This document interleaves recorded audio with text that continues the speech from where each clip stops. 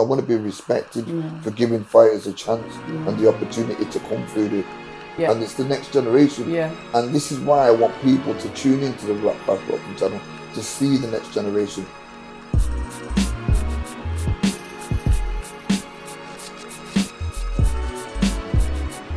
What I'm giving is good prospects. If you like what you've seen before, you're definitely going to love this next one.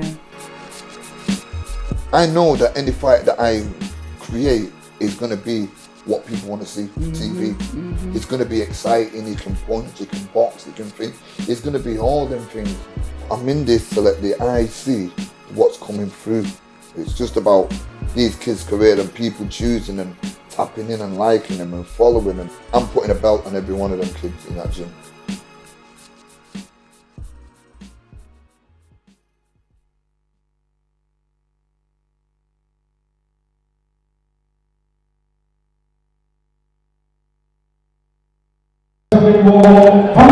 Welcome to Victoria Warehouse here in Manchester for the latest Black Flash promotion show. You join us just in time because we've got Josh Cain walking to the ring for a heavyweight fight with Gary Stables. I'm joined by Jamil in the commentary box tonight. 12 fights to look forward to for people at home. Really excited for a big night of boxing. It's a pleasure to be with you and look forward to a big night. We'll get the introductions underway and then we'll be back with you.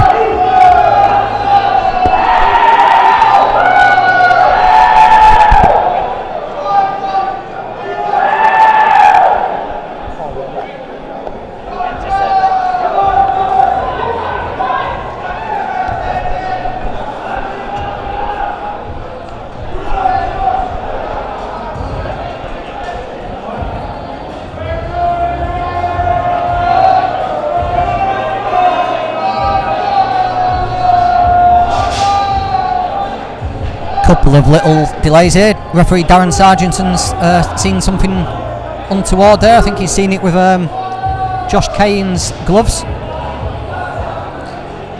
Just looks like he's reaching for a little bit of extra tape to get those laces covered up. As long as it's not another Kell Brook situation where the gloves are coming off in the ring. I don't think Gary Stables and Josh Cain are at the point of having gloves specified in the contract just yet. But you never say never in boxing. It's true.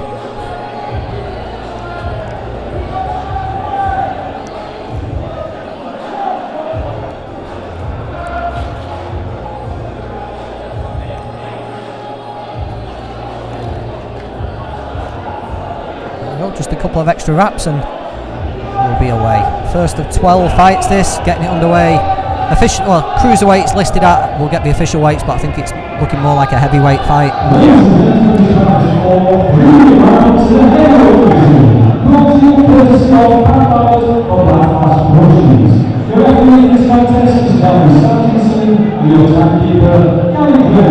Introducing first, passing out the open corner, was the black and gold shorts. Official weight 73 stones, 6 pounds. Tonight he takes part in his 5th professional contest.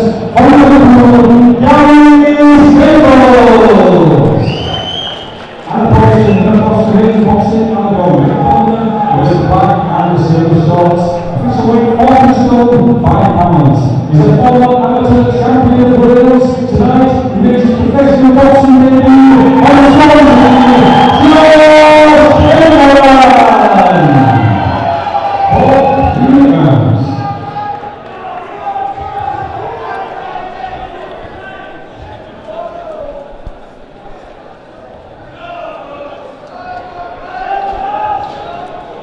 Four 3-minute rounds here, just about to get underway. Kickstart the action here at Victoria Warehouse. Josh Cain against Gary Stables from Liverpool. Famous Golden Gloves shorts on, Wayne Smith in his corner. But it's good to see we're desperate for talented heavyweights, aren't we? And this is a former Welsh amateur champion. Got the build, he's got the size, he looks the part. Interesting to see how he looks on his debut. No, definitely. With the heavyweight division at the moment, the different broadcasting channels amongst the country, it's exciting to see different styles, different talents within the division. A real opportunity for these heavyweights to make quick impressions, get a bit of backing behind them as well if they look the part early on. Definitely. When you see the guys who were fighting on Sky Sports for the Scottish heavyweight title a few weeks ago, you can clearly see the the progress that can be made. The door's wide open, 100%. Fast start from Josh. Yeah, accurate little flurry there. Doesn't box his height, does he? Crouches down a little bit. He looks like a man on the mission to try and get the stoppage. He does, and he's just cutting off the ring nicely there, just stepping across and keeping Gary Stables, pinned in a corner. Just looks pretty composed for his the first minute of his professional career.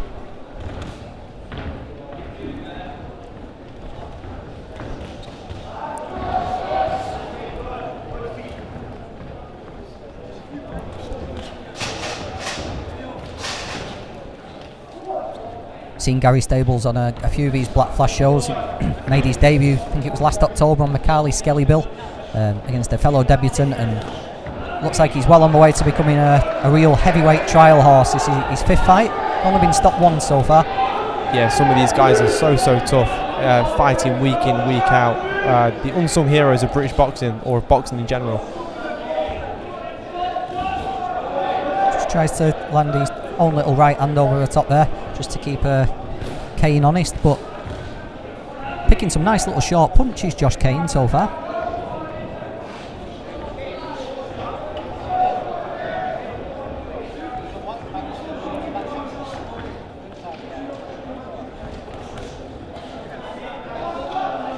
Yeah, for a big guy, he puts his shots together really well, going from body to head, and I think that's how he's going to eventually get the stoppage if he really gets it in this fight. But he does put his shots together really good. He's also avoided a trap a lot of debutants fall into, in putting everything into every punch in the opening 3 minutes of a debut. He's been quite well. He's obviously worked at a high rate. He's got the adrenaline flowing, but I've not seen him loading up too much. Yeah, he seems to have the right control of applying the pressure without, like you say, blowing his tank.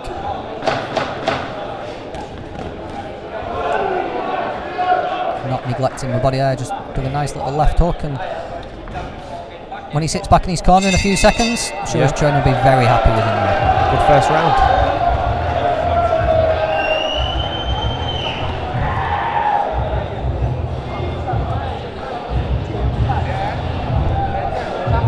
We'll wait until after this fight's over to give you a full rundown of what you can expect tonight, but needless to say, it's the latest raft of fighters from Black Flash Promotions are going to be taking a centre stage at some point.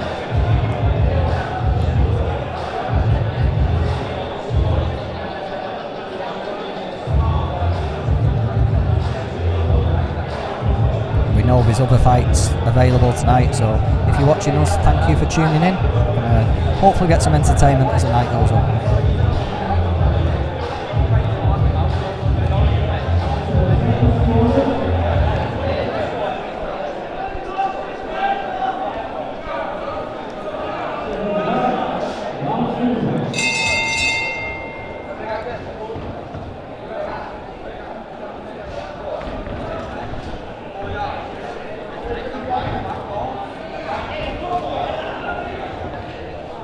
I'm pretty sure Josh Kane just got told more of the same, but Gary Stables came out with a little bit more aggression then, didn't he?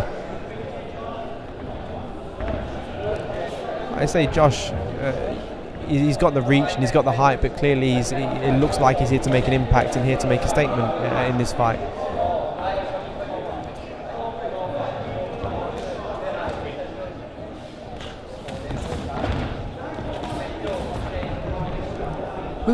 When we saw Gary Stables' debut, we were actually quite impressed. When he walked to the ring, we didn't know what to expect, but he does actually know how to handle himself. He's reasonably slick and evasive for a big guy like he is, and even now he's landing the odd shot here and there, and he's putting on a decent display. He's not here just to fall over. No, it's a very, very dangerous division to be a journeyman in, isn't it? 100%. And Stables' style, with relying on reflexes a little bit more than most heavyweight journeymen. It may get him into trouble, but saying that there, takes a nice left hook and right hand. Good work from Josh there. Nose is bleeding a little bit. Gary Stables.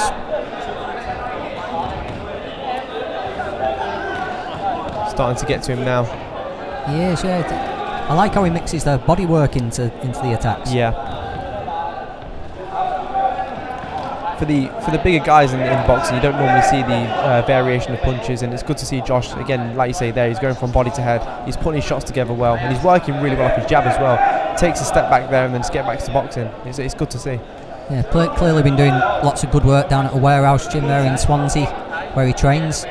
Quite a few fans waiting outside for the doors to open as well. So you can well imagine he'll have a real good support back there at home. They'll be enjoying this so far. They'll be really enjoying this so far. It's a good performance, 2 rounds in.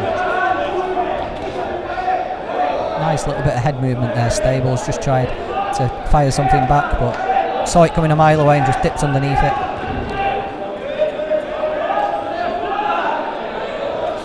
Well, like you mentioned earlier, Gary's he's going to make these guys work, and that's what he's doing tonight. I mean, Josh is performing well, but he's having to work for it. Whenever you speak to these young fighters, though, they love that, don't they? They think the worst thing that can happen is an opponent who just covers up and locks the door and doesn't give them any opportunity to show what they can do. Stables, by firing back and by opening up, is giving Cain the opportunity to show what he can do and show what he's capable of. 100%, it will benefit Cain's boxing and his future. He wants, these, like you say, these young fighters prefer it when these fighters, the opposition, throw back and make it tough for them, because they're able to land the shots a bit easier.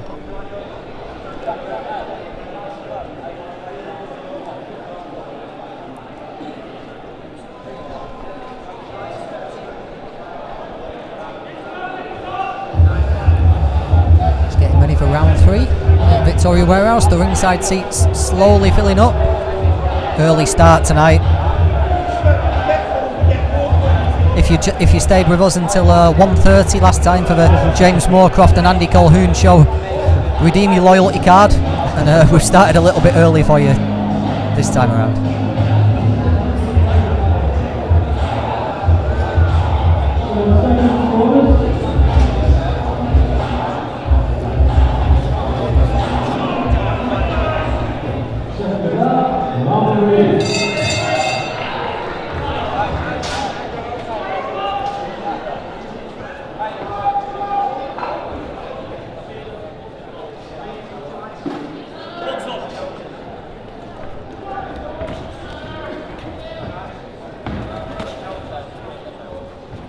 Questions now.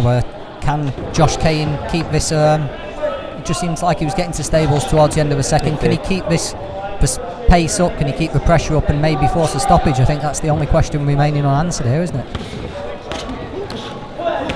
What I'm liking about Cain's work is it's coming off the straight punches. Like you mentioned, he's not really trying to force a stoppage. You can see, I think he would like it, but he's coming off that jab. He's coming off the straight punches.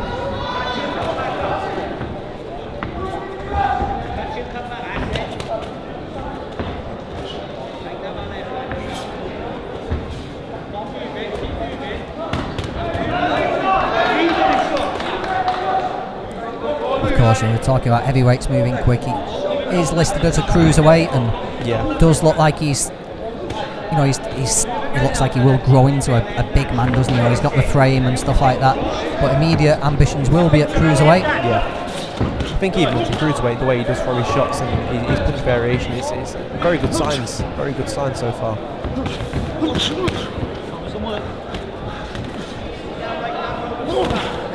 Although he's got definite height and reach advantage, he doesn't seem shy about working in the pocket either, does he? Nice little right hand from Stables. Credit to Stables, that's what I mean so far in the fight. He's been there and he's landed shots himself, but Josh just looking sharp at the two.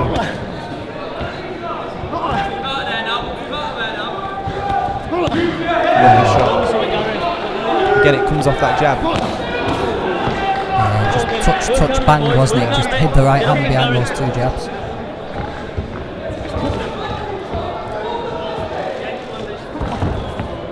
Must always be an unusual, should we say, situation for these good class amateurs. They've been beating good level amateurs who've been trying to beat them, and then all of a sudden they're in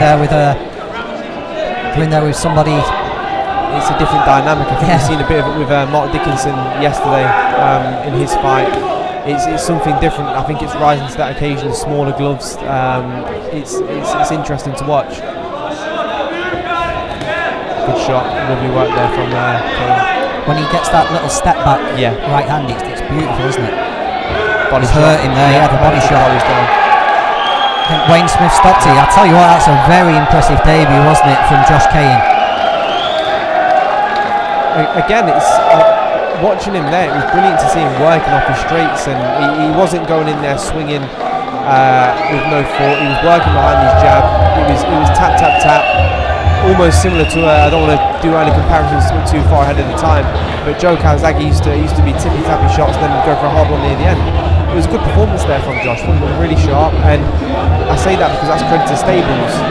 Credit to Stables for making life tough for him for as long as he was in there. Well, so the final sequence came about everything we've been talking about. He started it off with the nice step back, straight punch, right hand. Then he followed with some accurate short punches, nice little uppercut, and then he went to the body. Yeah. So he mixed everything that he'd shown through the fights, all culminated in that final sequence, and put a nice little cap on that. A really impressive performance.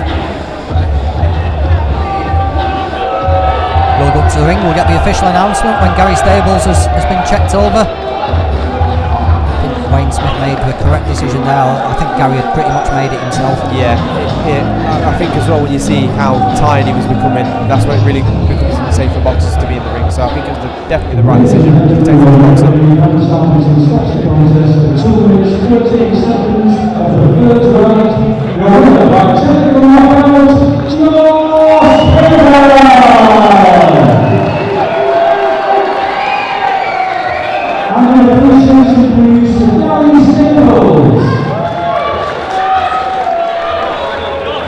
Both men. Yep, really good. Wales have got a fight that might be worth just keeping your eye on there. Yeah. Someone who might bring a little bit of success to Swansea. Definitely, and credit to Pat Barrett and Black Flash Promotions for working with fighters not just within their region or even country, but working with fighters from the likes of Wales and elsewhere. Great. Right, well, we missed it at the start because we were late to the party, so we'll just give you a little rundown of what you can expect. Second fight will be making its way to the ring any time, and that'll be Adam Rasool. He's fighting John Spencer. Then we've got Hannah Bagley against Rebecca Firebomb Ferguson. What a nickname. That's brilliant. Lewis Wood, who's impressed so far, he's fighting Victor Veslistev. That's a good attempt. You've done well there, mate. Amin Jahanzeb, a talented boxer, he's fighting Christian Lopez. Conor Ward against Josu Bendana. Hakeem Palmer against the Baltic Bomber Gennady Krasjevsky. Conor Burton against Brian Morena. Joseph Morgan, Steve Floyd. Should be a good little fight. Niall Brown, the big hope of Black Flash Promotions, fighting Seamus Devlin, bit of a local derby. Tom Rafferty against Dale Arrowsmith, and then top of the bill, CJ Challenger against Angel Emilov. So plenty to look forward to. What's catching your eye there, Jay? I'm going to take Bias' side because, of course, CJ is a good stable mate of mine, trains at the boxing gym, obviously in Leicester. Niall Brown, I'm really excited to watch Niall Brown. I think there's high hopes for him transitioning from Muay Thai to boxing, and I think if he can get it right, he just seems to have the star package about him. So I'm really looking forward to watching Niall. Also, I have to give a shout out to Jahan Zeb. I thought a brilliant performance against Louis Lin when they boxed, and looking forward to watching him rebuild and get back out there for championship fights, and watching him be guided by Pat Barrett and Black Flash Promotions. Excellent. Well, Adam Rasool's next up. We'll be back with you when the fighters are ready to make their way to the ring. Should be any minute now.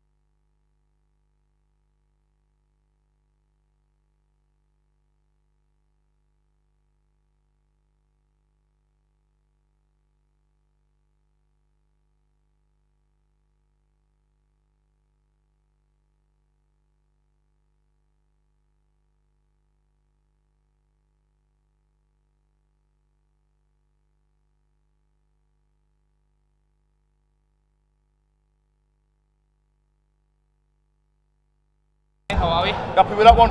Yeah, chuffed. First one, get yeah, that job. Good one. Right, just nice and easy, just nice and relaxed. Tell us about it.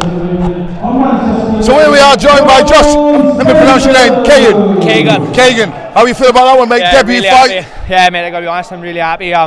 Good to get some rounds out and get a stoppage as well, so yeah, I'm happy. Yeah, very impressed with your hooks there, mate. You were getting them through nice and easy and, you know, pushing him back. So, yeah, that's fantastic for your debut fight. Yeah, he felt strong, mate, and like obviously this one was a heavyweight. Hopefully the next one will be a cruiser. That's my natural fighting weight, so yeah, I'm looking forward and I'm excited to get it going now. Well, that's brilliant, mate. Well, obviously we welcome on Blackfast Promotions and hope to see more of you, mate. All the best. Thank you, all the best, mate. Cheers, bye-bye. So there we are, there's our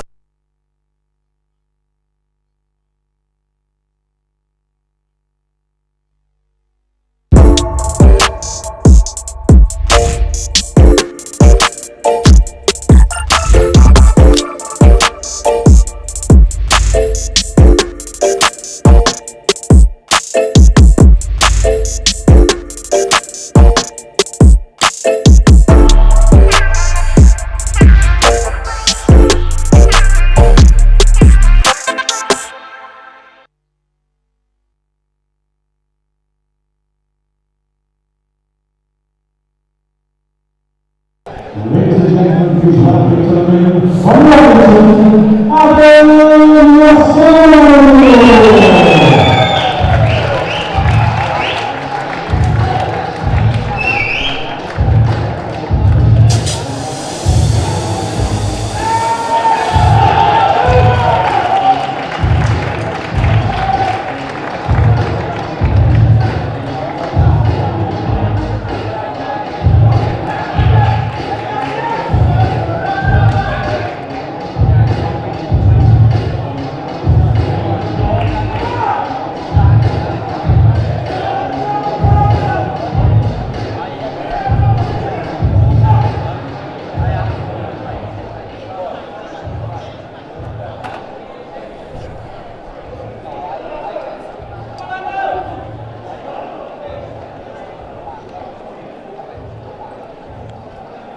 Well, history repeating itself. Got another query. You're not seen it once in about 100 small hall shows, and then 2 fights in a row we get problems with the tape on the gloves.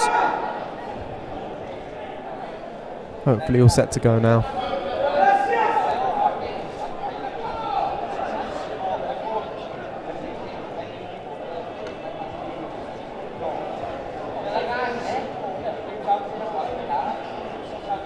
No. Referee Jamie Fitzpatrick this time just wanting a little bit more tape put over the laces. We've got Adam Rasool in the ring. He's fighting John Spencer. Lightweight fight this. Another fighter trained directly by Pat Barrett. So really, anyone you see Pat with, you want to see his fighters. You want to see what the work they've been putting in, and definitely looking forward to this one.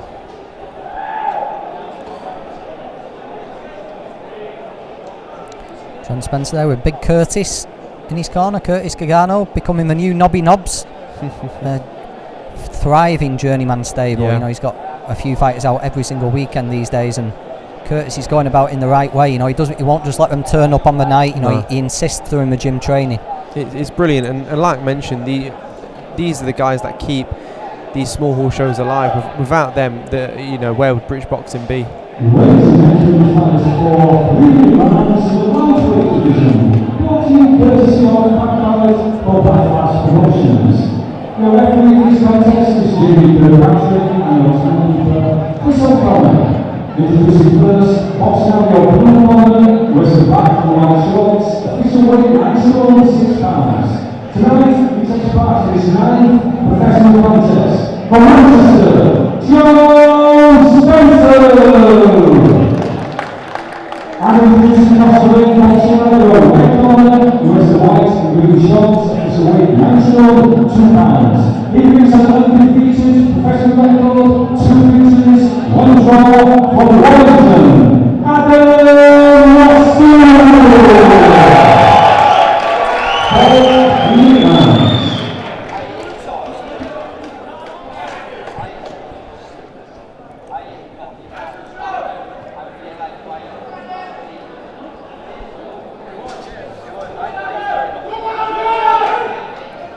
No, 4th fight in the career of Adam Rasool on a Black Flash Promotions latest hopes.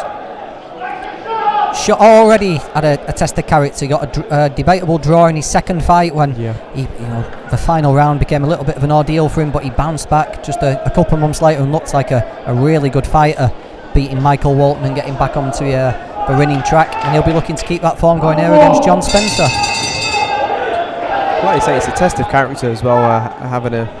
Of course, it's not a loss and it's not the end of the world at all, but to fighters it can mean more than it actually is. But to have that test of character, I think, can be good, especially when you see him overcome it and come back to get to winning ways.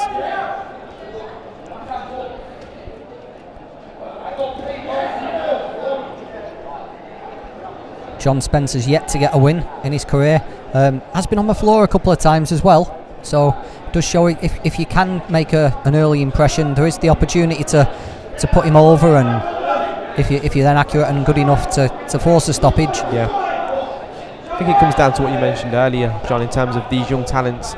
Do they go out there and try and force a stoppage? Their fans and friends and family here, and do they try and force it, or do they box the way to a good performance?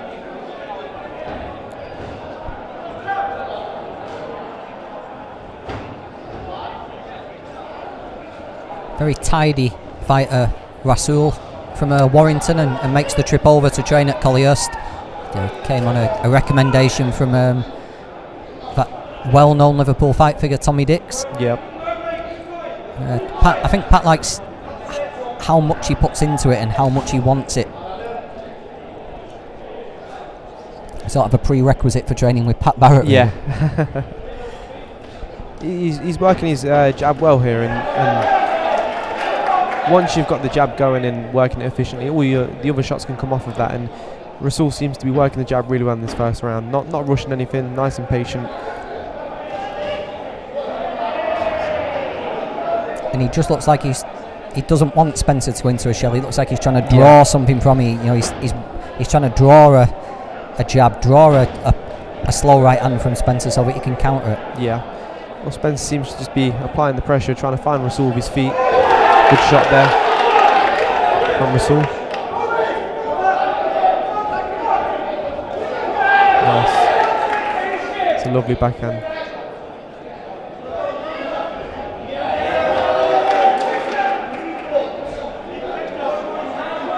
Seeing everything very clearly, isn't he, Adam Rasool? He's found his rhythm, found his range pretty much from the get-go here.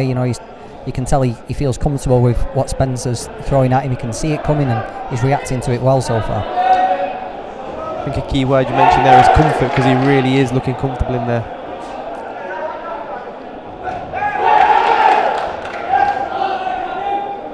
You could tell he was feeling sharp. He threw the right hand, ducked away to his right and went for it again. It's something that usually happens in the second and third round when they're really in the groove, but Rasool clearly feeling it tonight.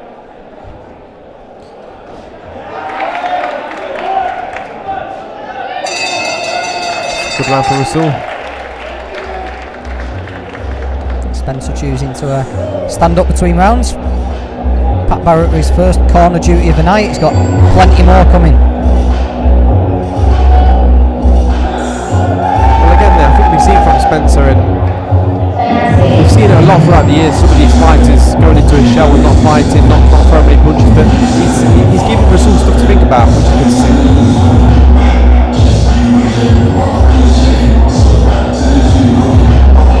Fourth fight in just under a year for Adam Rasool. Made his debut on the first show after the pandemic last year here at Victoria Warehouse. Beat Jake Pollard. Been pretty busy since. It's all a young fighter wants, isn't it? To be out every 3 months. Earlier, ideally.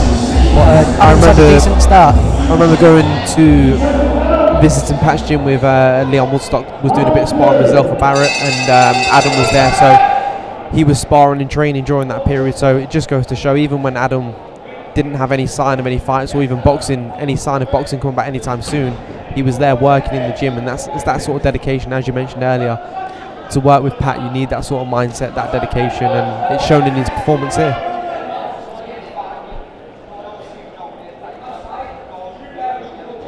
Looks very happy to get into exchanges, Rasool, doesn't he? Every time Spencer just lets a shot go and stays there. Rasul's looking to come with 2 and 3. Oh, takes a nice right Good hand shot from from Spencer. Really good shot.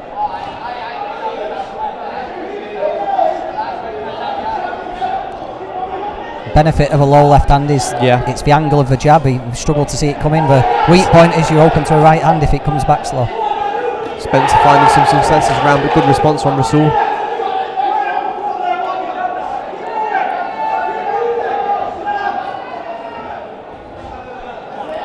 Suddenly livened up, hasn't it? Yeah, really good fight. It's what we mentioned. These fighters aren't just going into a shell and making it easy for the home fighters. They're coming here and they're giving these guys a hard night's work. And Rasul's had a good start to the fight, but Spencer now seems to be coming into it and bringing some sort of challenge. We want to see Rasul keep that ambition though, don't we? We don't want to see him go into punch-picking mode. You know, he looked really good in the first round. So just, you took a right hand and Spencer's being more aggressive, but that should give you more opportunities to practice what was working early on. Ultimately, it benefits these fighters. When you've got the likes of Spencer coming, landing them right hands, coming at you, it's going to benefit. If you're serious about the sport and you want a future, it's going to benefit your career. So it should excite Rasul, and he gets back to his boxing and look to finish the fight with a good display.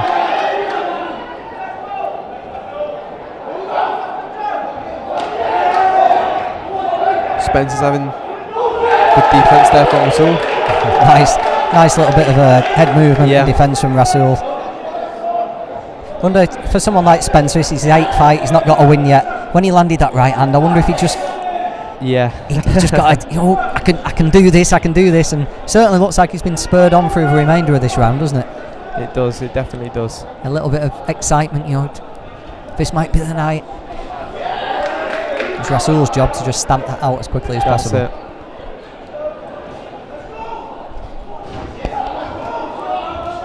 Spencer looking for that right hand again, lands the left hook there. Good response from Rasul.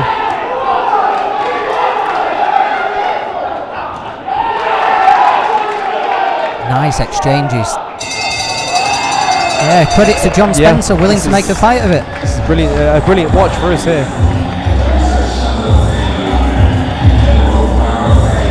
Yeah, great from both. Spencer not willing to just accept a defeat and get on his bike and survive, and Rasul willing to trade fire with fire. Exchange with him, really good from both fighters there. Looking at Curtis talking to Spencer in the corner, it seems that they're really up for this. They're really up for this, and like you mentioned, I think it seems like Spencer's coming to upset the odds tonight. Yeah, Curtis isn't talking to him like he's just trying to navigate him through the last 2 rounds, is he? Curtis is telling him he can win this.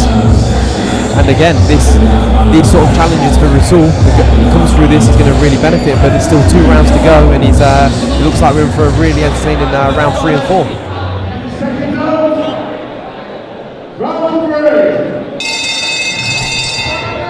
Let's see how Spencer comes out now. He's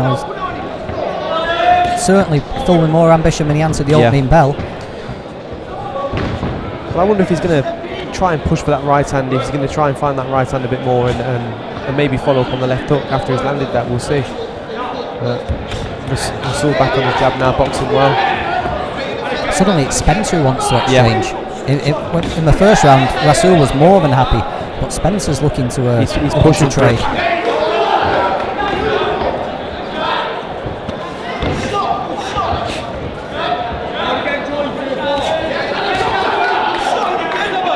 Gum shield there. Both traded right hands. John Spencer doesn't look like an 0-7 fighter, does he? No, he definitely doesn't. Well, we know how tough it can be for these fighters. Sometimes they're taking fights on a week's notice, maybe even a few days, and their records don't truly show their actual ability within the ring. He's straight on Rasul there. A good shot from Rasul. Lands well. But Spencer straight back on that front foot.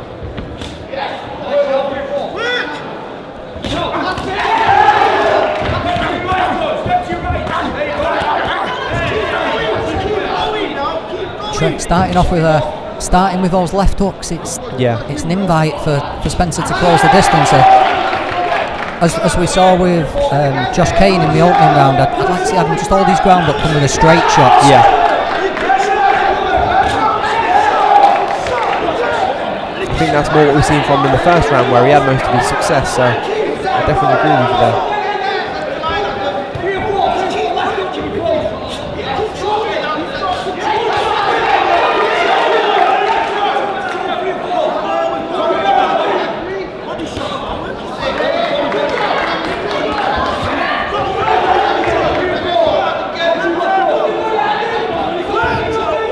A little bit more head movement now from Adam. Yeah. I'm not sure, I'm just trying to work out what he's done, but he's definitely drawn a little bit of Spencer's sting, hasn't he? Yeah, I agree.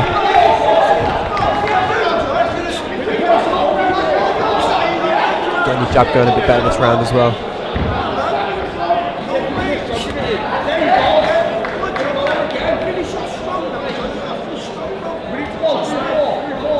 I'm getting off first. I just wonder if he's sharpened everything up, so that the jab's coming out, but it's a quick, sharp jab, isn't it? And he's not giving Spencer the opportunity to follow it back. No.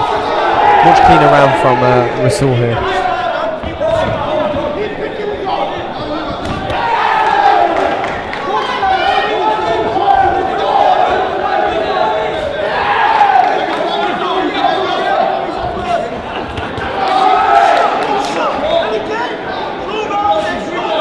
Nice little bit of head movement from Rasul. Spencer just finding it much more difficult to land.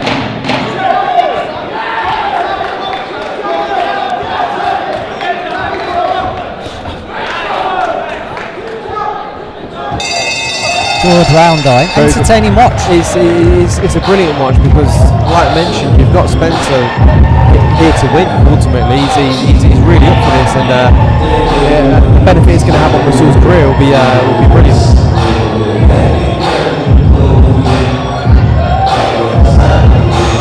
Sense now for this round, Spencer will probably be told to throw everything into this round. It's the last one coming up, and I think he knows he needs to throw everything into this round to get anything out of the fight potentially. Yeah, Curtis will be telling him the second round could have gone his way, and if he can repeat that in the fourth, he can snatch a draw from this. Certainly keying him up, isn't he? A real Teddy Atlas job in the corner from Curtis Gargano. Got John Spencer's shadow boxing between rounds. Well, it's like we expected. I think it looks like he's been told that, and I think Pat will be telling Rasul as well. You know, keep your discipline, stick to your boxing, and don't give this round away. This could be good. Yeah. I think John Spencer's going to come for a tear up in this fourth round.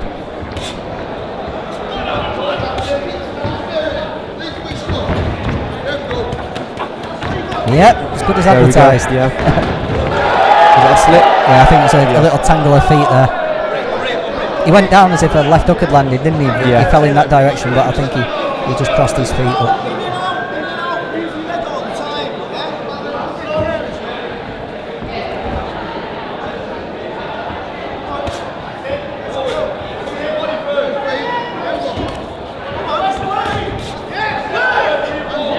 Much sharper, straighter punches when Rasul puts them together and gets his timing That's right. better from Rasul. I think he's that's a lot better. Just landing to the body there. Yeah, he's found a left hook to the body for the first time tonight, hasn't he? Funny enough, in his draw, Rasul had in his second professional fight, the fourth round, the roles were completely reversed. He allowed himself to get pushed back and got chased around the ring, where maybe that's left an impression and he's determined for it not to happen again.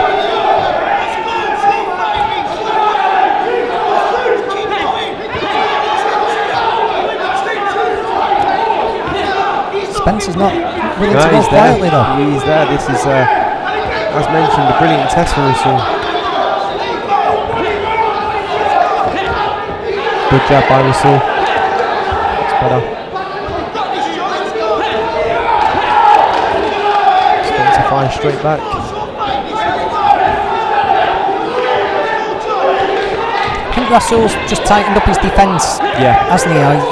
Spencer's flurrying, but I think Rasul's catching a lot of them, whereas in the second round they were getting home. I think a telling off from Pat Barrett can do that to any man. Good shot there from Spencer. The body shot seems to be having a bit of an impact, I think, here on John Spencer. Yeah.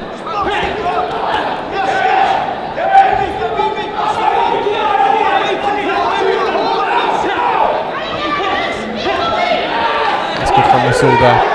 Lovely body work this round from Rasul.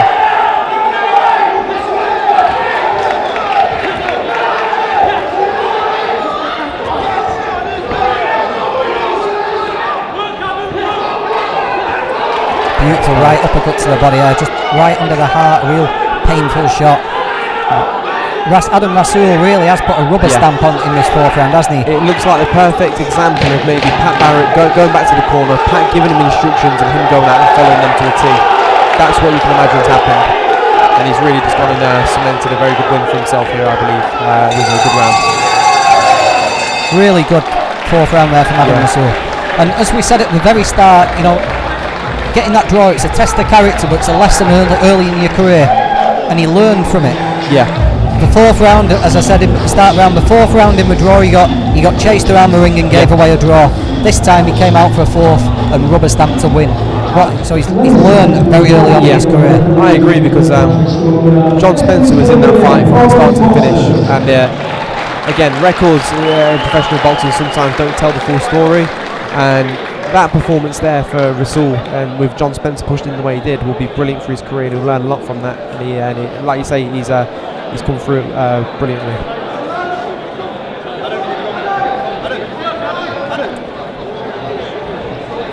Ladies and gentlemen, performing in action will referee Jamie Patrick Scorsky contest, 40 pounds to 36, their winner, Adam Rasul. Right, it's academic anyway, 40-36. John Spencer looks a little bit puzzled at that. I think you could easily have at least given him a share of a second, maybe even give it him. I agree. But not that it matters. Rasul rubber stamp to win there, and Curtis having a few words. No, I think you're right. I think that we'll see if Curtis is willing to give us his opinion. Although I think we can probably sum it up from 20 yards away. I think sometimes for the coach and the fighters, it's not even them frustrated that they don't get the result or not, but I think they just want a fair crack on the scorecard, so to say. Yeah, we were reading the body language, right? You know, they thought they could get something from that, didn't they? Yeah, I agree.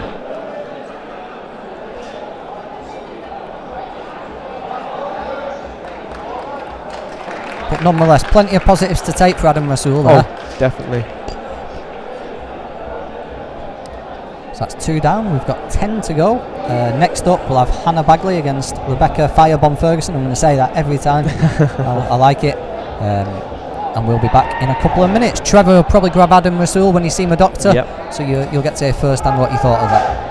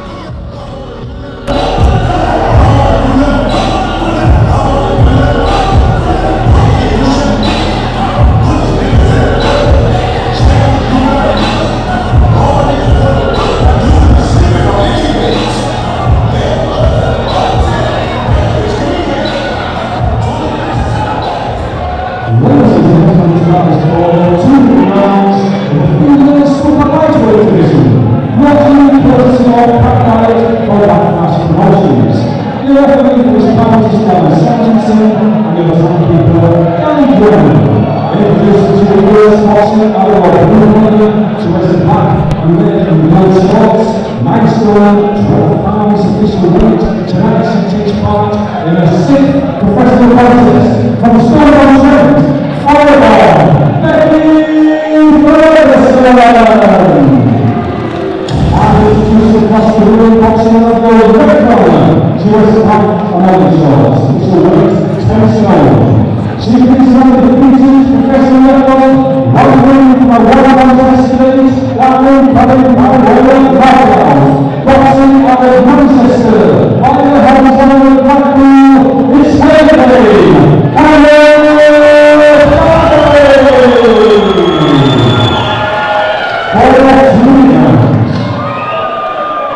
Well, 4-2s, Hannah Bagley against Rebecca Ferguson.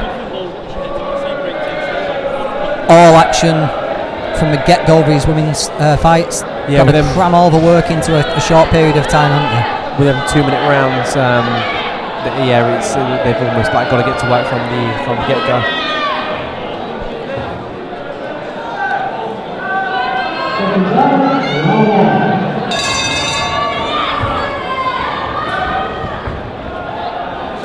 Second fight in 6 months for Bagley. Made a debut last September against Borislava Goranova. Got a stoppage in the second round. Been messed around with dates and pullouts a fair amount over the past few months, but finally we'll be hoping to get tonight's starts to get some real momentum behind her career. Firebomb Ferguson, on the other hand, this is this is her 6th fight since turning pro last October. Wow.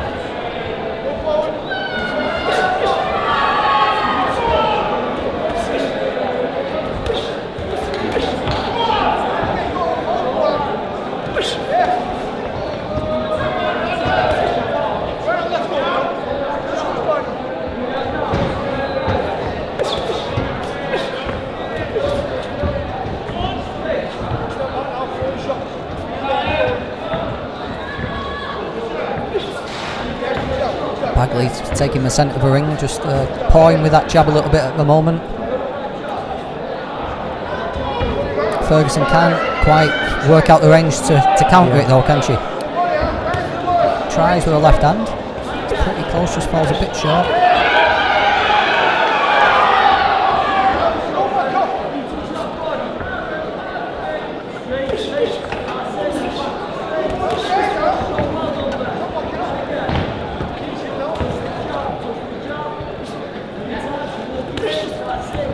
See Ferguson's weapon counter, she's going to wing that wide looping left hand as often as she can. I think as well, sometimes as the away opponent, the home fighter maybe wants to come and make a statement and they're going to come at you, so you can bide your time a bit, and like what Ferguson's doing, almost waiting for Hannah to come in and try and land them shots, but good round from both, good round.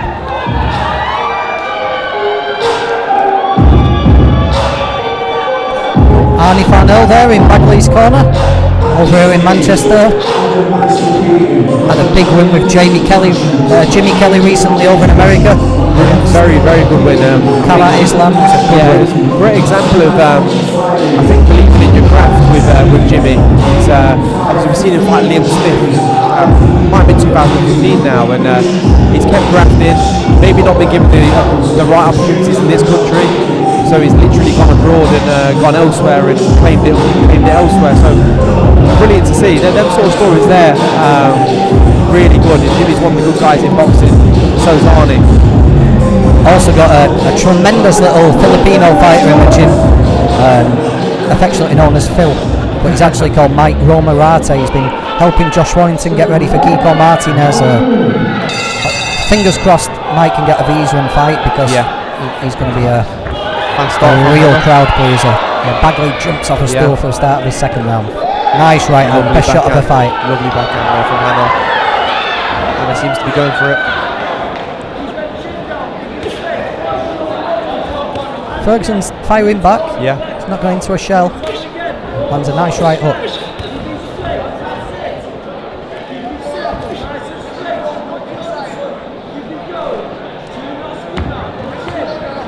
Just made Bagley just think about things, that right hook, I think. Just calm down a couple of seconds as soon as it landed.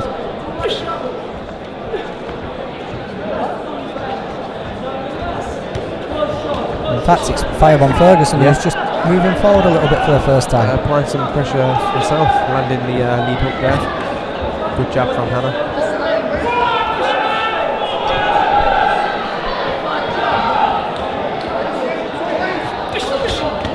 Good backhand again.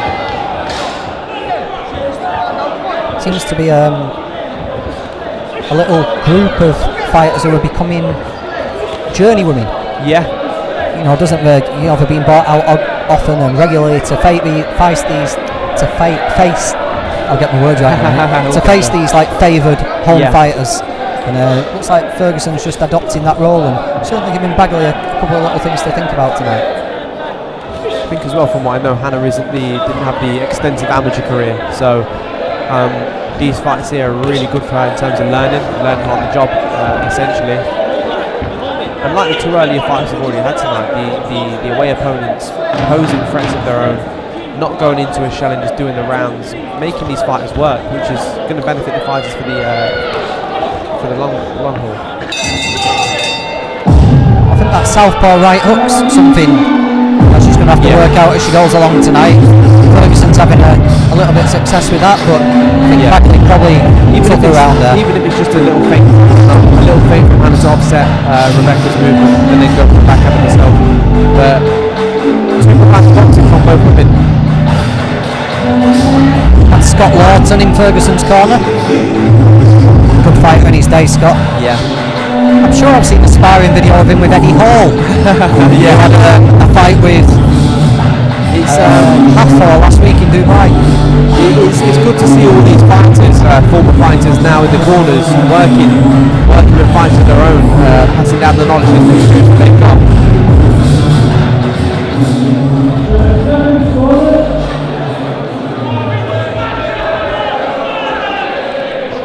That's the first time in a career Hannah Bagley's faced the third round. She got a second round stoppage last time. Ferguson has been the 4-round distance quite a few times already, so new territory for Bagley. You do sense Hannah wants to make a statement, and that makes her exciting to watch. So we'll see how this round 3 goes, but it's definitely competitive so far.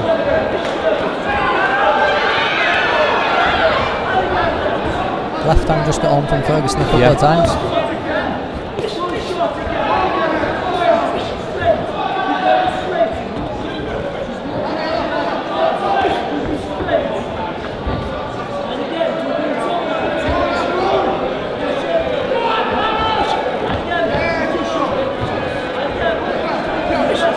I think it's, Bagley starts off aggression, but I do think she's felt a couple of shots. You know, as soon as Ferguson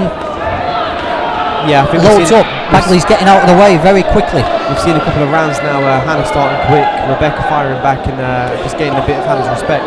Yeah, she's giving up ground with her feet as soon as she sees Ferguson loading up.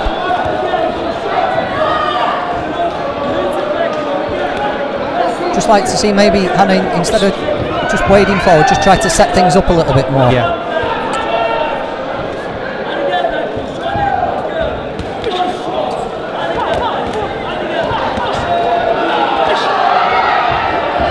Another little exchange there, and I thought Ferguson came out with it with a cleaner shot. You know, there was nothing devastating landed from either, but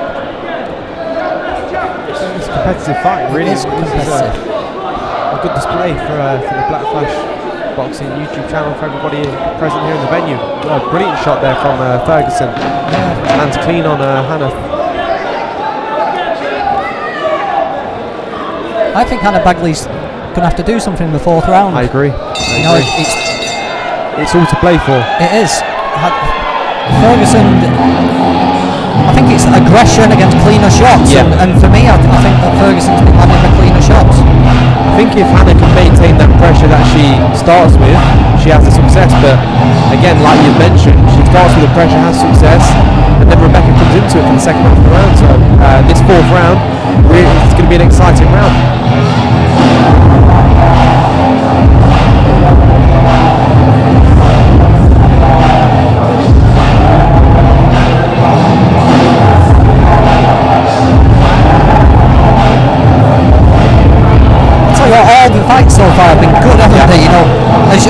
mentioned in the Adam Rasool and John Spencer fight, they're coming to fight, the opponents in the away corner are coming to make it a fight, and all the better for it.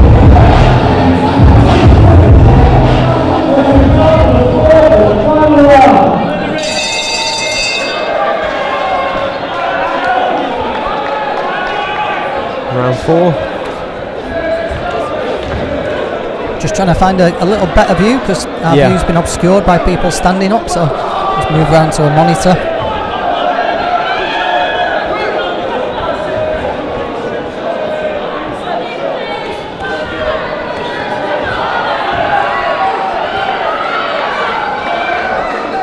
There we go, that's better now. Sorry about that. Bagley just trying to give it a little bit more head movement there, gloves under her chin, but Ferguson comes over those gloves with another one of those left hands.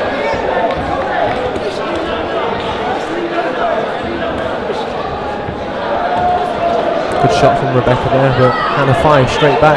Yeah, Bagley's going to have to get this done on work rate, isn't she? Yeah, I agree.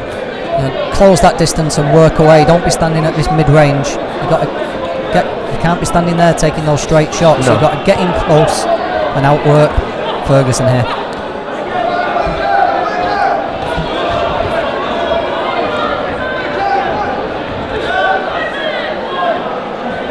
And you can imagine Hannah's been told this by a coach, but doing it on the night under pressure in these sort of environments is this is where your experience really gets tested. Looking a little bit lost, just switching, constantly switching backwards and forwards, looking for shots. Take another right hand from Firebomb Ferguson. And fair play to Rebecca Ferguson here. She wasn't supposed to win tonight. She's coming as the opponent and a real fist of it. Another left hand.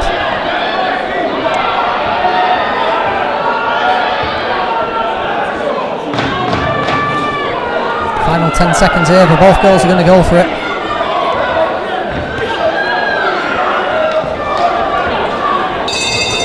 I'll be really interested to see how the judges or the referee has seen the Swans scored it. Really interested to see. I'll be honest, I know Arnie well. Home fight, I thought Rebecca Firebomb Ferguson deserves to win that fight on cleaner punching. Well, like you mentioned, even things you were mentioning throughout the fight, I think Arnie would have been mentioning and saying that to Hannah, but it's professional boxing, it's doing it on the night, it's responding to your coach's instructions and adapting within the fight. But Darren Sargent's the only one that matters. Yep, that's true. As we've seen time and time again, the commentators, how they score a fight doesn't really matter. Darren Sargent's the only one that counts, and we're about to hear what he's given. Well, Rebecca Ferguson's confident of the win. Hannah also seems confident. Well, it wouldn't surprise me if there's potentially a draw.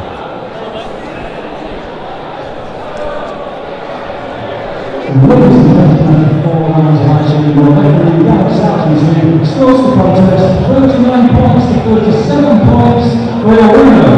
From the blue corner, Yeah, deserved win there for Rebecca Ferguson, 39-37. She's absolutely over the moon, isn't she? What a moment for her. It's what you mentioned throughout the fight, John. I think it was just them cleaner shots.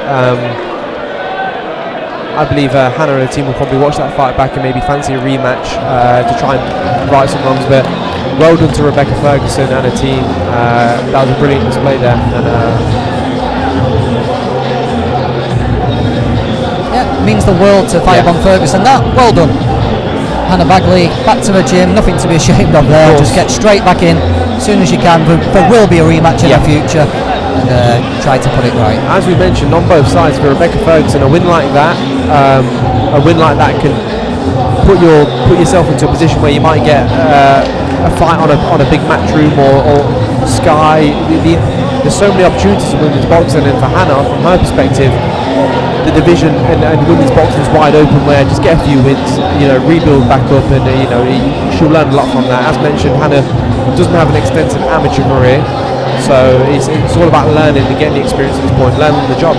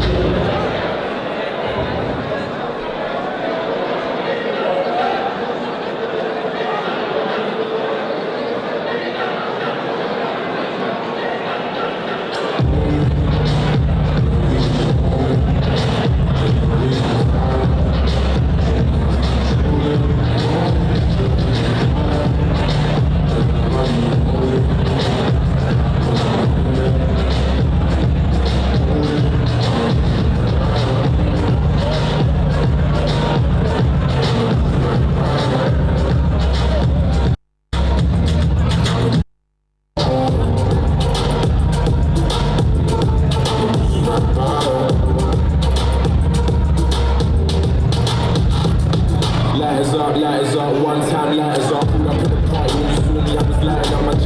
So go ahead and brighten up my day. Lighters in the air when you're lighting up the rave, and it's feeling like I met you there before. Girl, I felt your presence when they let you through the door.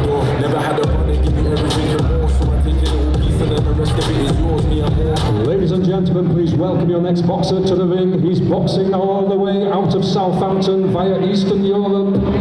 Victor Veslivsky.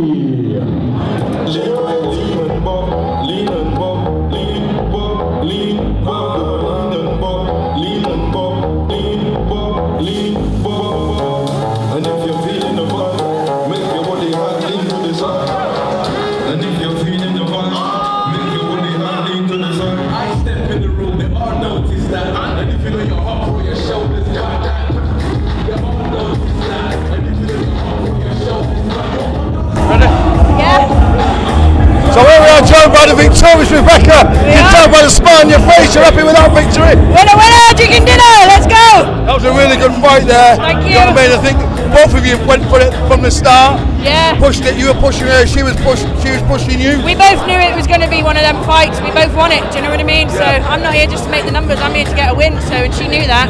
So it was a tough fight for both of us, but I had a job to do tonight and I did it, so I'm happy. And that's the attitude that you trainer wants, you've got to be happy with that. So once again, thanks very much for being here on Black Flag Promotions, and we look forward to seeing you soon. Thank you very much. See you later. Take care. Bye-bye. There we go. Rebecca Ferguson, back to the commentary team.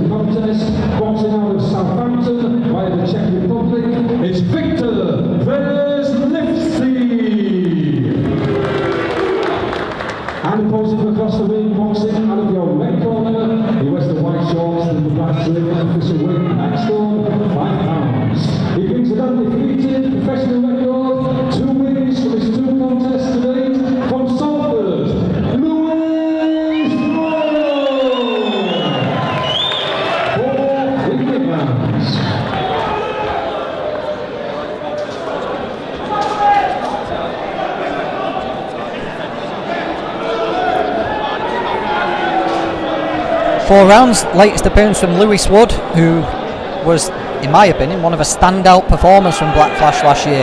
Yeah. Maybe one of the lower lights, maybe, but I thought he really took his opportunity, looked the part, body punching, switching angles.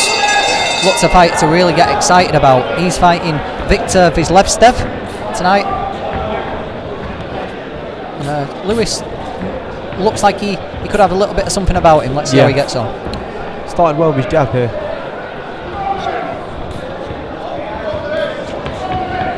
Vizlevstev's become one of these fighters who, an Eastern European who's now pretty much based here and out every other week, giving a young prospect a few rounds. Yeah. Wood looking sharp with his jab, and it's what we've been mentioning all night so far about working off that jab and the straight punches.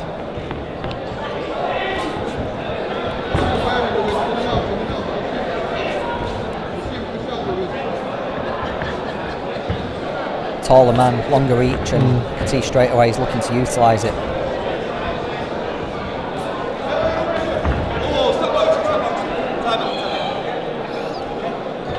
Clash of heads there, but looks like there's no damage. I think Vizlevstev's got a little mark under his right eye, but I think that was there when he got in the ring, wasn't it?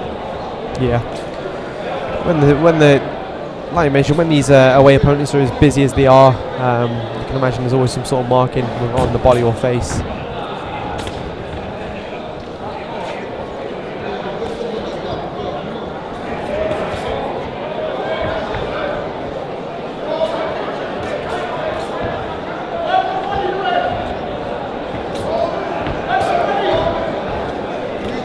The thing that impressed us about Wood was that he did everything very correctly. Nice little short left hook on the inside there.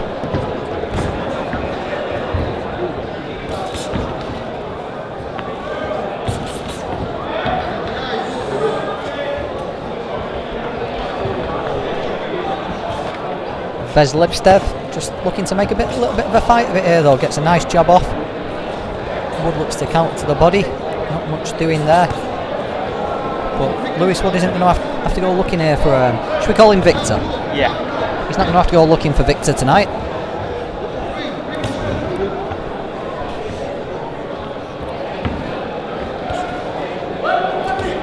I say there is a real good look to Lewis Woods. Again, he's extremely fast hands, sharp boxing, and so far a good round.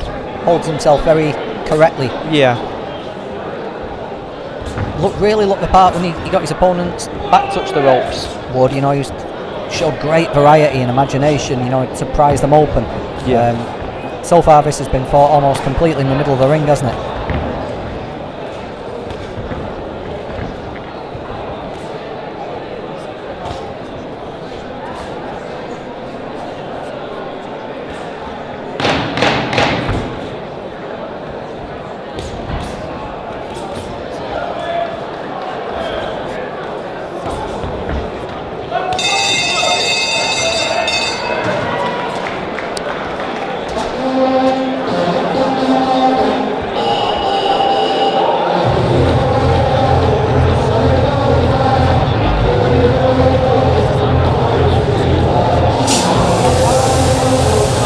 Part of these learning fights for these young fighters is Wood is dangerous when his opponent's on the back foot.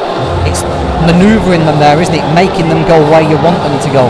And understanding that not everyone's just going to give up ground and let you do what you want. You've got to make them do it, don't you? 100%. And as we've mentioned for the fights so far tonight, we've seen a variation of opponents in the away corner pose different type of threats. And I think as well, some of these fighters may have big amateur careers, but when those 8-ounce gloves go on and the head guards come off, or it's just a different environment.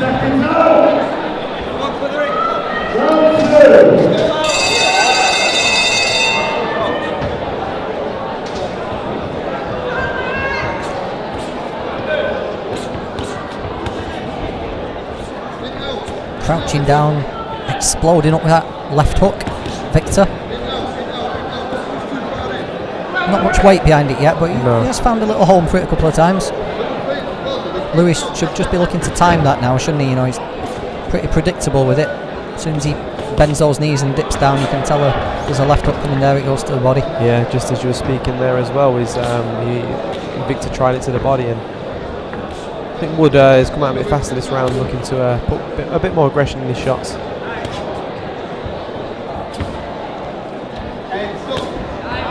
Nice body shot there.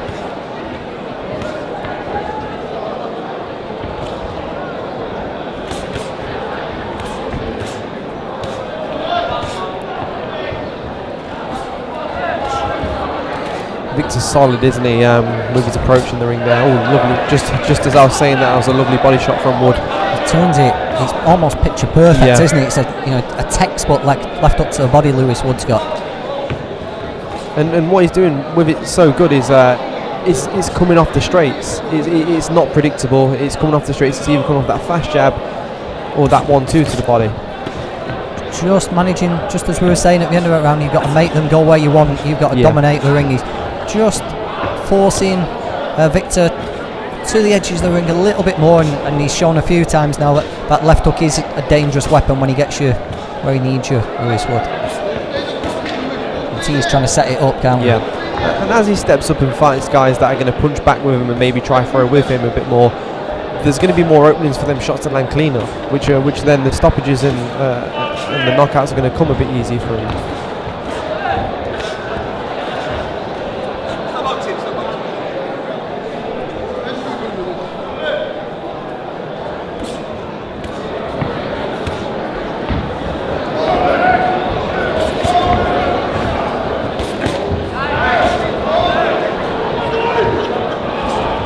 Just seems a little bit more wary of opening up, doesn't he? That left hook's not been as active in this second round. I think he's just realised that Lewis is pretty accurate.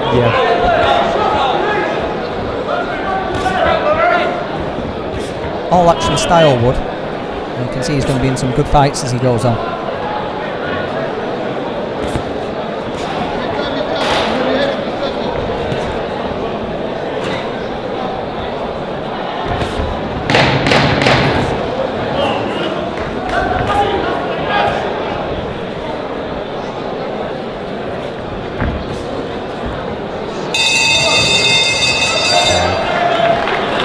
Solid round in the back for this one.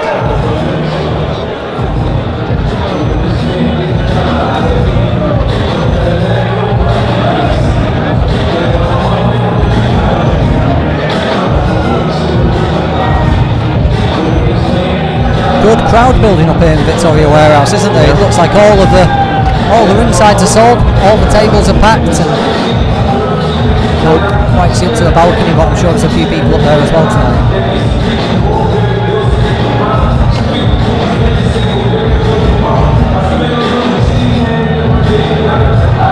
Fourth fight of the night.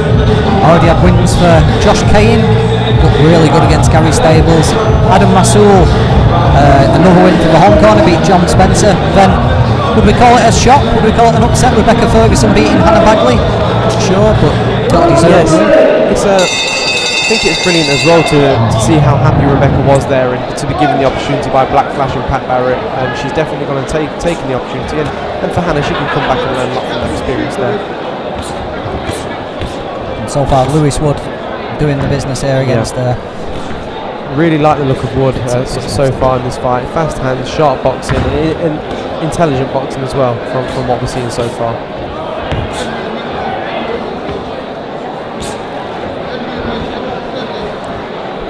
Yeah, it's all done at that mid-range, isn't it? So he's always in range to punch. Doesn't really smother his work. Literally what I was just about to say, doesn't get too close to smother his work. And you mentioned it at the very start of the show, that these young fighters sometimes just wanting to try and bowl these opponents out of there, and they end up making themselves look messy.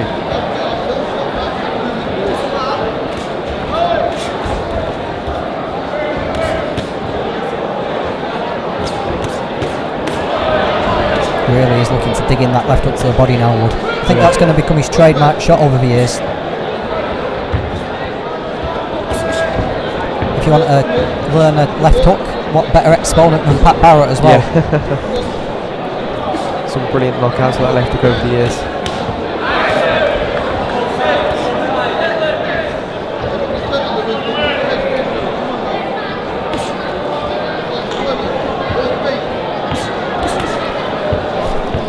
Veslevstev. He's gone fully into his shell. Well, just as I say that, he has a little flurry. But Commentator's curse. Commentator's curse, yeah. But Wood's been pretty successful in putting him into his shell. Now we get to see if he's got that imagination to prize an opening, to really make a dint.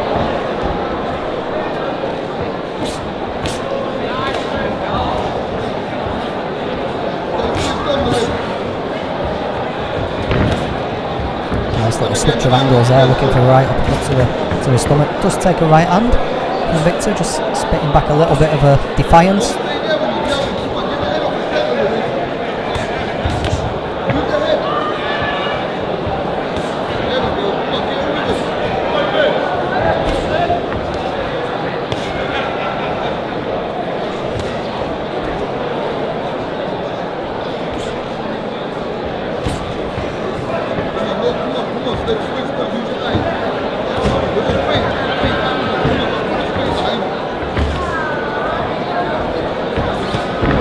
Straight right hand to the body there. I think that had just a little bit of an effect.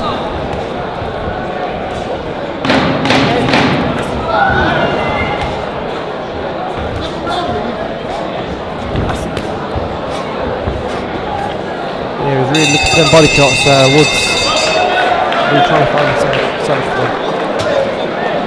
What a way to make a living, for fighters like Victor. God. I must have seen thousands and thousands of these type of fights by now, and it still never fails to amaze me. Yeah. How tough not just physically, but how mentally tough you've got to be to turn up to these sort of shows and go with different styles, different types of opponents, and a lot of the time they're going up at different weights as well. So fair play to these guys. Well, he's on his own in the corner there. Cornerman's not speaking to him. There's no advice. There's no tips on how to make it through safely. Just sat in the corner looking at his opponent who's going to try and come and break his rib in the next round. Dolly Parton was whinging about working in an office 9 to 5, but Victor's got it much tougher.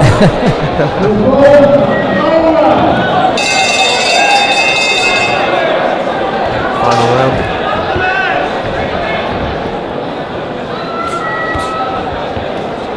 Let's see what Lewis Wood can do. I don't think he's going to change dramatically. He's not going to go chasing a knockout. No, it doesn't look like Victor's there to be taken out. And so far for 3 rounds, Wood's boxed really well. I think he's boxed smart, intelligent, fast behind the jab, and it's a good learning performance for him, to be honest. Been really impressive from what I've seen, and sometimes going out there and trying to force a stoppage, you can make your work look messy, and you can give Victor openings as well.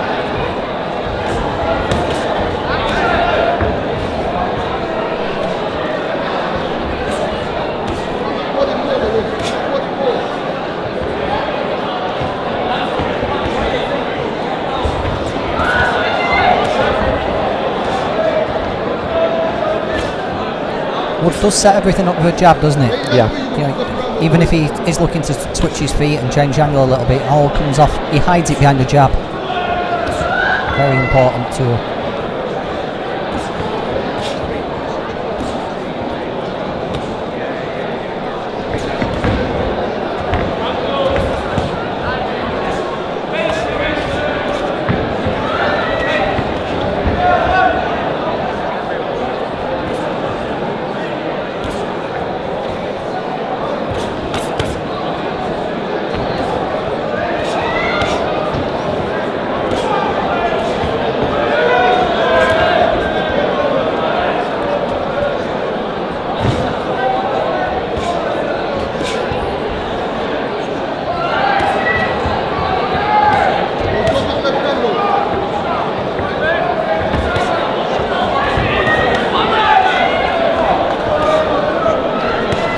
Body shots, but just trying to answer back with 2 of his own there. Victor just trying to give Wood a taste of his own medicine. Nowhere near the same sting or slap, but just giving Wood something to think about.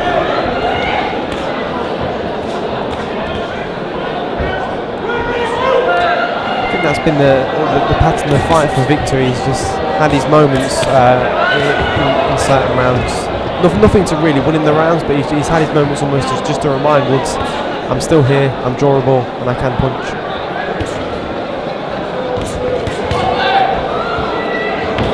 go.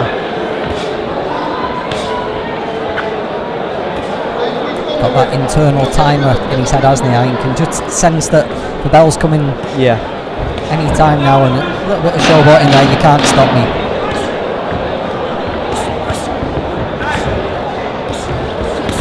Woods looking to finish strong here. Good performance.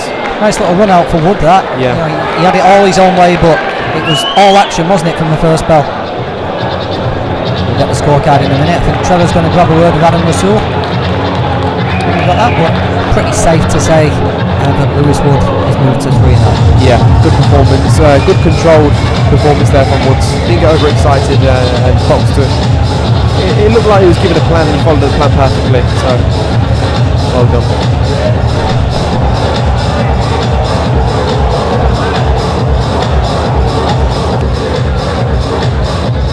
So here I am with the victorious Adam Russell, 4 fights, 3 wins.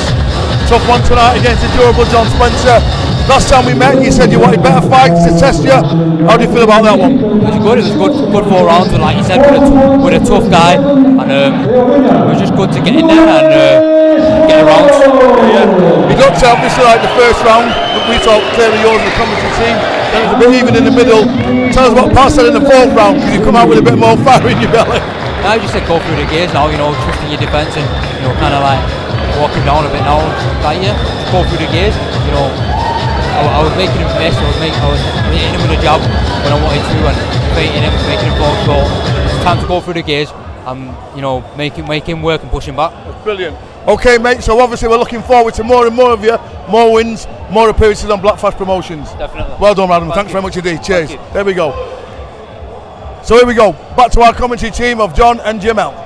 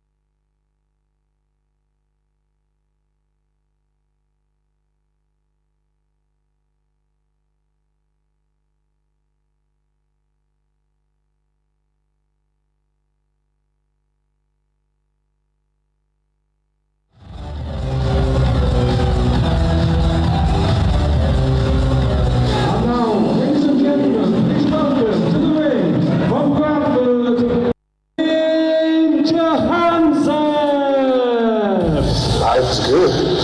You know what I mean? Working on the weekend like usual. Way off in the deep end like usual. Niggas swear they passed us, they doing too much. Haven't done my taxes, I'm too turned up. Virgil got a paddock on my wrist going nuts. Niggas caught me slipping once, okay, so what? Someone hit your block up, I tell you if it was us. Man, a house in Rosewood, this shit too plush. Say my day's a number, but I keep waking up. Know you see my text, baby, please say something. Wine by the glass, man, a cheapskate, huh? Niggas gotta move on my release day, huh? Bitch, this is fame, not clout. I don't even know what that's about, watch your mouth. Baby got an ego twice the size of the brick. I can never tell a shit, it is what it is. Said what I had to and did what I did. Never turn my back on every G, got a bid. Virgil got the paddock on my wrist, doing front flips. Giving you my number, but don't leave me on no dumb shit. Working on the weekend like usual. Way off in the deep end like usual. Niggas swear.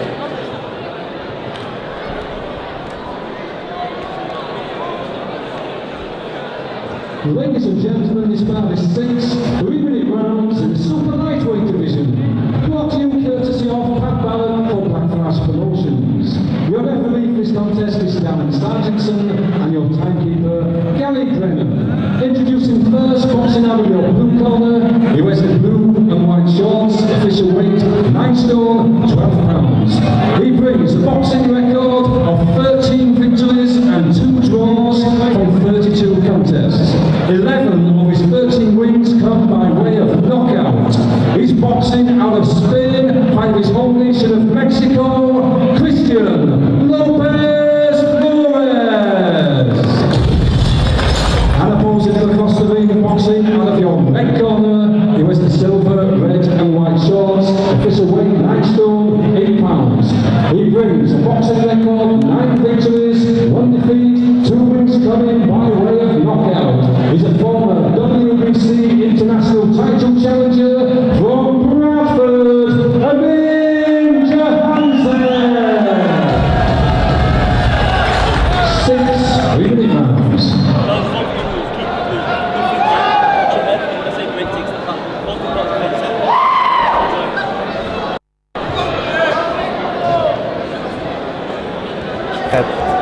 Has a big future in the sport. We've already seen him put on brilliant performances.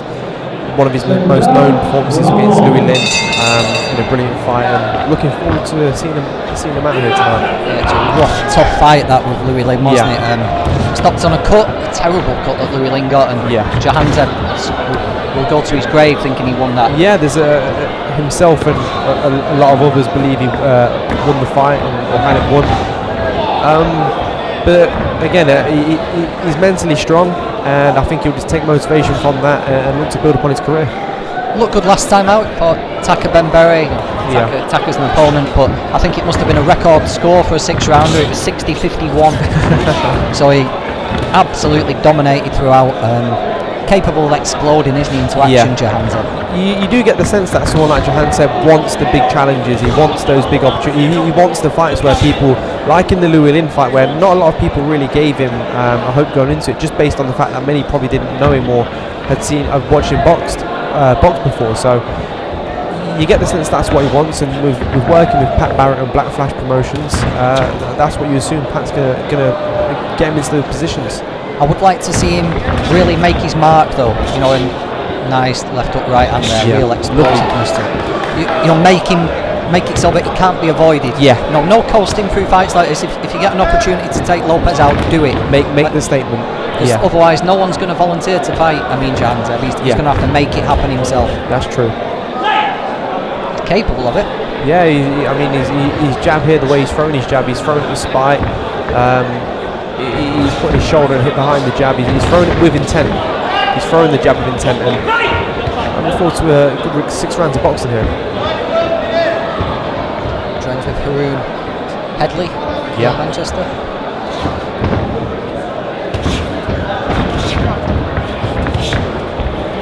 Nice little bit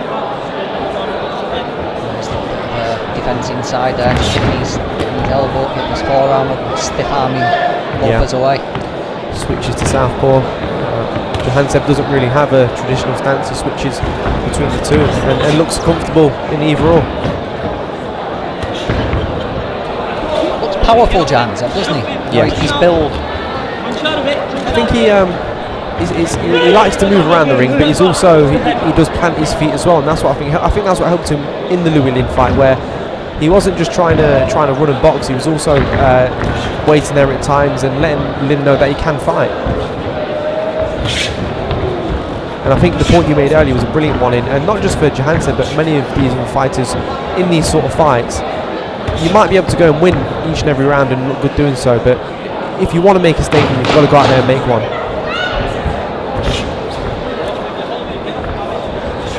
Lopez isn't a survivor, he's won plenty of fights, Yeah. He's had a few knockouts himself, so you would expect Jahanzeb to have a few opportunities to find something here. 100%.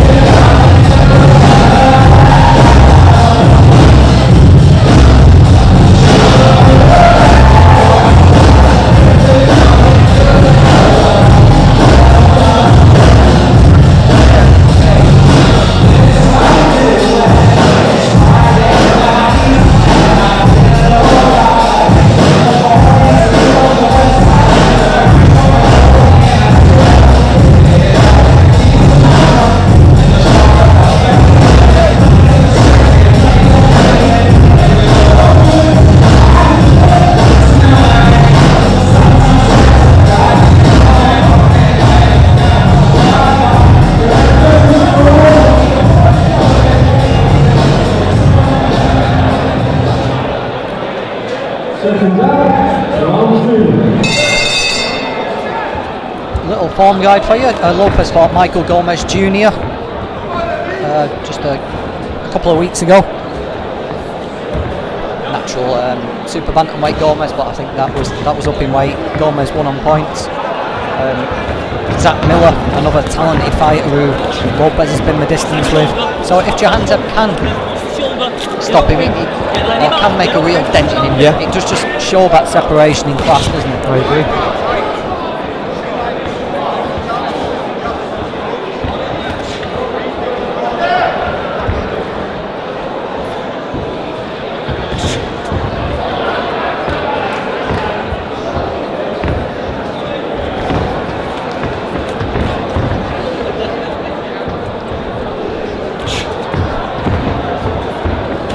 Good use of the feints from Jahanzeb there, trying to find these openings, and with these sort of opponents there, it's going to be the better. There you go. It's going to be the best way you find your openings. Yeah, he's feinting with his feet as well as his hands, isn't he? I like how he loads up that left hook as well. Good work there. I think Jahanzeb's another fighter, from what I know, only around 20 amateur bouts under his belt, and he looks like he's boxed at elite level for a long time in the amateurs. Looks like he's had an extensive amateur career, but sometimes that's just credit to the hard work he's put in since turning professional with his coach Haroon Hendrick. Not the back of the head, punch out of it, boys. Get back, no punches, stand back. Get both of you, not the back of the head. Good sportsmen, be it fighters or footballers or whatever, we just seem to have that little half second more time, don't they? Yeah. You seem to see everything coming. Jahanzeb looks like Lopez is fighting in a different speed, doesn't he? You can see everything coming. Exactly that. Get up, Ready,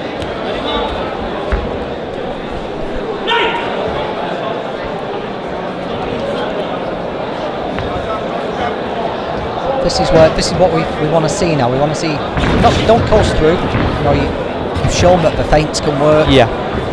He's shown that he's safe inside. Let's see where Jahanzeb has got an opportunity to really make a mark here.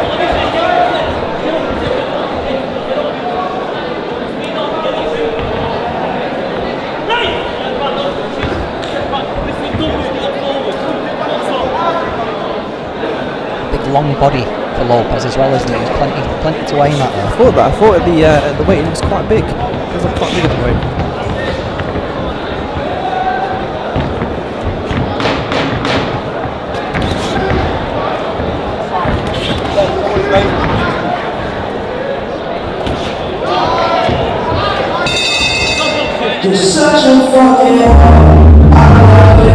Very straightforward so far for Jahanzeb. 2 round without any debate whatsoever.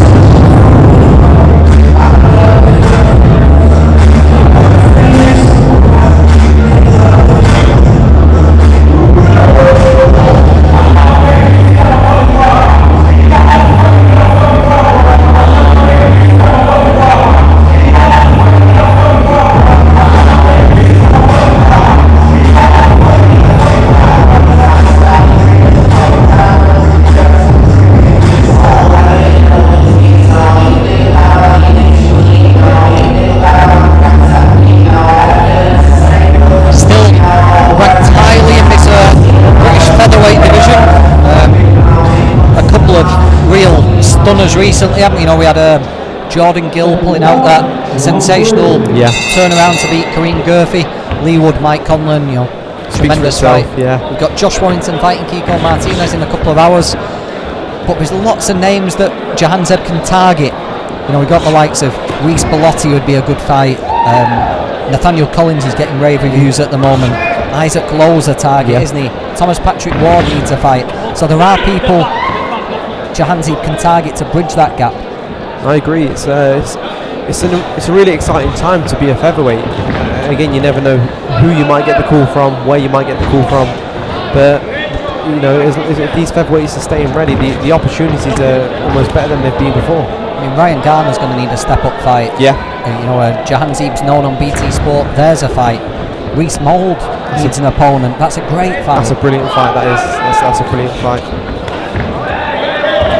Reece may move up, maybe up to lightweight, I believe. But if he does choose to stay at feather, because Reece does these things, then Jahanzeb's a real good fight. So there's plenty to do, but he has to make himself not an attractive opponent, but a viable opponent. Yeah.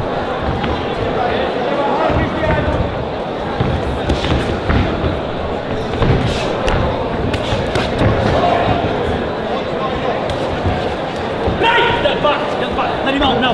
Stop boxing! Come on. Listen. Dan Sargentson, of all the referees on the circuit, he's probably one that suffers holding the least, I think. There's no mercy for journeyman with Darren. You know. No spoiling, no holding.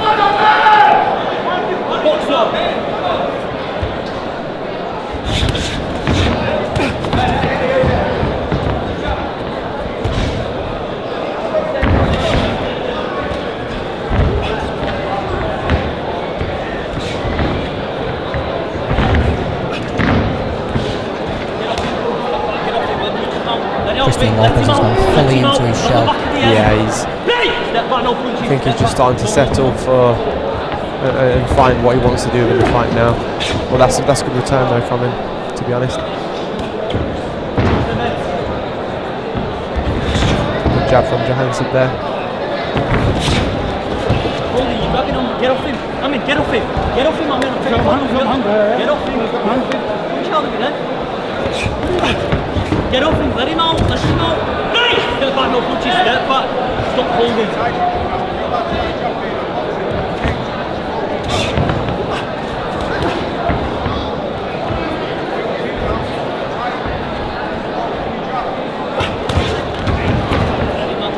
Step back, no punches. Just loading up on singles a little bit, Jahanzeb. Yeah, a lot of his success early in the fight was behind that feint and that sharp jab. Whenever he does throw that jab out, he seems to land it, so it'll be good to see a few more. But boxing really well here, to be honest. Just getting a bit messy though. Yeah, I think Lopez has realised that if he's at arm's length, he's in danger, so he's just doing everything he can possibly do to close the distance.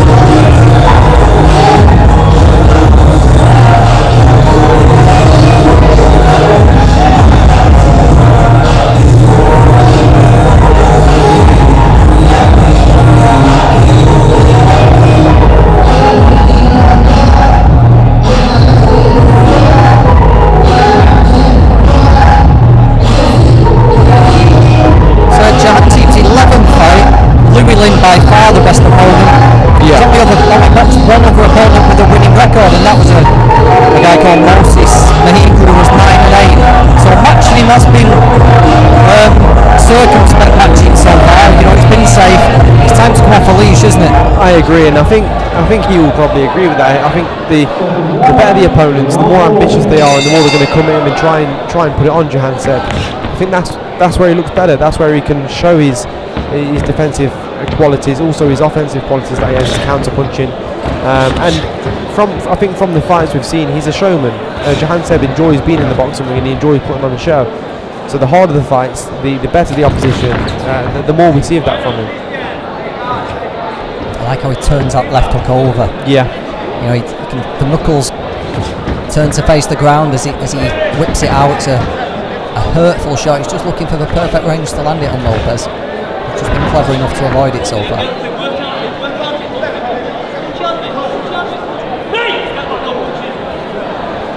As you mentioned, I think Lopez knows what he wants to do now. He wants to just get on the inside, make it awkward, controlled, and it's just down to Jahanzeb to make that as hard as possible for Lopez to do that.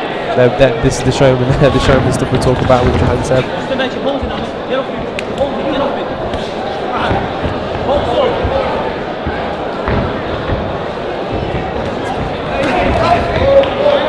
Everything going his own way, Jahanzeb. Yeah. Can afford to do this tonight.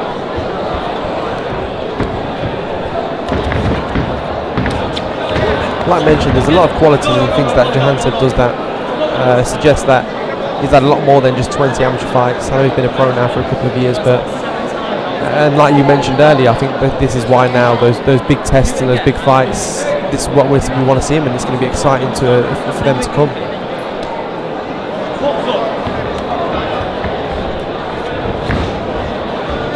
Bit of a warning there for just guiding Lopez down to the canvas, and Jahanzeb seems the type he tries to amuse himself in the ring, doesn't he? He tries to keep himself interested sometimes. Yeah. You can tell he enjoys it.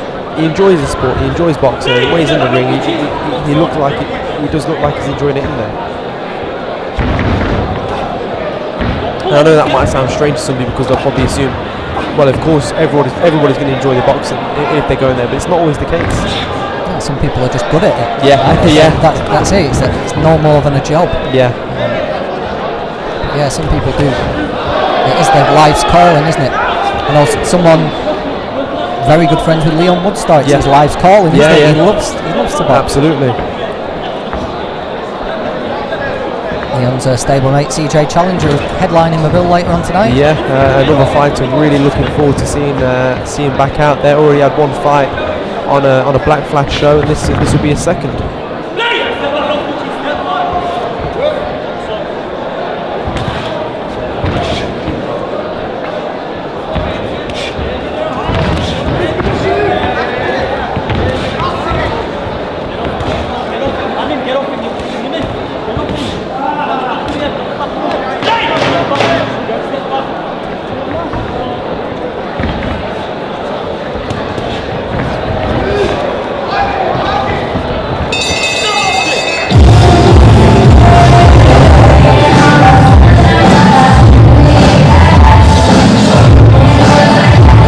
In the back for Amin Jahanzeb.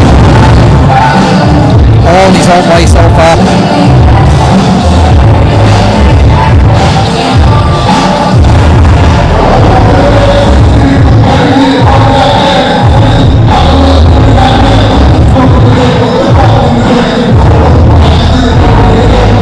Fight's coming thick and fast tonight.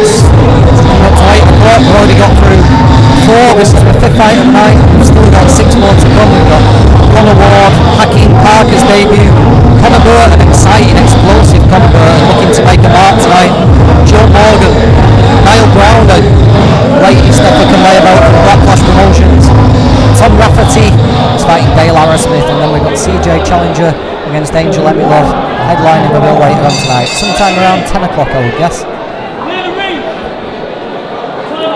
In the meantime, we've got 2 more rounds to go of Amin Jahanzeb against Christian Lopez.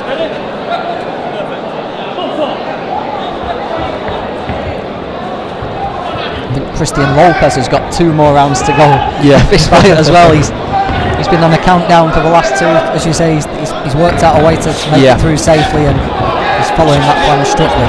Jahanzeb's looking just to apply a bit more pressure here now.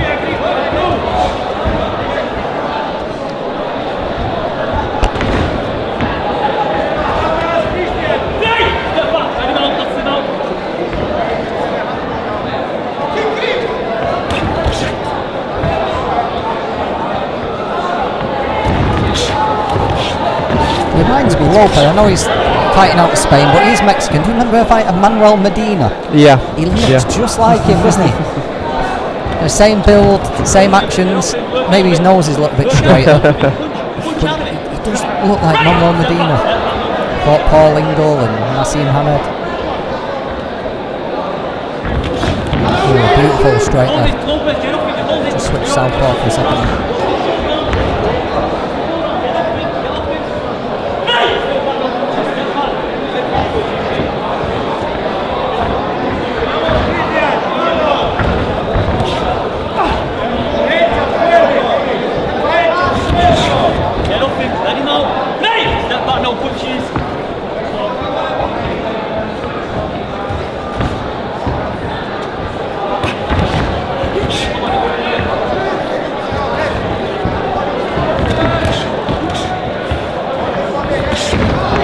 Right hand there from Jahanzeb. Finds it again. Good boxing. Yeah, Lopez came into clinch and Jahanzeb just found a couple of little short body shots, didn't he? And Yeah. just when Lopez was forced to give up ground, he found two good right hands. Lopez has been pretty successful at clinching his way through for the last couple, but Jahanzeb just stopped him then and managed to capitalise on it.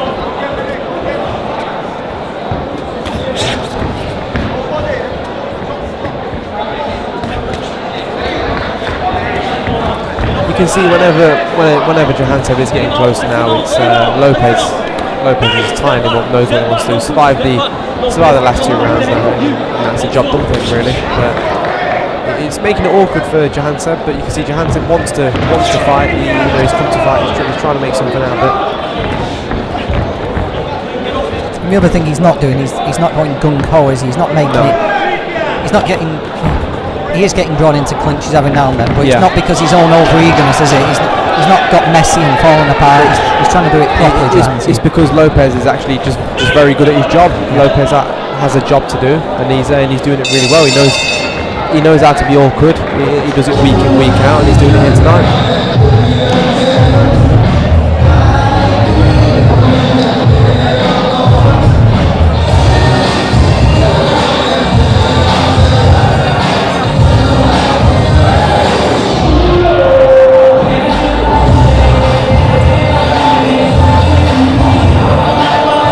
Final round. It's been one-sided, it's been messy at times, but I've quite enjoyed watching Jahanzeb try to figure out a way to make a mark in Lopez. I think the ref just having a word there with Lopez.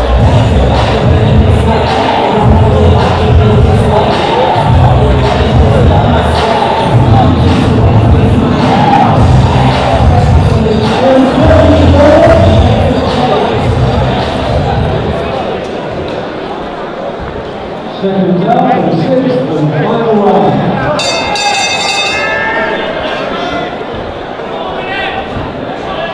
I don't think we'll get a gung-ho final round from Christian Lopez, but it looks like Jahanzeb means business in the final 3 minutes.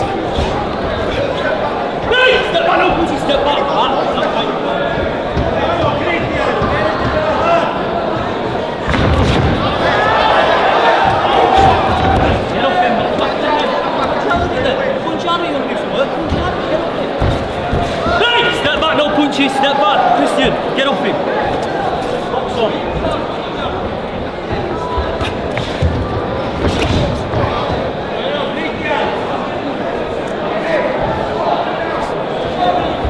It's not going to work. Lopez has seen it too much. Yeah.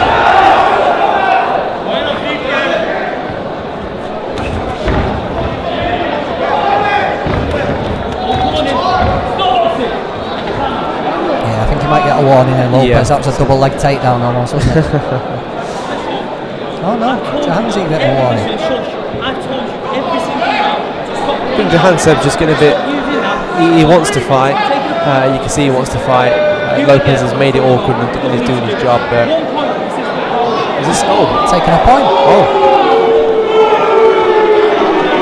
Being told here at ringside it's for talking the point deduction. Oh, okay. I was going to say I thought it was quite harsh to take a point off him for anything else, but considering in the last round we were saying he hadn't allowed himself to get frustrated and made it messy, then the frustration's got to him in this 6th round. something tells me that's just going to motivate Jahanzeb to maybe add a bit more spite into his punches and a bit more showmanship into his work as well, as we come to the last round, or to the end of it. There we go.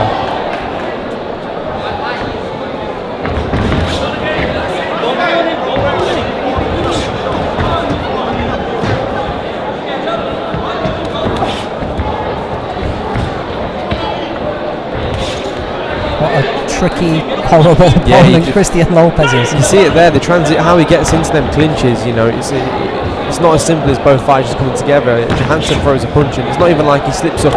He manages to just get into a clinch from avoiding a punch.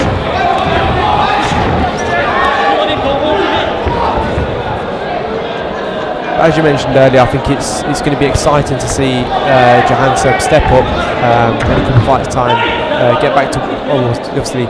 He's already been out before this, but the harder opposition, the harder fights, the better we get to see from Jahanzeb.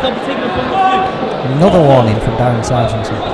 Quite a few warnings for a 6-rounded one-sided fight. Lopez has deserved most of them, to be perfect. Yeah, I agree. If there was anyone to get a point deduction, it might have been. You would have thought it'd be Lopez. What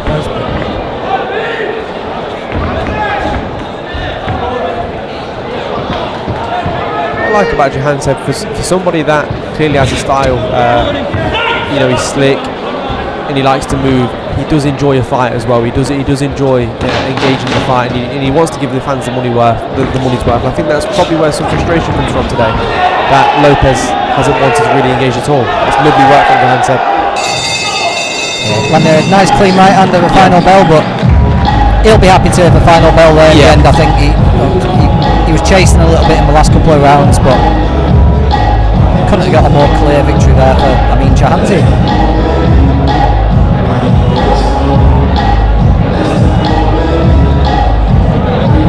And I know beggars can't be choosers making matches at the moment, but any matchmakers aren't actually at a show tonight, and for watching and looking for future opponents. I imagine we just put a big black line through Christian Lopez's name.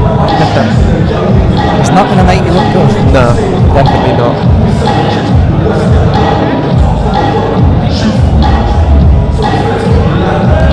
It makes us appreciate the John Spencers a bit more, as we seen from earlier, with how they turn up. I mean, you see from the body language of the corner team and John, they came to win.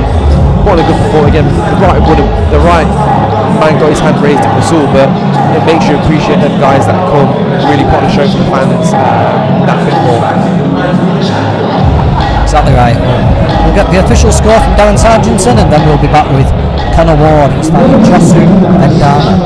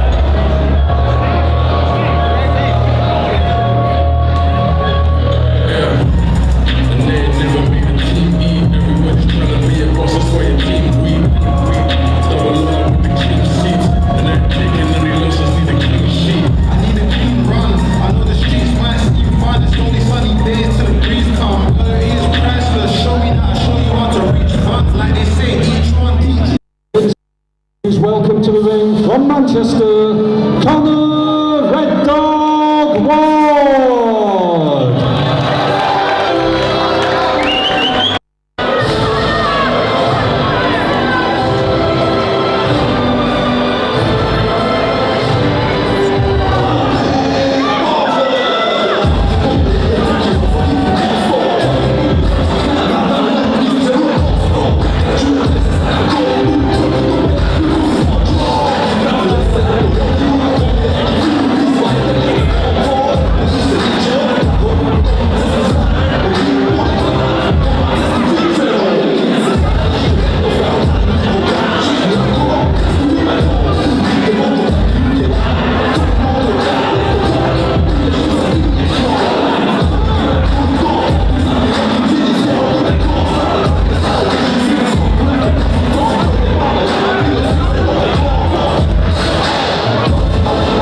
Ladies and gentlemen, this man is 4 winning rounds in the welterweight division.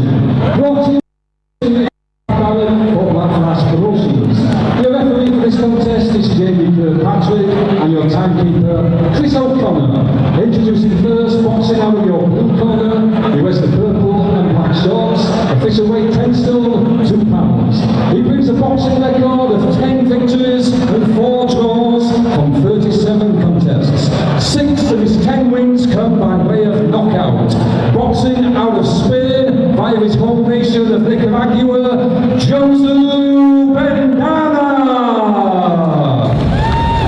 And opposing him across the ring, boxing.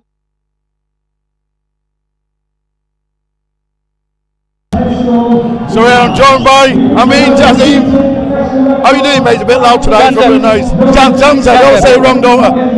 Last time we met, again, same thing. You wanted better fights to test yourself. That's a bit frustrating for you tonight there. You can clearly see you wanted to box. He wanted to dance a lot. Yeah, well, we wanted someone tough in. We had a guy who was 18-2, but unfortunately license issues. We got a tough Mexican, and he came to fight a bit. He came to hold a little bit spoiled, but of course they don't want to get stopped, so they have to do that. Yeah, exactly. But I'm glad I got a guy who kind of fought back as well. So yeah, exactly. Like you said before, you know what I mean. Yeah. Last time we met, you wanted someone to put you on a little bit of pressure, so you could bring out some of your shots. Yeah. Like I said, it's a bit frustrating. The commentary team thought it was a bit unlucky to get the point deducted. Yeah. But it is what it is. You know what I mean. It is what it is. I just want better fights each time to get better. Obviously, do you know what I mean? So I've got another fight in June now. I got 8-rounder because I really wanted 8-rounder for this. So yeah, 8-rounder in June, and then hopefully a title fight. Well, hopefully we'll see you back in here for the 8-rounder. Cheers, thanks a lot, Amin. All the best, mate. Just getting your thoughts from Amin Jahan. Just getting thoughts there of Amin Jahanzeb with Trevor. No commercial breaks, Trevor. His fight's on. You're joining the ring, Conor Ward, and he's fighting Josu Bendana. Another one of a Black Flash promotion, Young Hope, someone who Pat Barrett really likes. He's got a lot of time for young Red Dog, Pat. And you can tell, just look at Conor's face, he's all about it, isn't he? He means business. Yeah, he's a sharp start so far. He's in there with a tough guy in Josu Bendana. Anyone who's been the distance with heavy punchers like Mark Chamberlain and Jake James, it's going to be hard to really dissuade very much. He's coming off pretty much 2 years out though, so maybe that might give Conor a little bit of a chance to get to him.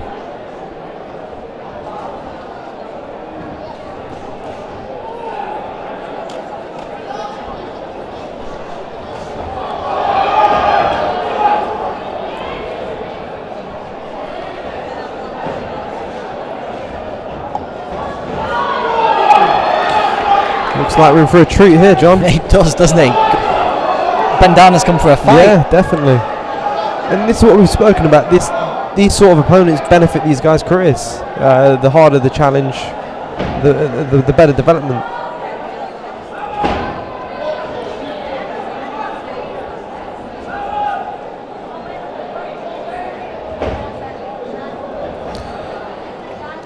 Speaking to Chris Boat just before he had his fight with Mark Leach recently, and Chris has been match tough throughout his career, and he said this is the best thing that can happen to anybody. He says when you get to a title fight and you're in a hard round, if you've been through it, you know what to expect, but a lot of people it comes as a very nasty surprise and we don't know how to handle it. So just a little 30-second flurry like that will do Conor Ward Yeah, a I think world of good. it's going back to what Mason Cartwright spoke about last night after the fight. He said, you know, this is his first. I think that was his first 12 rounder. You know, a few more of them. He might have had a bit more in the tank in the later rounds, and I agree. Brilliant performance from him, by the way. But in terms of what you're saying, it's bang on. Just gives them every little bit of experience and knowledge they can grasp on the way up, because it could be very easy to get stage managed to 9-0 without ever having taken a clean right hand. So every little bit you can get, you know, it's worth something. I'm sure that is that the famous Nicaraguan journeyman Kahina in the corner with Bendana. I think that's the guy who had he's actually had a trilogy with Zelfa Barrett. Oh, okay.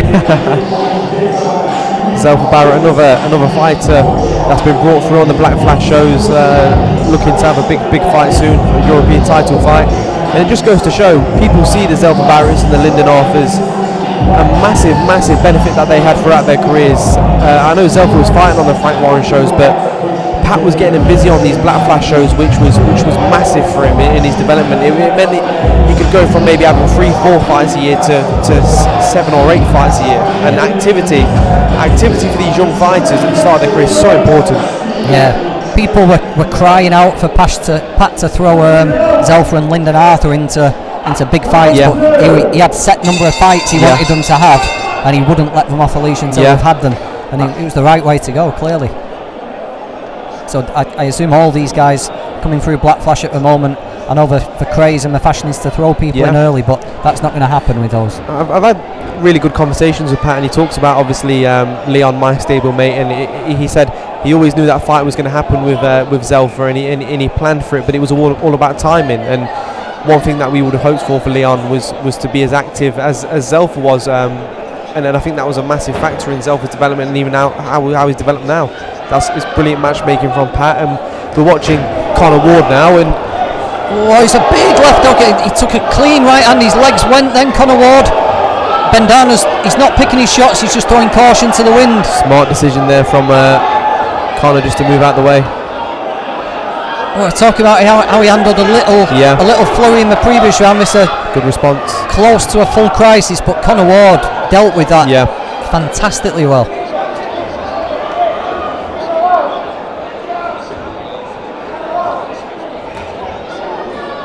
I think it was a left hook that started it, wasn't it? And then a right hand came in, and they both had a big effect. But Conor Ward, poker face there, God, showed presence of mind to get away from the ropes, just move away, bought himself some time. And there was a moment where he was standing there and trading, and then he just took half a step back, and that's the clever move. The brave move would be to stand there and try and trade. The smart move, which is going to keep you in the fight, is just take half a step back. Doesn't want to be here though. No. Just wants to clinch there, just buy some time. Nothing wrong with a clinch. But negotiated that little crisis very, very well. But Josu Bendana, we said in the first round he's come for a fight, and he really has. I think if you're Conor now, just try and get through the round, box smart, get through the round and regroup. Just landed a clipping little right uppercut there on the inside, Conor Ward. In all fairness to him, he looks to have regrouped already, good composure, and he's back to his boxing. It's just a reminder of how dangerous these opponents can be.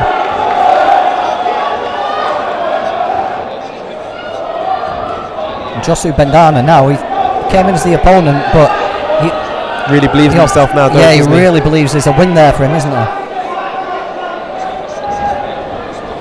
Throw him with intent.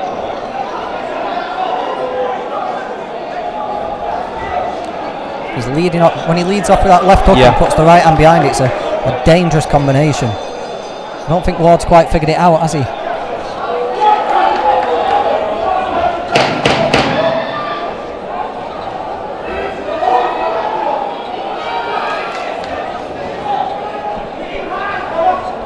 Conor Ward somehow got to figure out a way to get inside those long arms of Josu. Yeah, that was the action-packed round there.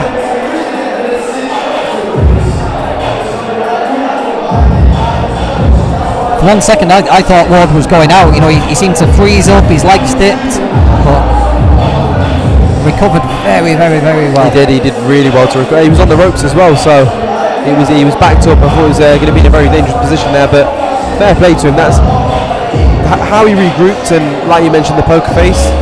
For only a few fights under his belt, very dealt with that situation very well. But the fight's not over. We've still got round 3 and 4 to go, so we're in for an interesting couple of rounds. We talk about how experienced these opponents are, like Josu Bandana. He's experienced at surviving. Yeah. He got Conor Ward badly hurt there, and his inexperience in finishing showed. He just threw everything he could. He didn't pick his shots. No. So although he's fully experienced at surviving, when it came to finishing somebody off, he panicked. It's the role of a journeyman there.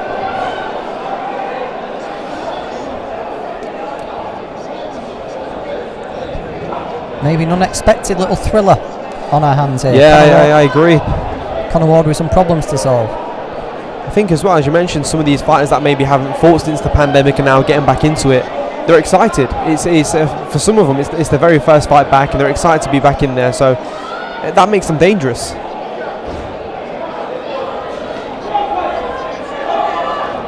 There we go. He's looking for that left hook there. I know it's not a typical Collier style. They all work in this rhythm. The patterns and drilling the rhythm, but these long hooks and long arms from Bandana, maybe just a little double jab to close the distance and get inside for Conor might be a tactic tonight. He's just when Bandana does open up, Conor's just finding himself right at the end of the range of punches, isn't he?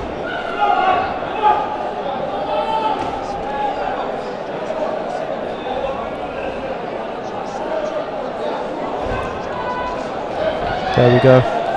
Good response from Conor there. Yeah, he answered back nicely.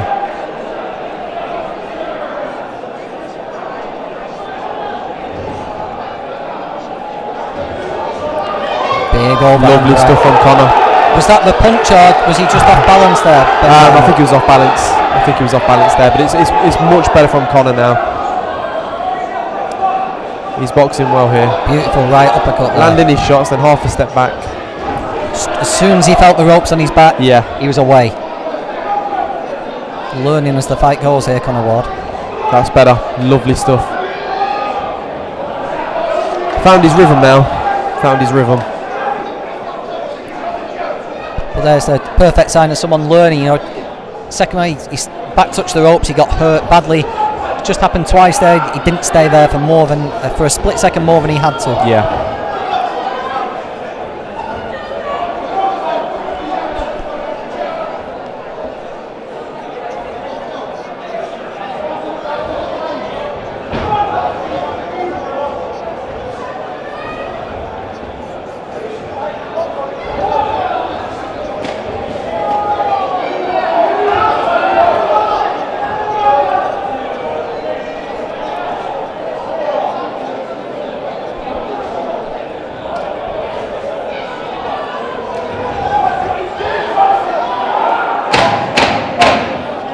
Really good rebound round for Conor Ward after a real tough.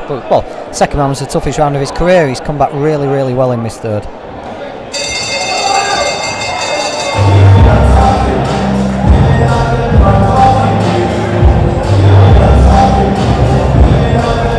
I suppose for a coach who's got these up and coming fighters, you love to see him start with a left hook in the opening round, but maybe the way he reacted to a little bit of trouble is worth more than that.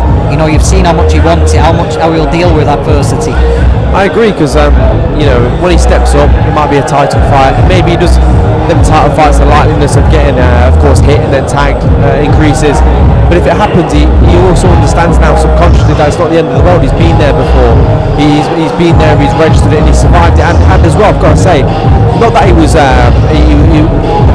tagged with a good shot, but he responded really well. And I think it'll take a lot from that. And that round, the third round there, he's just going to box. He was boxed beautiful that round, with some really good boxing, hitting, moving, and timing his shots as Bandana comes in. Let's see how Bandana approaches this fourth now. Just got to give him the second round. I agree. So does he see a draw there and he's going to go hell for leather for it, or does he just accept the role of a journeyman and peter out? So let's see how Josu Bandana approaches this fourth round.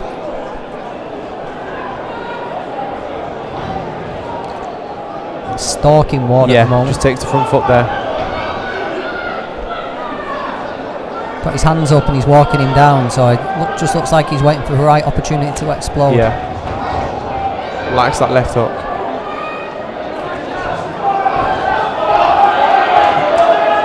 We're seeing Conor find the side door a bit more now. As Bendana comes in, he takes the side door as opposed to just going backwards and finding himself on the ropes. I think it's been important that Ward has still answered back when Bendana's unloaded. You know, he's still giving him something to think about. Yeah. Bendana's not been able to just unload without any consequences. Conor's always given him something to think about. 100%. I think that's a great point you make there, because a lot of the time fighters find themselves in a position where it's you punch, I punch, you punch, I punch, and what Conor's done is timed these shots as Bendana comes in, punching with the opponent as opposed to letting him finish his work.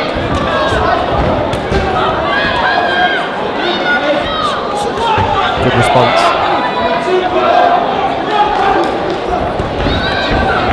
Good left hook, really good left hook from Bendana. But again, Conor responds well, and that's the most important thing. Yeah, this he got clipped with the first punch this time, but wasn't there to get hit with the second one. But that lead left hook from Bendana seems to be landing, shot.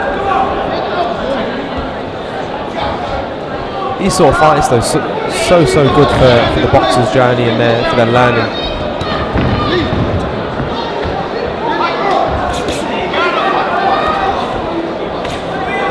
Good job. Let's get up in ropes now. There we go.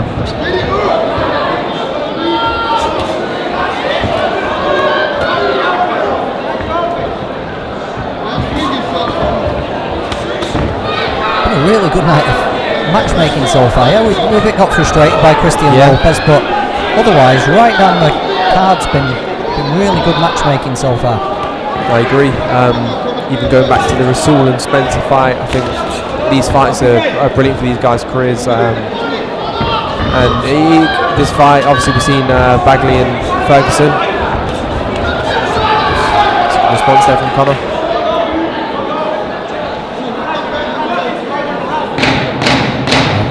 Bendana just realised he's not going to. Just I say, like once the left hook comes out swinging. Like you mentioned, a brilliant entertaining fight that. Yeah, really good 4-rounder there. Yeah. Do Conor Ward for a world of good. It's the equivalent of three one-sided fights. The experience he's picked up from that. Yeah. Well done, Josu Bendana as well. Yeah, well, as mentioned, sometimes we see opponents, as we've seen with Lopez. Some of these fighters will come for 6 rounds or 4 rounds and just look to be awkward and do the rounds and not really engage. But we've seen with Spencer, we've seen with Bendana, they've come to engage, and if they can take the win, if Bendana could have beat Conor there, he would have. But Conor boxed well, listened to Pat Barrett, and on my cards, he's gonna win that fight. Excellent. We'll get the official score from the referee, and then we'll be back with Hakeem Palmer, the debut he's fighting Gennady Krzyzewski.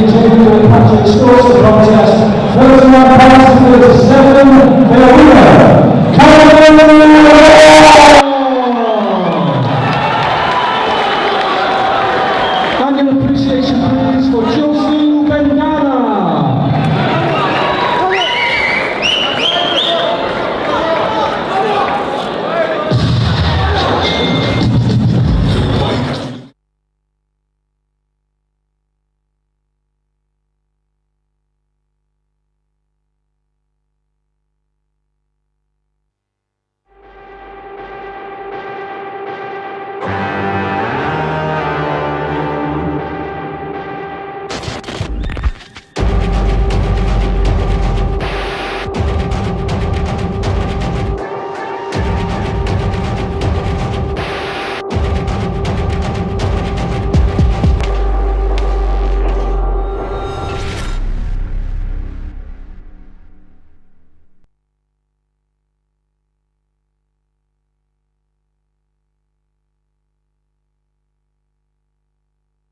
Please welcome your next boxer to the ring, boxing out of Liverpool. It's the Baltic Gennady Krzyzewski.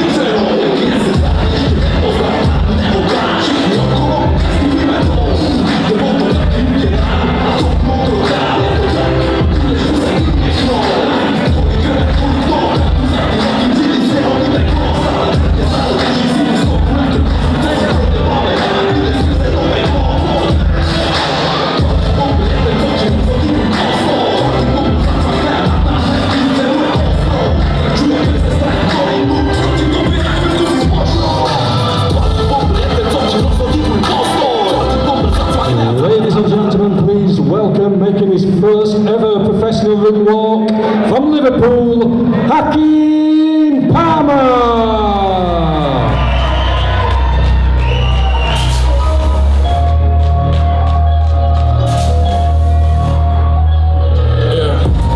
And they never made a team eat. Everybody's trying to be a boss, that's why a team weak. Double up with the team seats. And I'm taking only losses, need a clean sheet. I need a clean run. I know the streets might seem fine. It's only sunny days till the breeze come. He is priceless. Show me now, show you how to reach one. Like they say, each one, each one.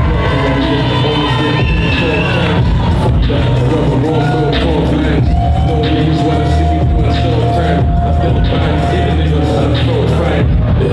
We the niggas that you read about. I know niggas they would love to see me bleeding out. Bleeding out, yo niggas we just need to drop. I'm a killer, not a rapper, what's my feeling. Ladies and gentlemen, this time is for 3-minute rounds in the light heavyweight division. Brought to you courtesy of Pat Ballard for Backflash Promotions. Your referee for this contest is Gavin Sargentson and your timekeeper, Gary Brennan. Introducing first, boxing out the open blue corner. He wears the camouflage shorts. Official weight 12 stone, 2 pounds.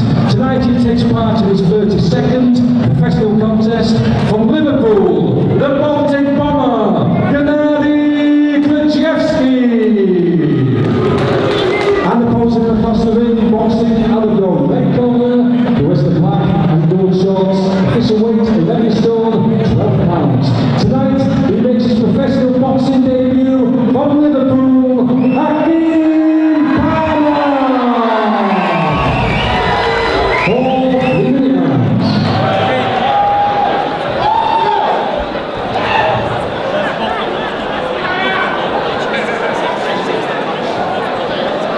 Professional debut of Hakeem Palmer, as Jay was just saying then, a product of Golden Gloves. Yeah. And this relationship Wayne and Pat Barrett have got, they work very closely together. You know, any fighter fighting out of the corner of Wayne Smith or Pat Barrett, you know they're going to be well schooled, and looking forward to see what Palmer has got in his locker here.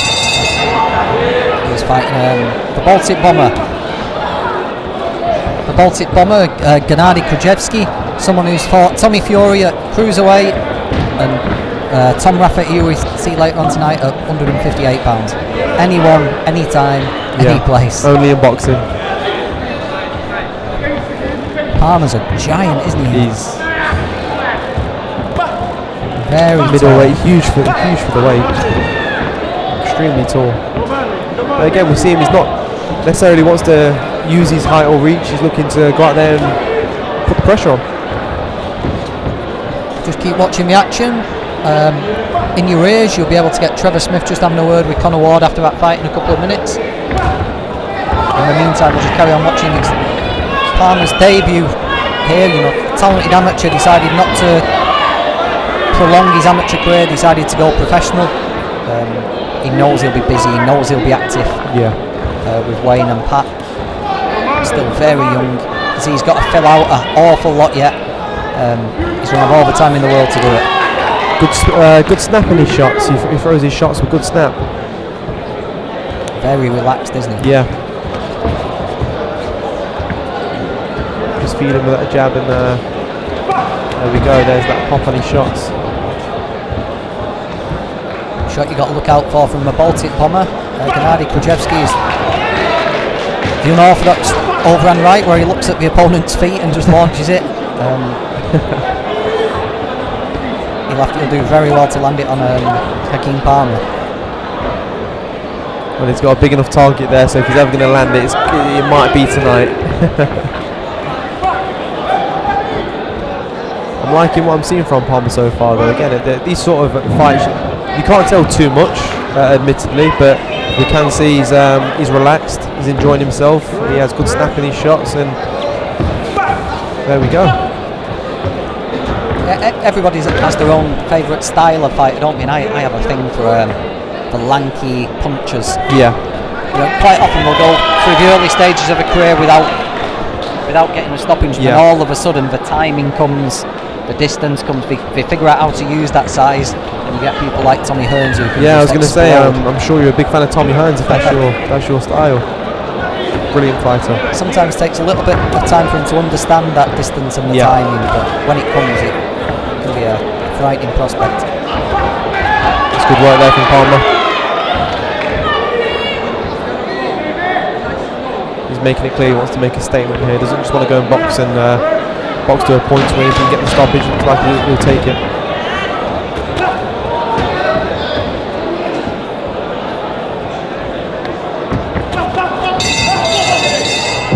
Good round for Palmer. Yeah, Krajewski's not got a win yet.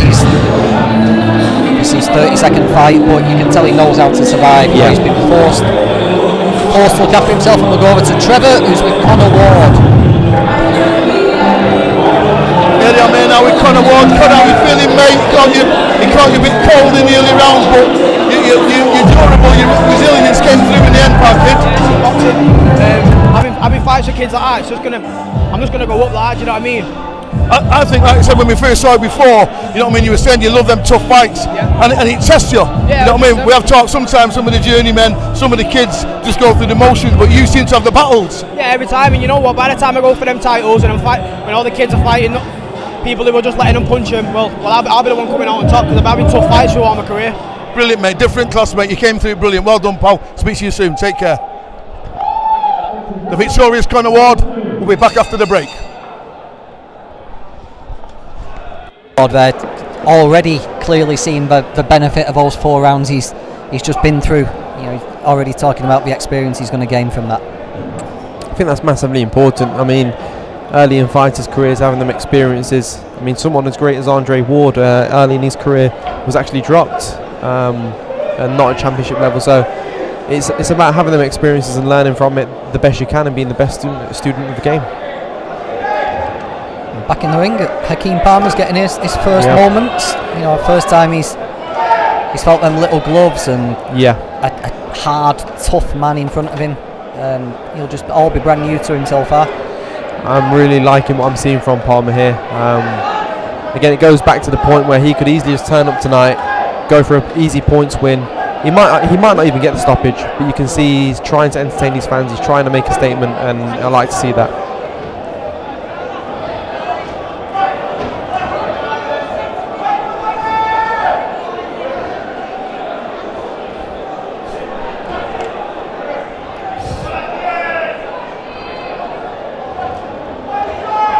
Nice aware defensively there, just getting his right hand up. A test of concentration as much as anything this for Palmer, isn't it? You know, he's had it all his own way, but just got to stay aware, stay switched on.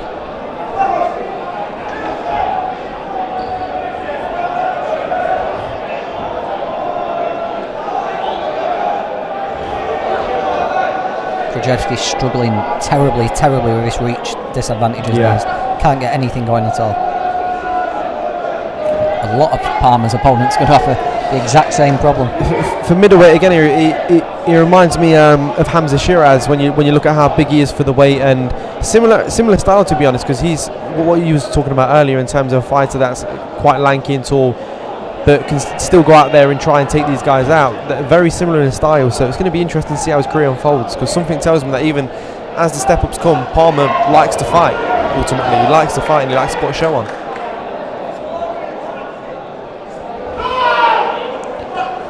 I'm really liking what Wayne Smith's done and is doing with Palmer, to be honest. I'll tell you what, talk about versatility in that gym. He's got Marcel Braithwaite down at Fly Superfly, you know, a little power-packed guy, isn't he? And then he's got Hakeem Palmer up at what, 6'4"? Yeah. Plenty of variety there.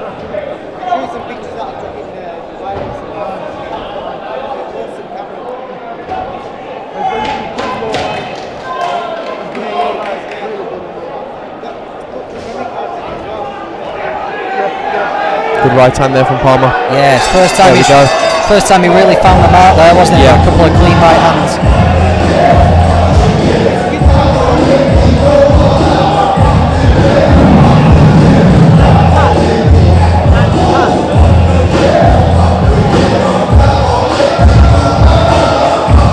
See how Gennady reacts to that in the second round now, third round, sorry.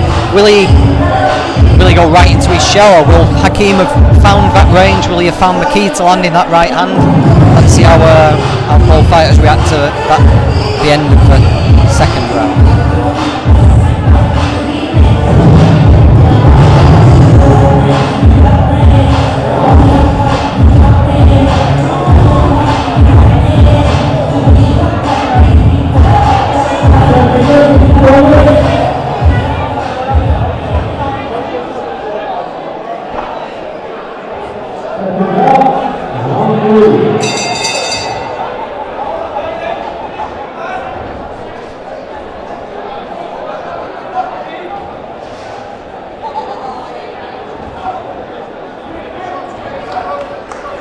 solid jab there. He walked right onto it as well, Krajewski. Coming in empty without any feints or without any shots, it's fatal against somebody like Hakeem Palmer.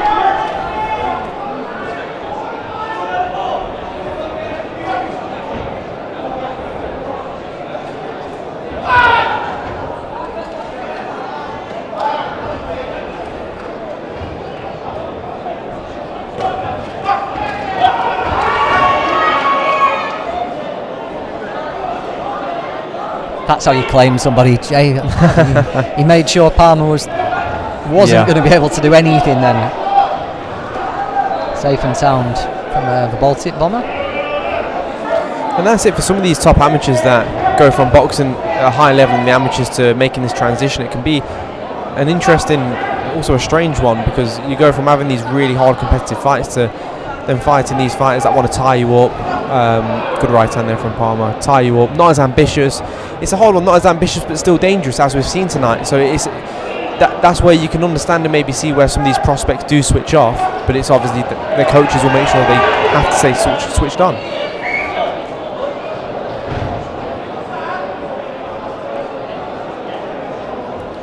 Krajewski's excellent at just riding a punch at the very final second, isn't he? Yeah.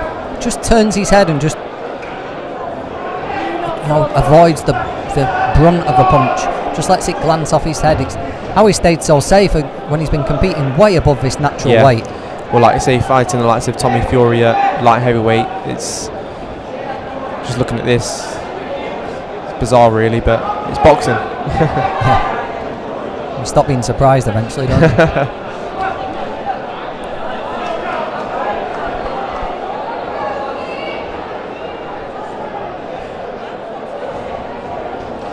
Lovely work by Palmer there. Yeah, just timed that perfectly, didn't he? Brilliant timing, shortened these shots for the 1-2. I think we're witnessing a very special talent here in Palmer. He just instantly recognised as well that the Baltic Bomber was hurt, and he was on it straight away. His pro debut looks extremely calm as well.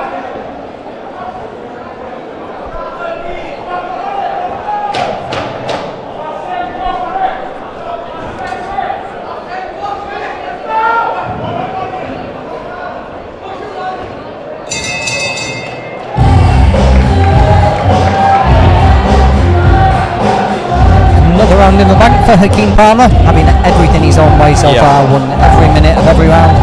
Couldn't ask for much more for a professional debut.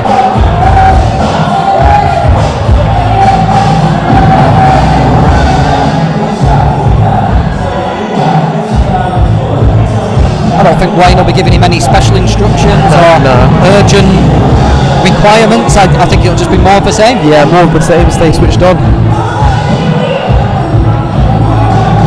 Still a few fights to come. We've got the exciting Conor Burton. He's fighting Brayran Mairena. A little later on, Niall Brown. I know a lot of people will be tuning in to watch him. Tom Rafferty, Jack's brother, he's fighting Dale Harrisman. And then top of the bill, CJ Challenger against Angel Angel Emilov. Probably Angel Emilov. We'll give you that one.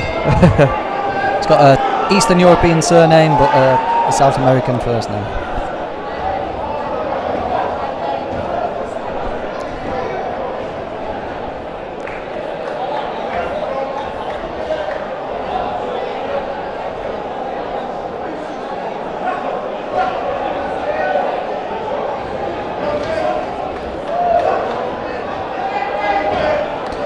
You sense Palmer wants the stoppage here.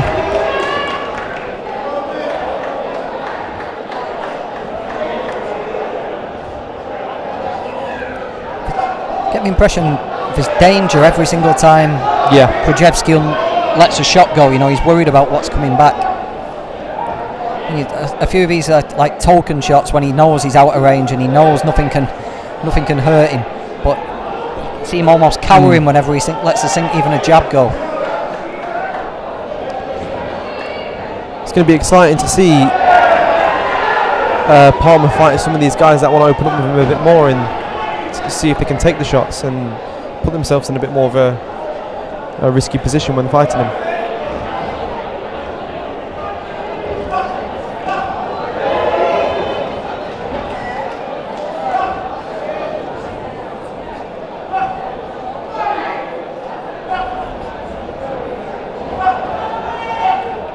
lovely jab there.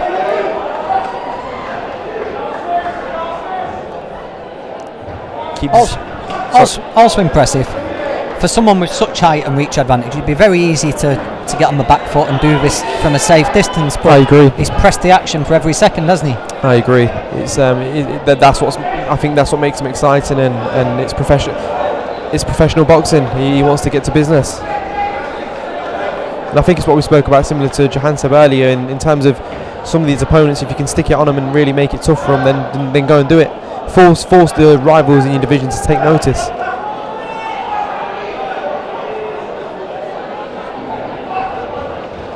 He's enjoying himself in there, Palmer.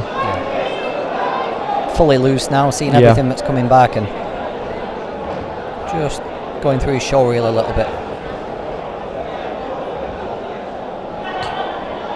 I don't want to get ahead of ourselves because, of course, we know the level of opposition, and this is a fight Palmer is expected to win, and he's done so. However, I think we're witnessing a very good talent here from Wayne Smith and Golden Gloves. The way he moves, the way he boxes. He's enjoying his relaxation for his pro debut. He's got a special talent.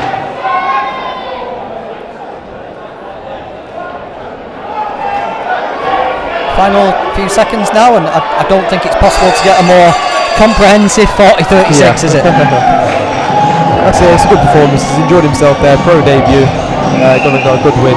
Fair play to him.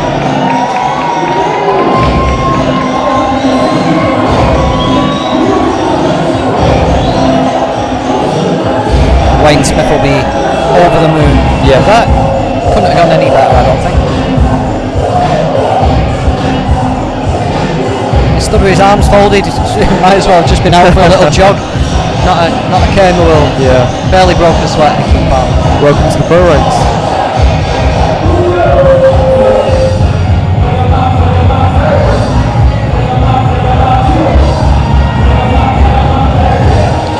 Interested to know how old Hakeem is.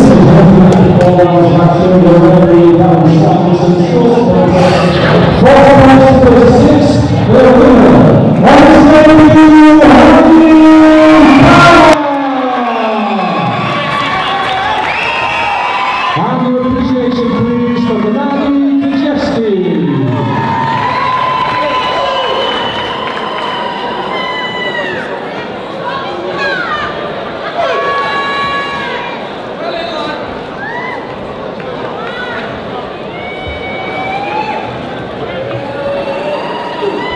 What the fuck though?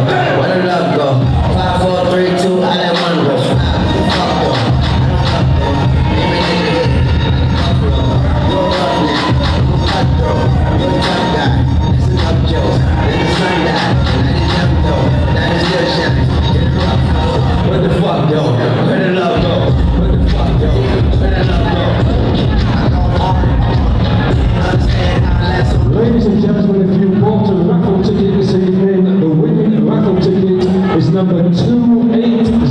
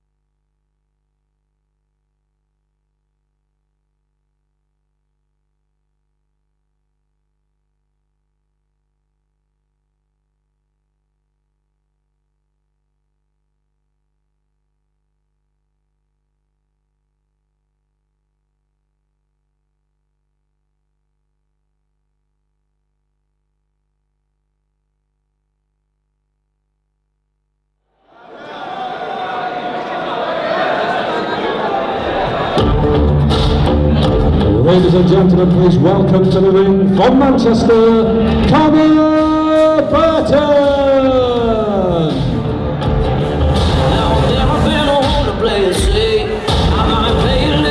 Someday, and I'm following fame. They say I'm the chosen one. I know what it takes to be a king. Be the song everybody wanna sing. Bring harmony.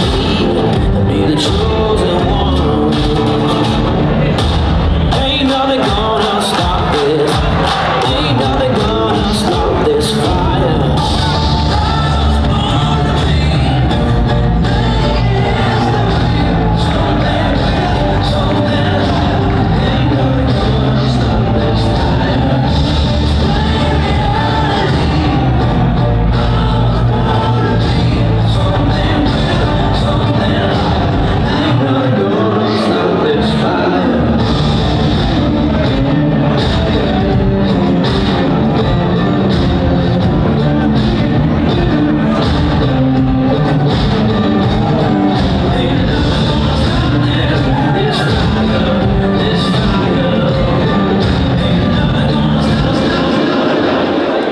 Ladies and gentlemen, this bout is 6 3-minute rounds in the super featherweight division.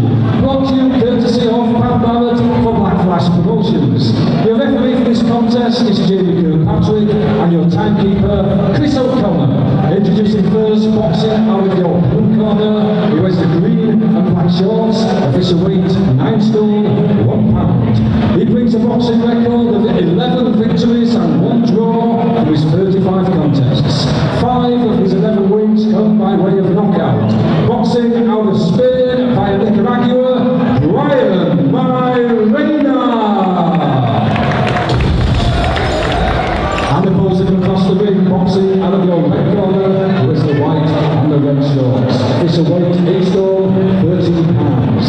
He's a former national amateur champion and 5 times regional amateur champion, undefeated in his professional boxing career, 4 victories, no defeats, 1 win coming by way of knockout. From Manchester, Conor Burton!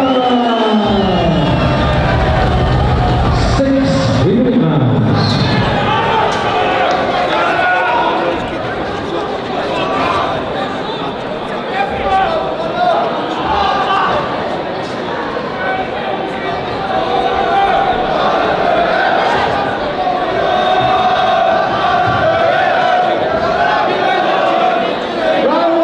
Yeah, for 8 months. So let's say another fighter trained directly by Pat Barrett. So you know he comes from solid stock.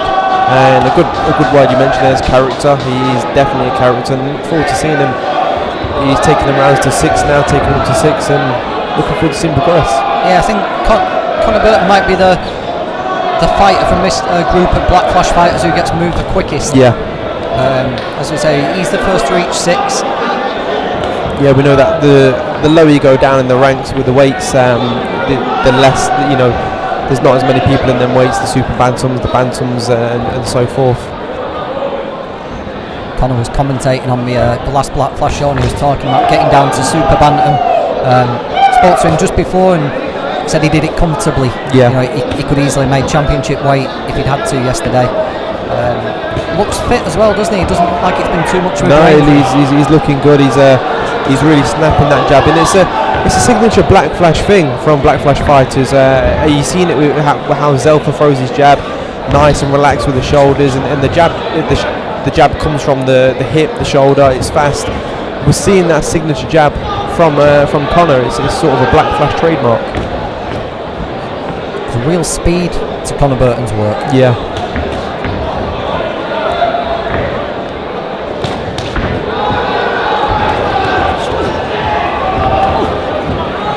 Nice attack from Mairena there. Showing that he's not just come to make up the numbers. Well, even with in front, he's committing to them shots, really trying to land on Burton. And like you mentioned earlier, John, I think that's some brilliant matchmaking done from Pat here.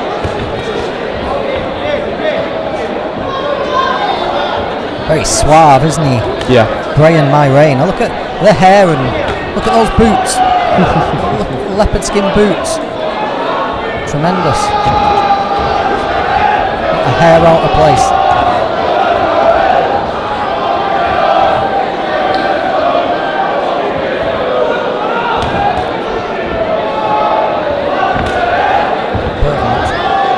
razor sharp so far, though.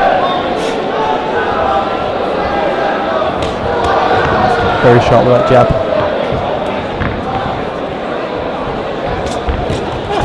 I think for a lot of these young fighters, as the rounds go to 4 to 6, it's that focus. That focus is so important, especially when you may be in there with an opponent that everyone expects you to believe. That's often where the upsets and the lack of concentration happens.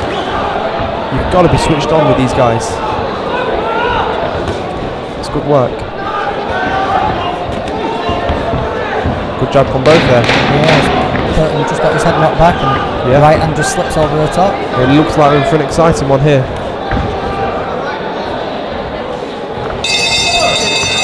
Good round. I don't think there was a second there where one guy wasn't throwing a shot. That was pretty much all action from the opening bell. Another thing about Conor, I don't think he's the type to fall into a groove and settle for a result. He's all about fighting. You know, he wants to be spectacular. He wants to provide the fans with something to remember. I think Burton's the type to go hunting for a finish. I agree. Something tells me this fight is going to be very entertaining.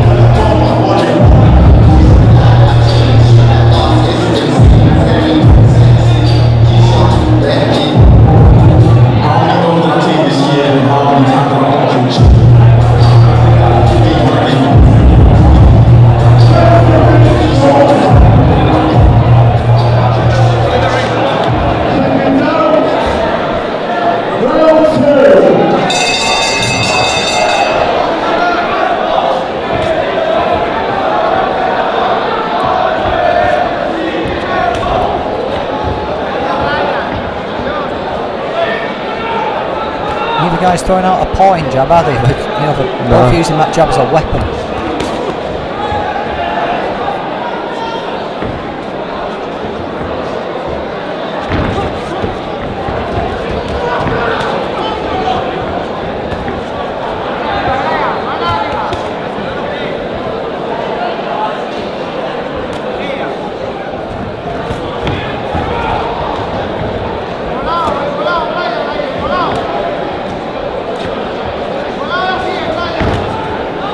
Styles gelling really well here. There's very easy to watch, easy for the eye.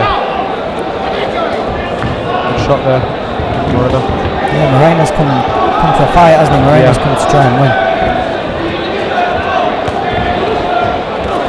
You see even how he's throwing his shots is really convinced, and he's trying to really get to Burton.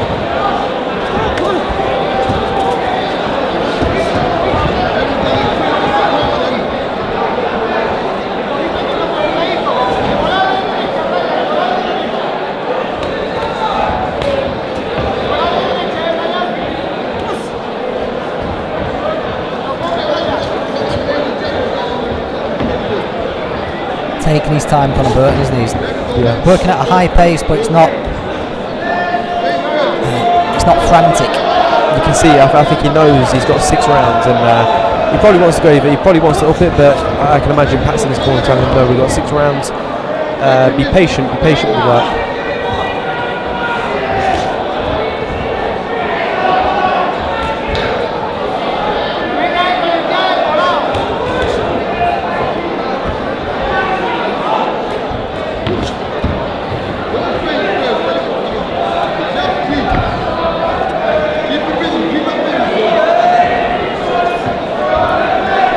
Burton would love for Moreno to just fall short with a jab so that he can come back with something, but I think Moreno's a little bit too clever for that. I'm not sure he's going to leave anything hanging out, is he?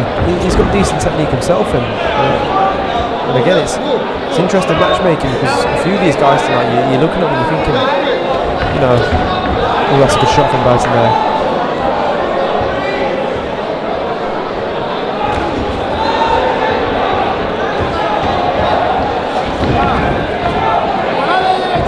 Solid exchanges of jabs. Yeah. Defense there from Burton.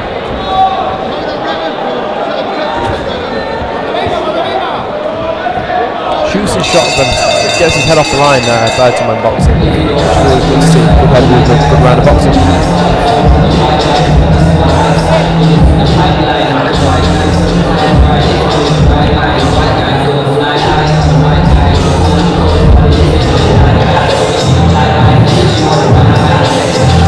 just going to... I'm not sure if Trevor's got a microphone yet, but I think he's going to try and get a word with Hakeem Palmer. As soon as he does, we'll throw over to him, and Hakeem can let you know how he thought his debut went.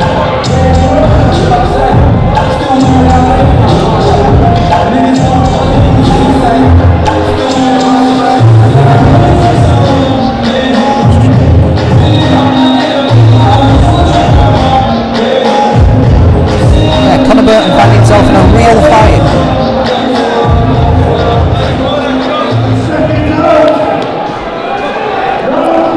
Turned pro back in October 2019. That name again, Taka Bemberry's also fought Jake Pollard, Nabil Ahmed, Christian Narvaez, who's been around the block a few times. Ahmed got stopped and Narvaez got dropped. So there's some power there for Burton. You know, if you're hurting and dropping these tough established journeymen, then there's something there. I think that's one of the reasons why people have been excited about him.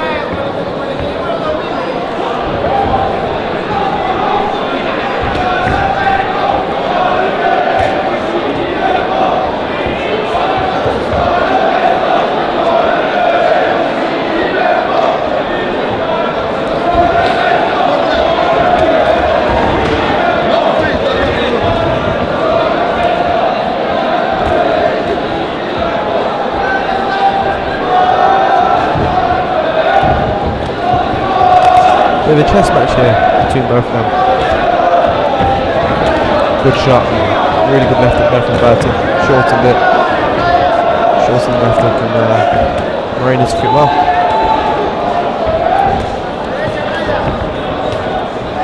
They're both just figuring out ways to land shots other than the jab, aren't they? Yeah.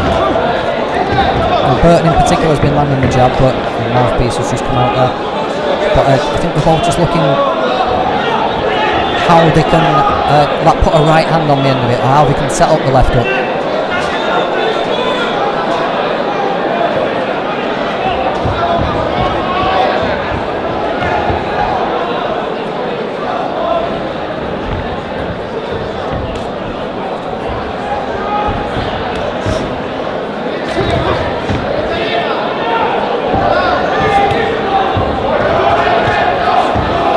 Lovely boxing there from Burton. There we go, same again.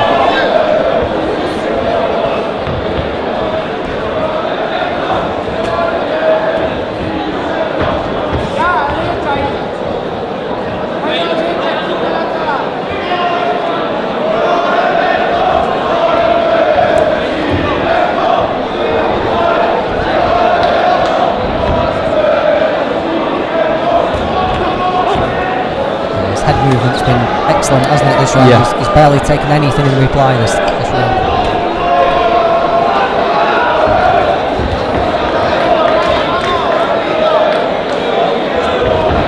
When you watch someone like Burton, you can see he's almost putting into play all the things that he's been practicing on in the gym. You see Pat Barrett's a teacher with his boxers. He's not just just holding the pads. He's a teacher and he's teaching these guys, and watching some of the things Burton's doing, head off the line, the angles he's putting in there, you can see he's following Pat's instructions to a T.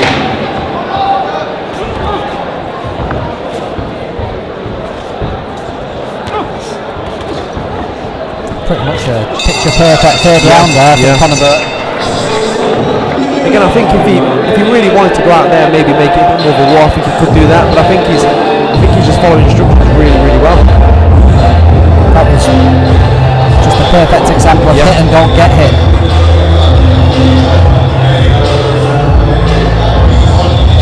Because Moreno's here to fight as well. We can clearly see that if Moreno can take the opportunity to hurt Burton and win this fight, he's going to take it 100%. As opposed to some of the other fighters obviously we've seen earlier on the card, and this is a good example of someone here to...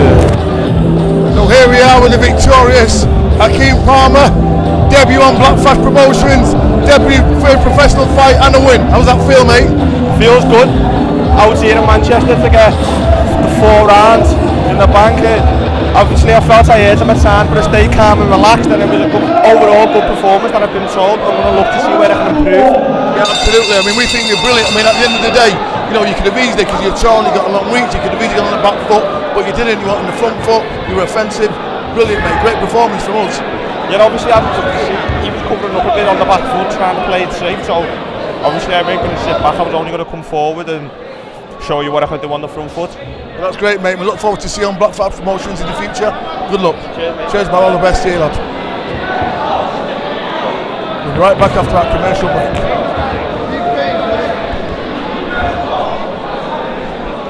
Proud and not getting carried away. No. But a really good performance from Hakeem Palmer earlier on. Back to the action in the ring, and Conor Burton again, that jab. It's been probably a feature of the performance, hasn't it? With the way that he throws the jab, and not just him but a lot of the Black Flash fighters, they can easily turn it into the left hook. Again, I keep talking about the signature jab, sort of left hook style.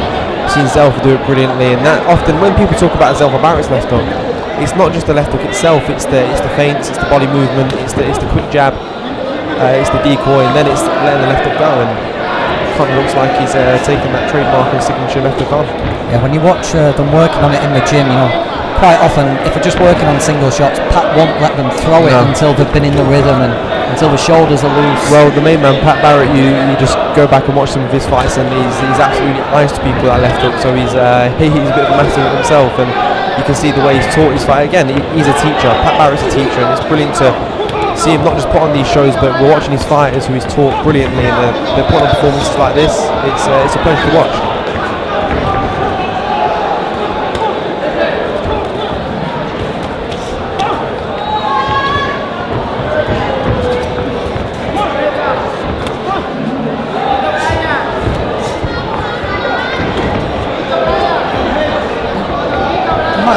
Moreno's not been hurt at all, I don't think, although maybe his legs just steadied a tiny little bit there. But I think he's just more been bamboozled. He's run out of ideas how to land anything on Conor Burton, hasn't he? I think he's genuinely come here for a fight. He's genuinely come to win, but he's just he's struggling to find his range with Burton. As you see there, he's walking onto shots. Lovely defense there from Burton.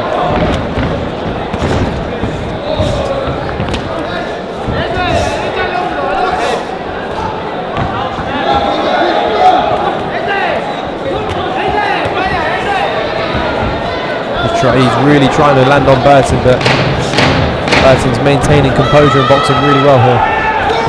Lovely shot. Lovely shot. Again, just slipped away. Yeah.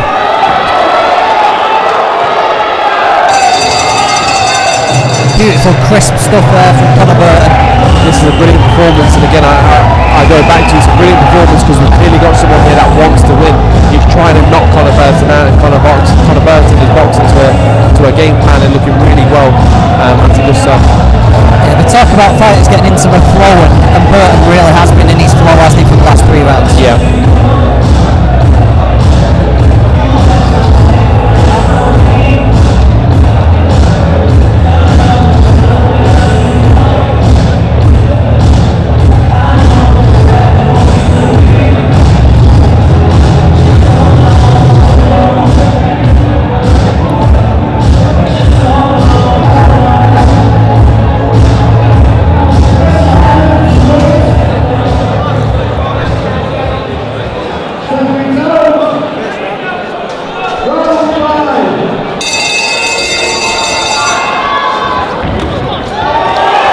Again, Moreno comes straight out of Burton. Burton lands that jab.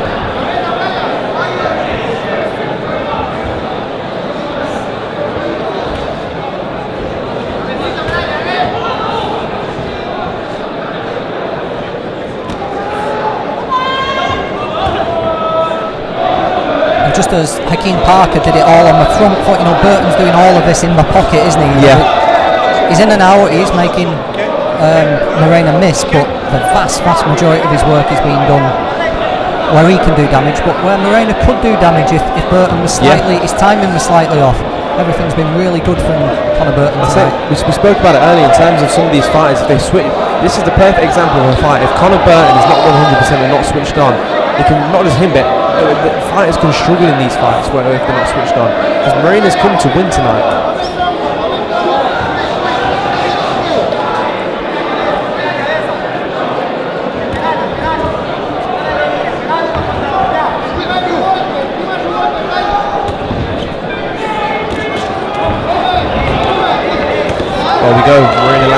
a little bit of success there, but not enough to really phase Conor. And Conor responds with a 1-2 of his own. Yeah, a bit of blood from Morena's nose. Now it's got to be the result of those jabs. Yeah. Still not willing to go quietly, still throwing it whenever he gets the opportunity, whenever he thinks he can land something, he's throwing everything at Conor Burton. It's brilliant because if you bought a ticket to watch a boxing, come watch boxing, this is a fight. This is one guy trying to knock the other guy out, and it's Conor putting on a great boxing display.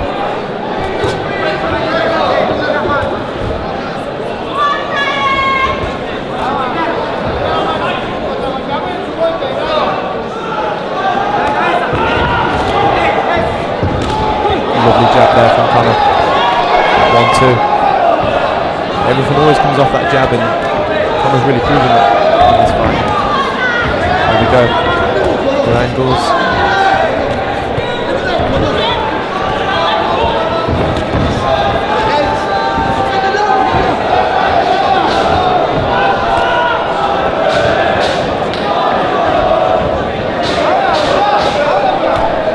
Lovely work from Conor there.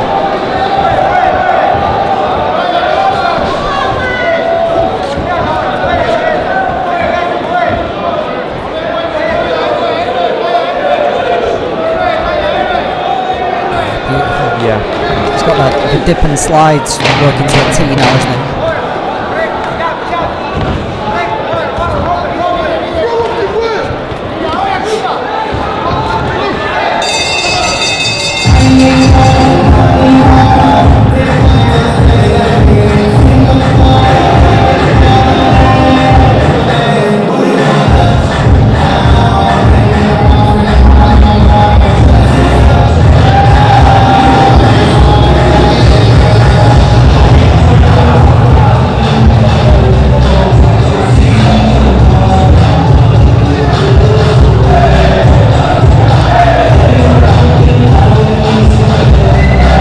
And final round, it's turned into a little bit of an exhibition, this from Conor Burton. Looked like we could be in for a little bit of a nip and tuck fight early on, but since Conor found his rhythm, it's turned into one-way traffic, but managed to keep it entertaining.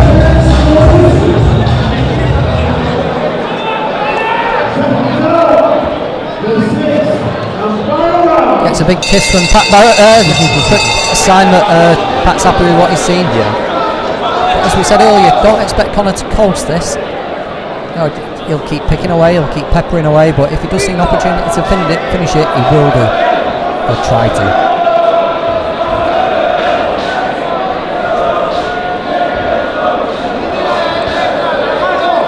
I think after this performance it'll be really good to see Conor maybe progress into an area title fight or something sometime soon. From what I've seen tonight, he's definitely ready for them step-ups.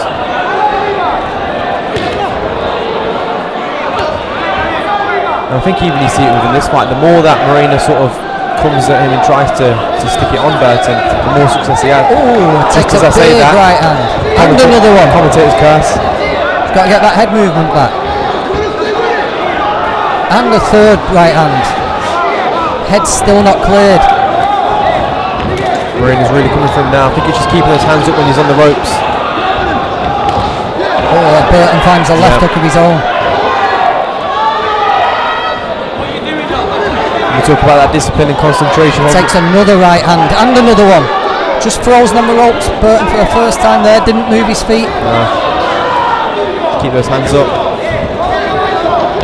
The first time there, his head's just not getting out to the side like you've been saying. He just went straight back a few times then. Mouthpiece nearly came out.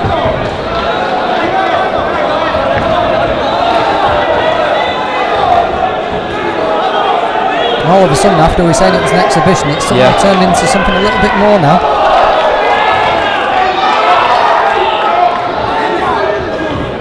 It just looks like he's managed to ride for Storm for the time being, but Morena's going to be looking for that right hand again. He's landed it once, he's going to try and land it again. And I mentioned he's been trying to knock Conor out for 6 rounds. It's a lovely left hook there. Exchange left hooks. Maybe a sign that Conor's head's clearing, that he's willing to get into exchanges. Yeah.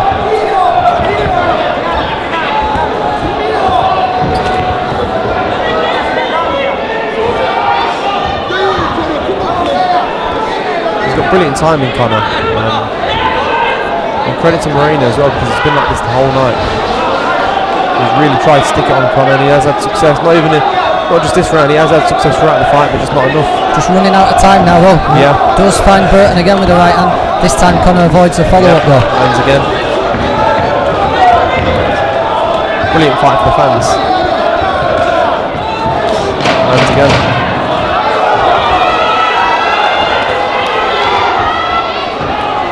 Good shot.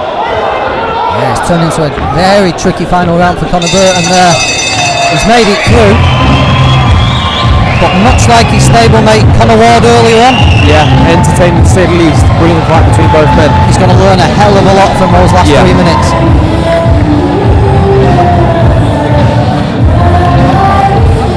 I wonder what Pat Barrett will say to him about that last round. Just concentration lapsed for a split second and he had to pay. I'll tell you what though, the matchmaking for these guys tonight has been pretty much spot on. It's been even going back to the likes of Conor Ward in his fight, that he clearly won, but there was moments that his opponent had, but moments that Conor's going to really benefit and learn from. It's long term. It's almost it's brilliant. Moreno's happy with his performance. He's buzzing. Yeah. For me, there's one clear winner, and that's Conor Burton. Ladies and gentlemen, after 6 rounds of action, we're going to be joined for a most explosive contest. 51 pounds, 55 pounds, or a winner.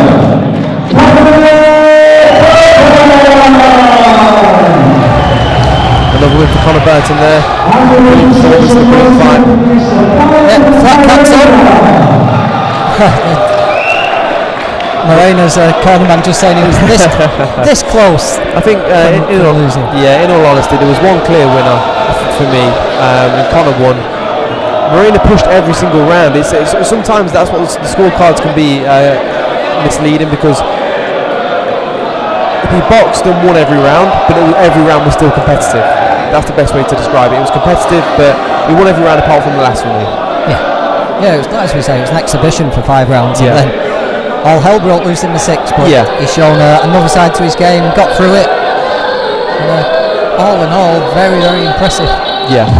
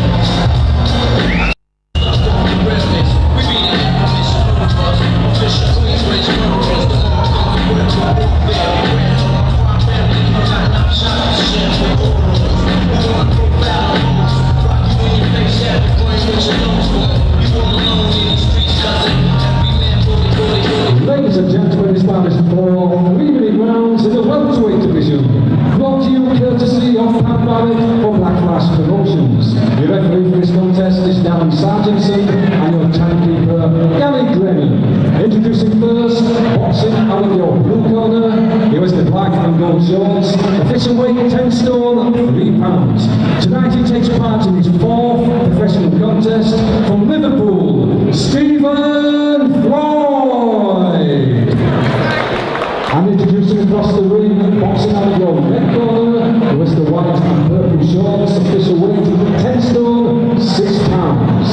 He's a 5 times national amateur champion and defeated in his professional career 2 victories from 2 contests from Aberdare, South Wales, Joe Morgan. For Williams.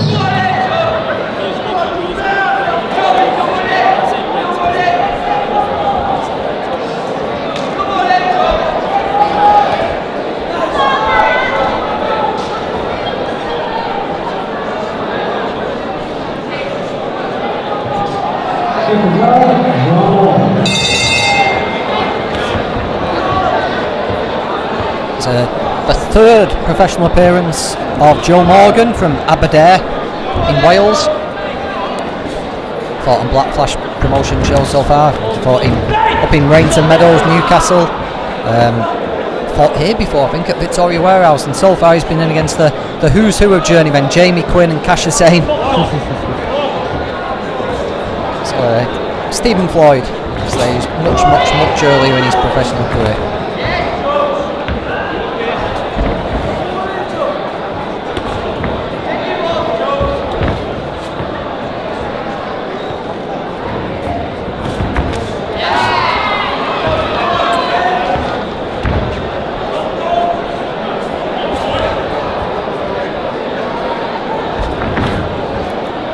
Already you can see for the 9th time tonight, very well schooled, holds himself properly, doesn't he, Morgan? And good foot defence, good. You can just tell by some of these fighters they've got a good pedigree behind them, good coaches behind them, and he's no exception to that. Hand positioning is good, isn't he? Yeah. Everything looks right.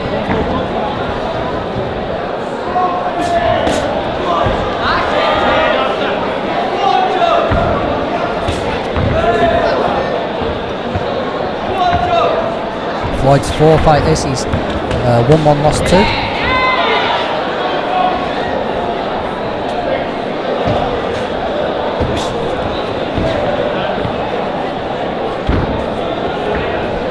Got beat by Conor Ward last time out, so something for Morgan to aim for, maybe a little rivalry building there.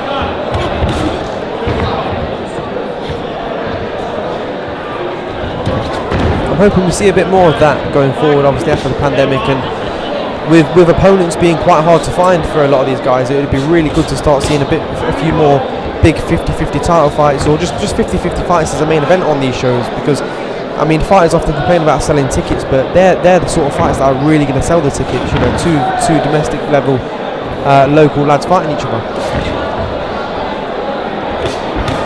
Oh, beautiful right uppercut. I think Floyd got hurt there. Yeah. Yeah, the body shot folds him in half. It's beautifully picked. Yeah. That's brilliant right there. Yeah, he doesn't want to know. It's a tremendous finish there from Joe Morgan, pretty much out of nothing. Yeah, it's the fact that he's hurt him to the head, and then he's just gone straight to the body and probably would have found his way back up to the head, but he's not made it predictable what he was going to do. Beautiful right uppercut started it before, quick as a flash, left up to the body. That was a brilliant performance, to be honest. He was calm, he was composed, he was accurate, he was powerful. It's as good as it gets. Yeah. As much as coaches and fighters enjoy getting the rounds, and obviously it's beneficial it is for them, seeing the knockouts and seeing the stoppages, it's good for the casual fan, it's good for the TV, because the TV and social media is good. That was brilliant. And the thing is, again, we've spoken about it all night. He didn't start that fight looking for the stoppage. He boxed to a stoppage. He looked sharp. He boxed to it, and he just got $1 million. That's his 3rd fight, and it's a good time to get a stoppage. Yeah, you know, if it I doesn't agree. happen again in the third, the fight puts pressure on, we start thinking, oh, I've got to stop him next time. I've got to stop him next time. Yeah. That couldn't have gone any better. If he goes the distance next time, it doesn't matter, does it? He's got that. He knows he can take guys out. He knows he can do it.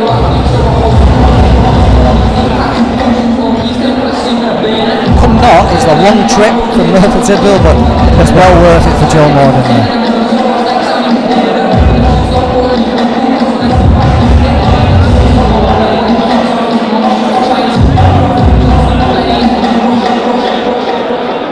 Ladies and gentlemen, outside the team, this is the count of 10 at 2 minutes 34 seconds of the very first round. Your winner by knockout, Joe Morgan! Very good win there for Joe Morgan.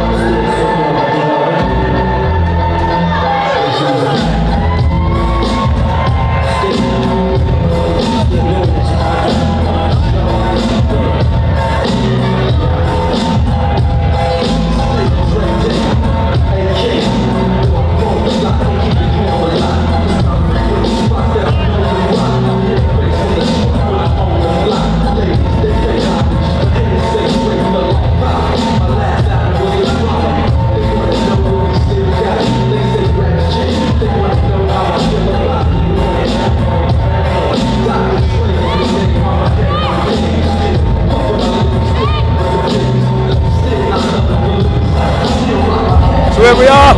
Joe, how are you doing, son? That's a worthy trip from where to Tidwell, wasn't it? Yeah, it's definitely worth it. Something I've been practicing a long time in the gym, and I know no one can take them body shots. No one can. Fantastic. You set him up well with the uppercut, and then got him with the left hook. Fantastic body shot, mate. Yeah, like I said, it's something I practice in the gym hundreds, thousands of times, and there's not many people who can take it. Well, that's brilliant, mate. Obviously, we'd love to see more times throwing that left hook out on Back Fast Promotion. Good luck, pal. Thanks very much, mate. All the best. As your donuts.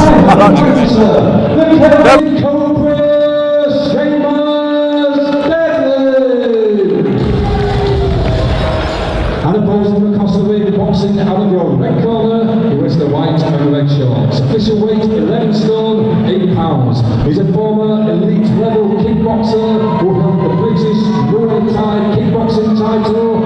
As a professional boxer, he's undefeated. 4 wins from 4 contests, 2 of those wins coming by way of knockout. From Stockport, Niall Brown! 4 3 rounds.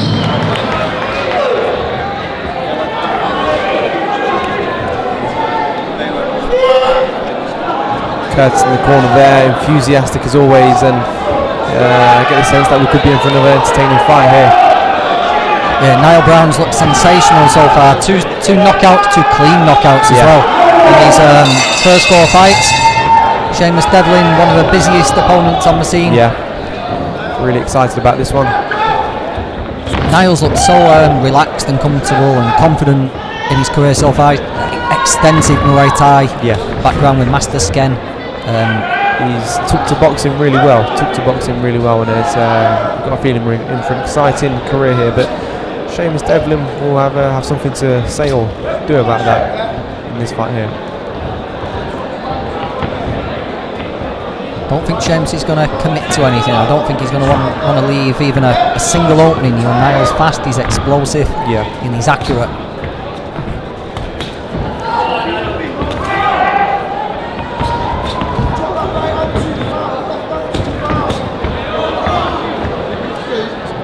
Good defense there from Seamus, just moving out of the way. Again, he's been extremely busy since coming back after the pandemic, so he's going to want to survive this tonight. Speak to Billy Graham fairly regularly, well, very regularly, nearly every day. Yeah. And he says there's difficult fights and then there's scary fights. And he says, you know, you might go into a fight, you think, oh, it's going to be hard to win, but you're not scared of the consequences of it.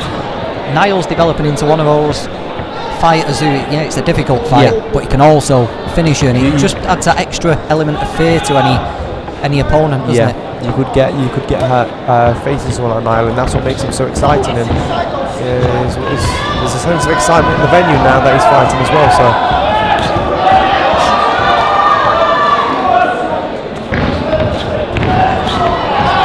it's good work there from Niall.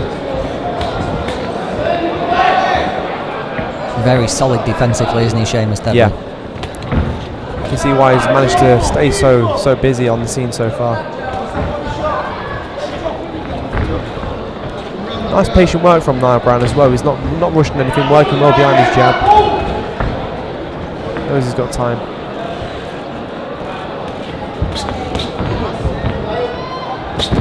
That's nice work though.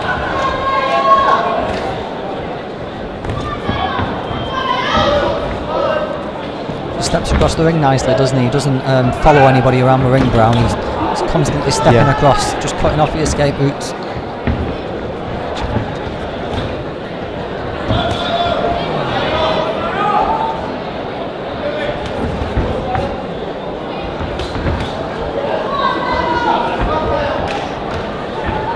That high held guard Devlin's got looks rock solid though, doesn't it?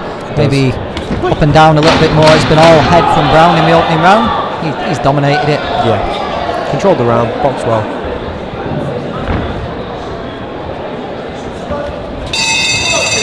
think if it stays like that, Devlin will be happy with that pace and intensity, but we'll see if Niall Brown can maybe cause a bit more damage.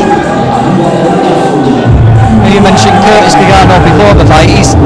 Curtis Gargano's enjoying himself tonight, isn't he, in the corner? He is.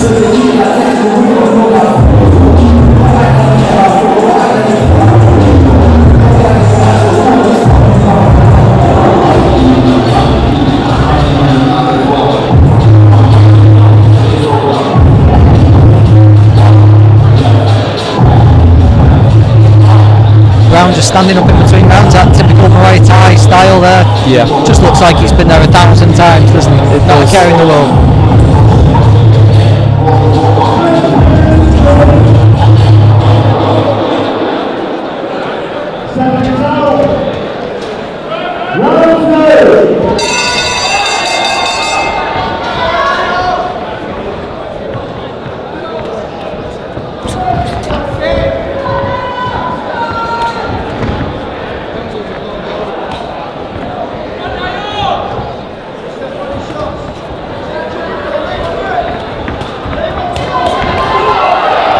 Just an added little bit of intensity in that attack from Niall Brown.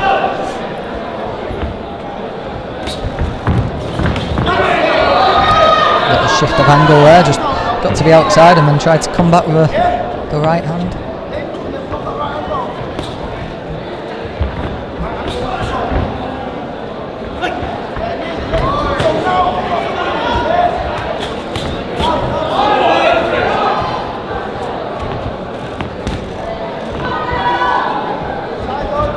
Very little coming back from Deadly. Very little. Doesn't want to give Brown even a single opening to get through.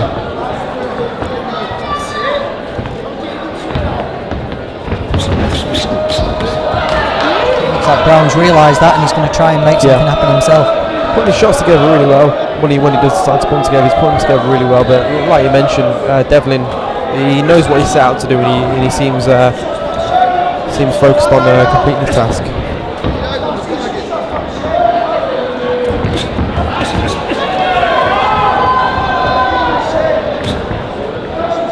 Switch to southpaw from Niall Brown. Lands the backhand there.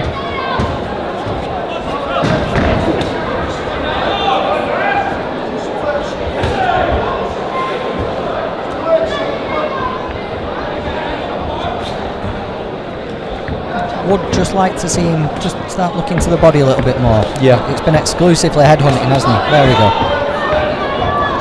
I think when you've got guys like Devlin as well, the way that he's got his guard up, it's the only way you can really get to him with them body shots. Find your way in, a few straights up top, then find your way to the body. Something we seem to be seeing more and more regularly at the moment. Michael Conlon's a good example of it. Yeah. Set up to the body, drop that jab to the body, drop the jab to the body, and then when we're expecting it and attempts for it over the top. Absolutely. It seems to be becoming a pretty popular combination at the moment. That's much better there from Niall Brown. Seems like he can hear you, John. He's done brilliant there, going to the body. Yeah, he's just working it out himself, isn't he? Yeah. I'm sure he'll tell me if I'm wrong next when I see him, but maybe working the body isn't such a natural thing in Muay Thai, and it just takes a little bit of time to think or to do it without thinking. Yeah. Sheamus enjoying himself. Seems like a very mature fighter, Niall does, for his lack of experience in the boxing ring. Of course, there's a lot of experience in Muay Thai, but just in general, the way he holds himself, a very mature boxer.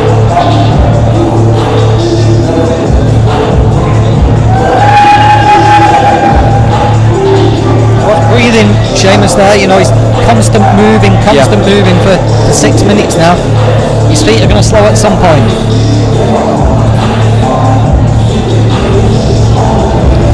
As you mentioned, Niall staying stood up in his corner.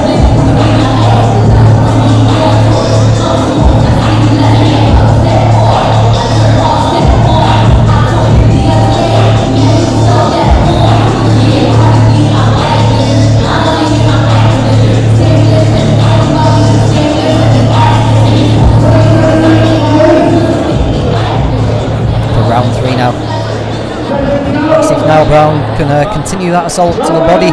Not so much an assault, but continue working the body, try and create some other openings, because Sheamus isn't going to give him anything here.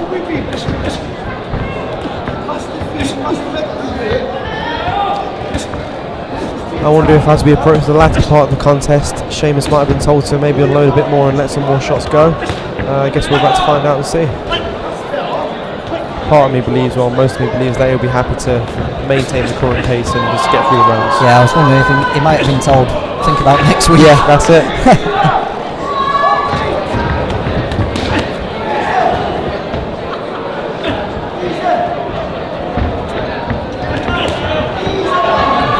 body is becoming a much more prominent part of Niall Brown's attack since midway through that second round.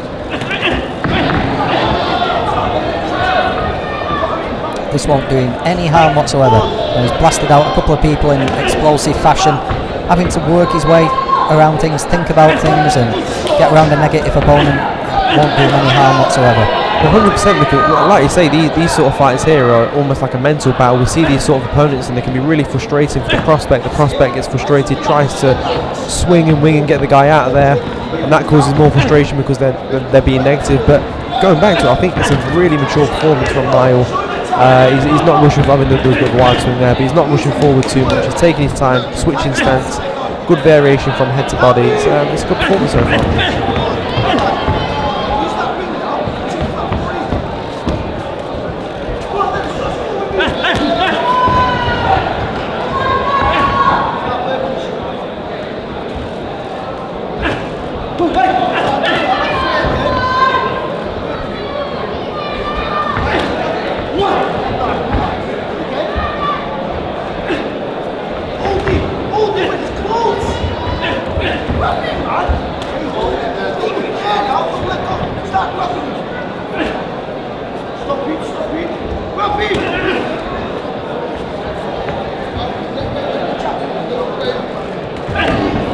Good body shot there by Niall Brown.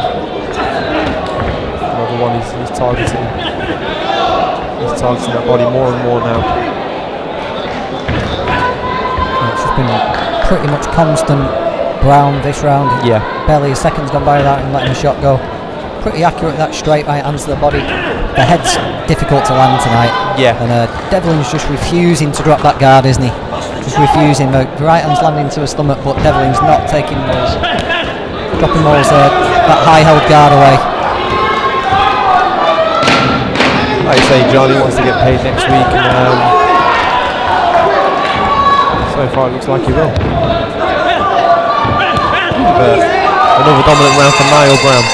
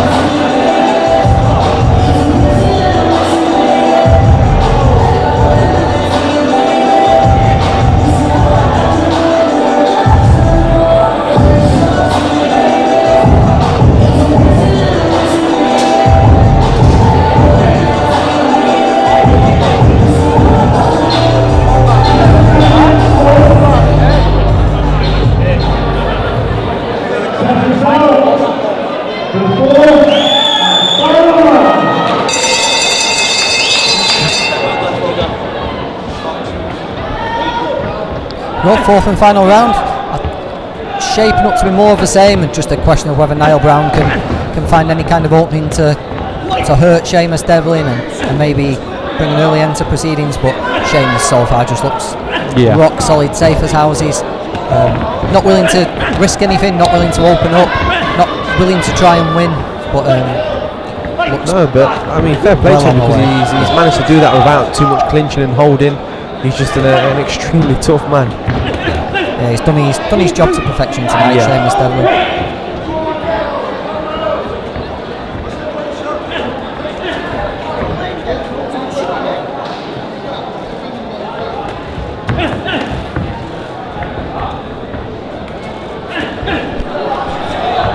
I do like that little just step outside. Yeah. You know, a very subtle change of angle, isn't it? But just open up that left uppercut, and the left uppercut to the pit of the stomach.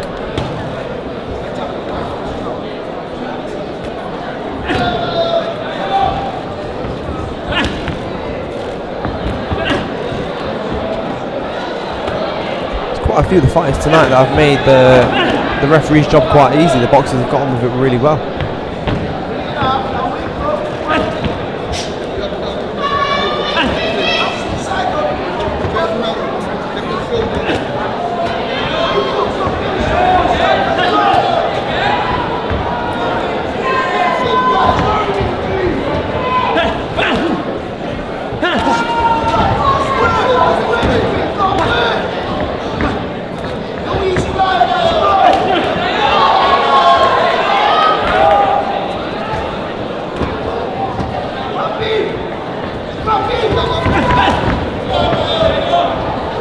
little move there from Devon.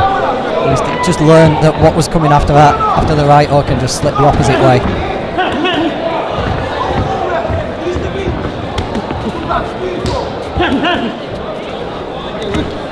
I like Niall Brown's ability to shift into orthodox or southpaw. He's not forcing the switch, he's doing it when he feels comfortable, and it's more of a shift into the right position to land the appropriate attacks. Yeah, he's not just doing it for doing its sake, is he? It just happens.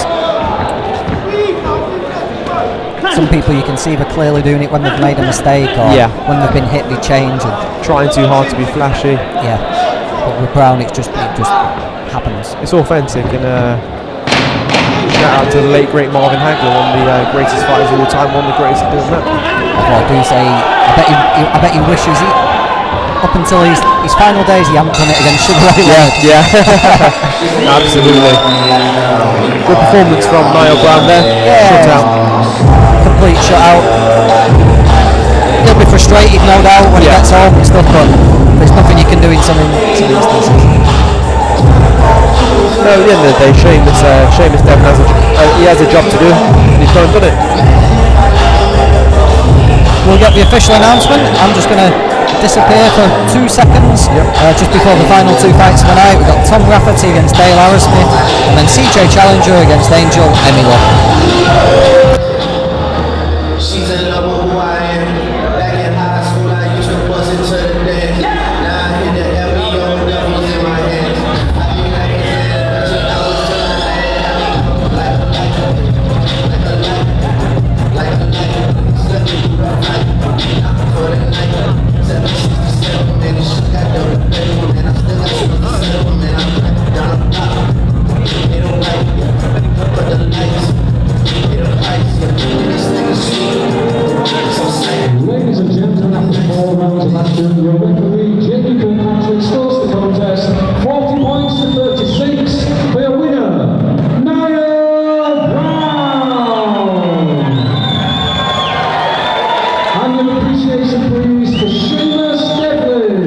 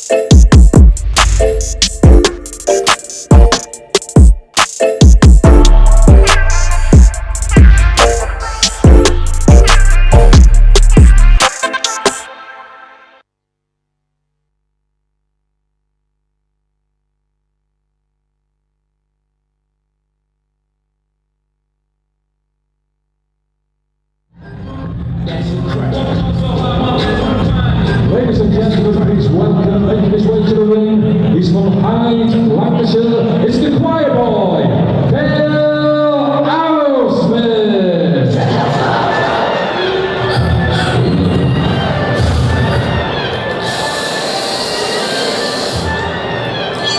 Still living like you know it's what you like it with the water man, you was every time.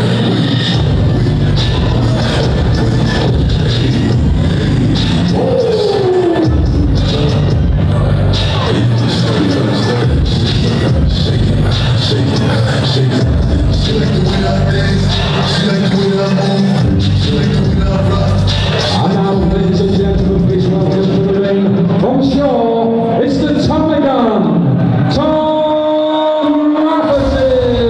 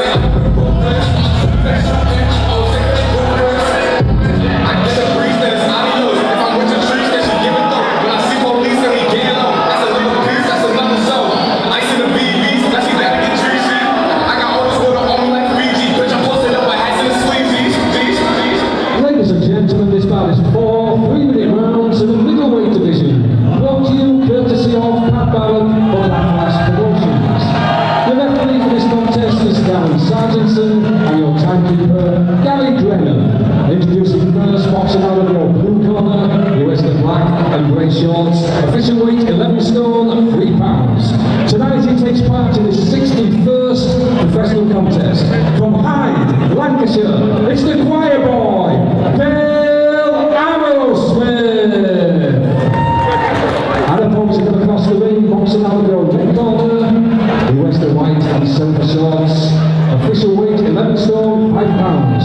He brings an undefeated professional record, 3 victories, no defeats from Shaw. It's the Tommy Gun, Tom Rafferty. 4 3-minute rounds.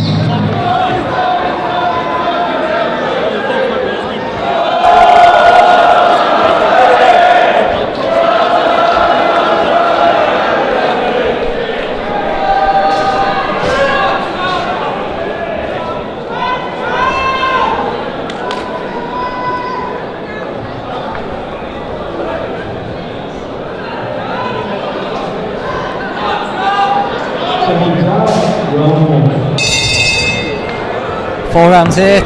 Tom Rafferty against Dale Arrowsmith, the choir boy. Latest appearance on a Black Flash show for Tom. Trains out of Sean Cruel's gym. He's got his dad Dave in the corner there as well with him. Dale Arrowsmith, been around, hasn't he? Got 5 fights already booked in as well. So he's got a busy year coming up, but looks alright so far, Tom Rafferty. Sharp. Brother Jack trains out behind his gym there with Steve Naylor. Step or two ahead in his career, but so far Jack's shown he might just have what it takes to follow those footsteps, follow that same path. It's a fighting family. From what we've seen so far, looking very sharp. Putting the shots together really well there.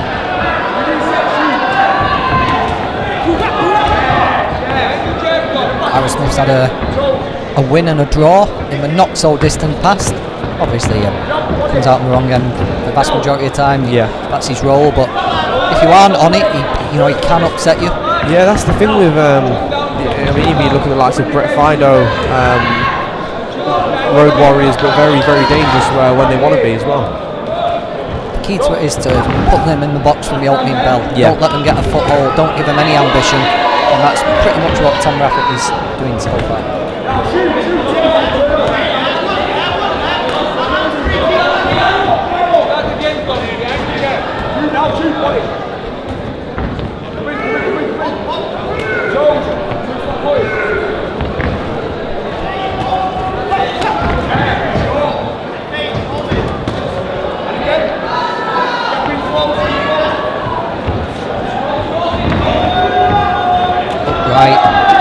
Rafferty, isn't he? Looking to use the centre of the ring.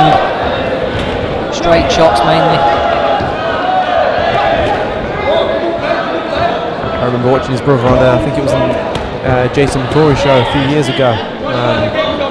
His brother seemed an exciting prospect there, and same for Jack. Or should I say Tom? I do look extremely.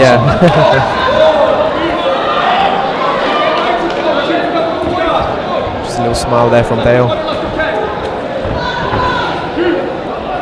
As much as the favoured fighters, or home fighter, are trying to work out ways they can get the fight over and done with, the opponent's working out if they work out very quickly whether I'm safe or not tonight. Is this guy going to be able to stop me, and is he doing anything I've never seen before? A little smile there from Dale. Go over to Trevor in between rounds. He's got Niall Brown with him. I'll tell you what he thought of his victory over Seamus Devlin. Here we are now, Brown. Another great win, son. How do you feel? Yeah, it was good. It wasn't so much what I expected. Obviously, I thought he'd come to fight a bit more, but it is what it is. I got the win. The thing is with them guys, you know what I mean? They make you work, don't they? Make you think about your shots. You know what I mean? Exactly what you're doing. We all think you dealt with that great man. You know what I mean? So. I wouldn't be so disappointed. It's a bit frustrating, but for you. Yeah. Personally, it is a bit frustrating, but I've just got to learn how to deal with people like that. Obviously, get straight back in the gym and better myself. You'll be there, man. You're going all the way. Great, man. Thanks very much, man. Cheers. There we go. Thank you. Now, Brown, Here we go. Back to the commentary team and the action.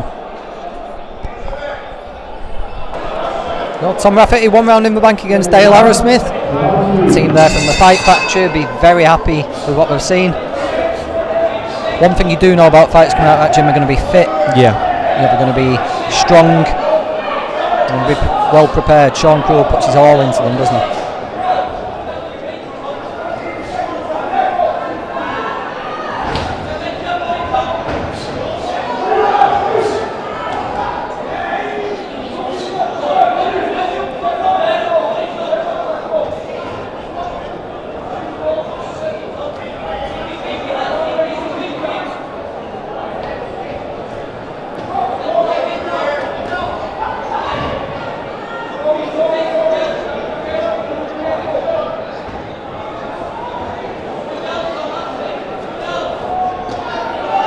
Nice little right hand to the body there from Rafferty. Just dug it in under the elbow, didn't he? Just found a tiny little gap and very accurate shot. Again, just another example of a very well-schooled boxer. Good patience, but looks like he wants to make a statement at the same time. Some good work from Dale there as well. Head movement all the time from Rafferty as well, isn't it? You know, his head's very, very rarely right in the centre of a line. He's constantly moving it.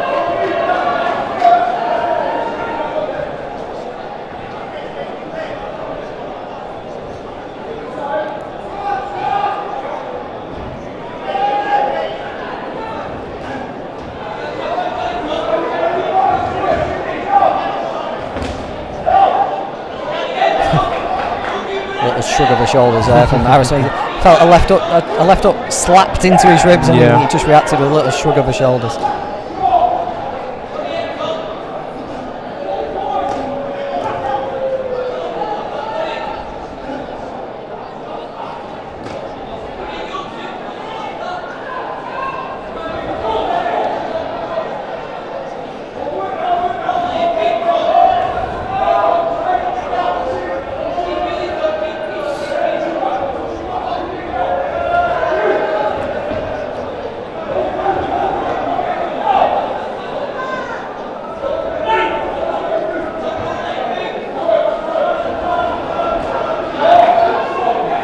Exchange there, but nothing really clean, but both seem to just slip underneath those right hands. That was a nice crisper, straighter shot from Rafferty. All that seemed to just slip through the centre of the guard.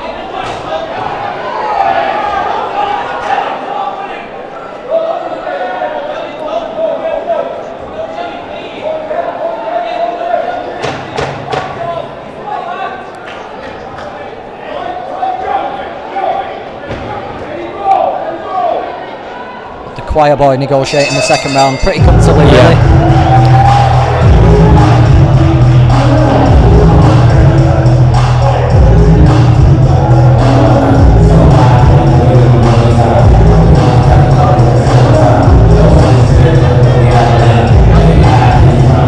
The third round in, Tom Rafferty in our penultimate fight. CJ challenger against Angel Amilov still to come.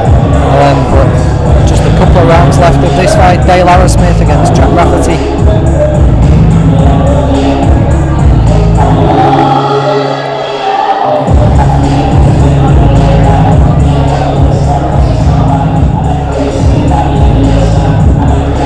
Tom Rafferty.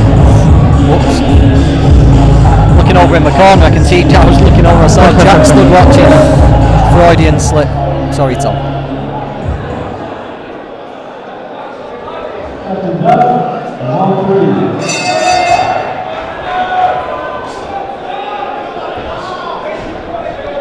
What would you like to see more of from Tommy, or less of, or what would you like to see him do? I think it's a tough one, because with the sort of opponents like Arrowsmith, they box a certain way, they make life hard for you. And I mean, now he's really coming to fight now. So I think it's the sort of what we've been speaking about earlier, with the fighters finding the body shots, but not forcing the body shots. Straights up top first, then go into the body afterwards. But he's round 1 and 2, he's boxed really well, to be honest. I think the more Arrowsmith comes to fight and throw, it opens up opportunities for Jack. Tom, sorry, it's my fault. Put it into your mind.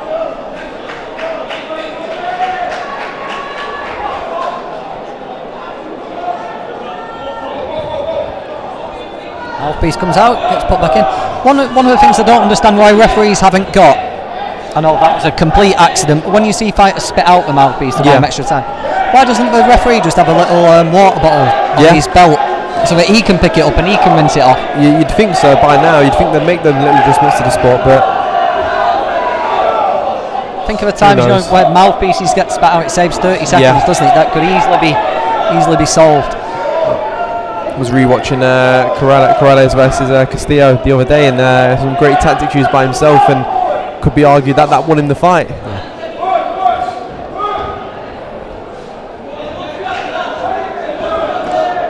Yeah, it gets totally overshadowed in just the drama of the ending, doesn't it? But that was a very key moment. Yeah, genius from him himself, and he's not going to mind having the point taken off. But yeah, it's a good point raised, to be honest. It seems quite easy to deal with as well, but nice couple of shots there. Dale just found himself squared up and paid the price. Just took a couple of shots from Tom.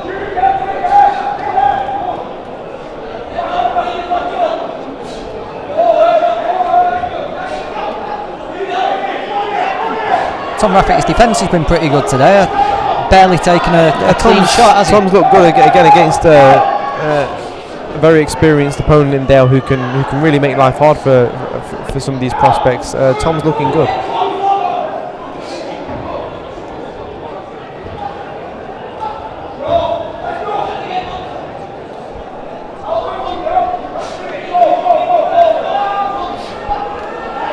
Nice little bit of head movement there, just dipping away out of danger, getting back to range and then going again.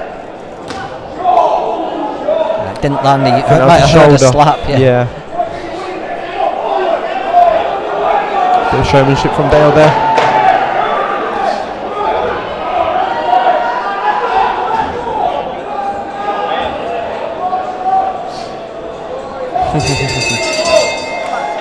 Did Roy Jones call that the chicken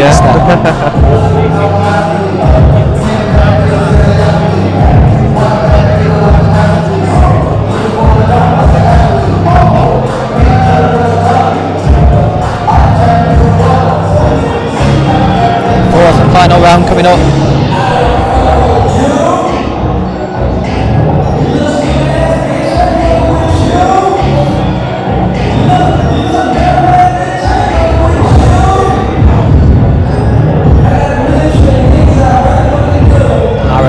Extremely comfortable here tonight.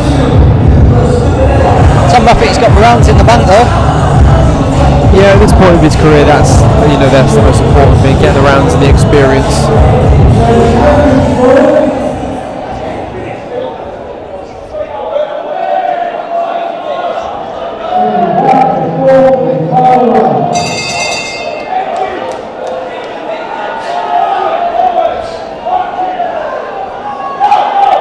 Sharp jab to start this fourth round from Tom Rafferty, really ramming it in. Right and left up from Dale.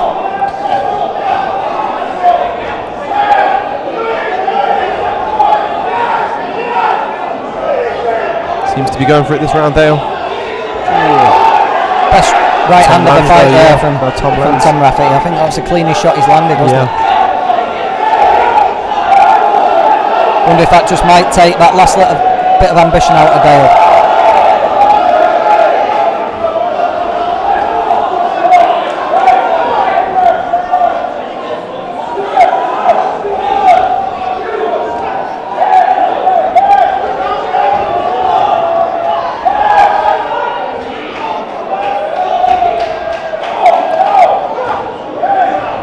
Since he took that shot, Rafferty's just been on top constantly, hasn't he? Yeah. Didn't want to let Aaron Smith get any kind of foothold to make this last round difficult. And it goes back to what I say in terms of a lot of these fights depend on what the fighters like Dale, how they want to approach the fight. If they come and open up, then it's a different fight. I mean, this seems like a finish on a really good last round here. Very entertaining from both men, but.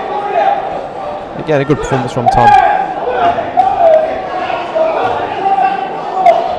Good shot. Just lost a little bit of that distance, Rafferty, hasn't he? Just getting involved up inside a little bit more now. All his best work's come when he's had it at arm's length. Sorry. I think he knows it's the last round and maybe wants to go toe to toe a little bit. I'm sure his corner will probably prefer him to stick to his boxing and keep it tidy, but makes a fun watch for the neutral.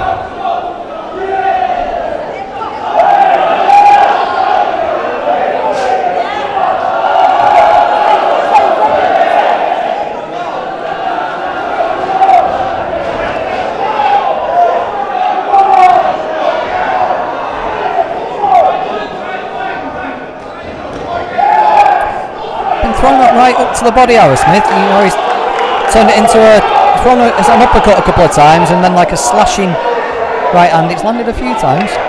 Arrowsmith's corner urging him on there. They really want him to go for it this round.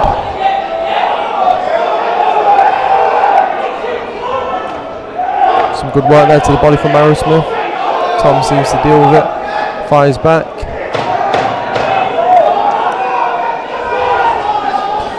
Again, another really good learning fight for Tom Rafferty here.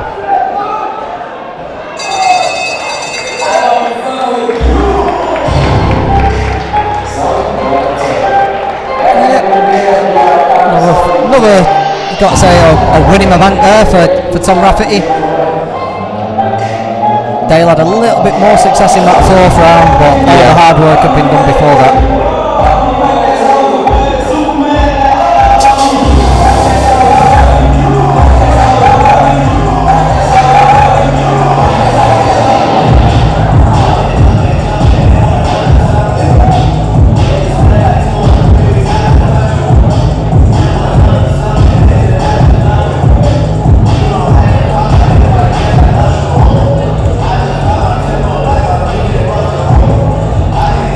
Official announcement here. Darren Sargentson scored that fight. Didn't really have very much to do. No.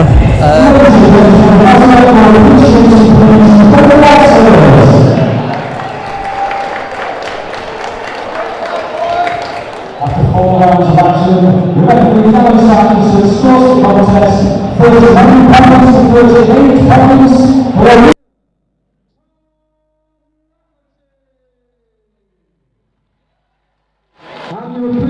Once again for Dale Arrowsmith. I think the right man got the decision there. There's no question about that.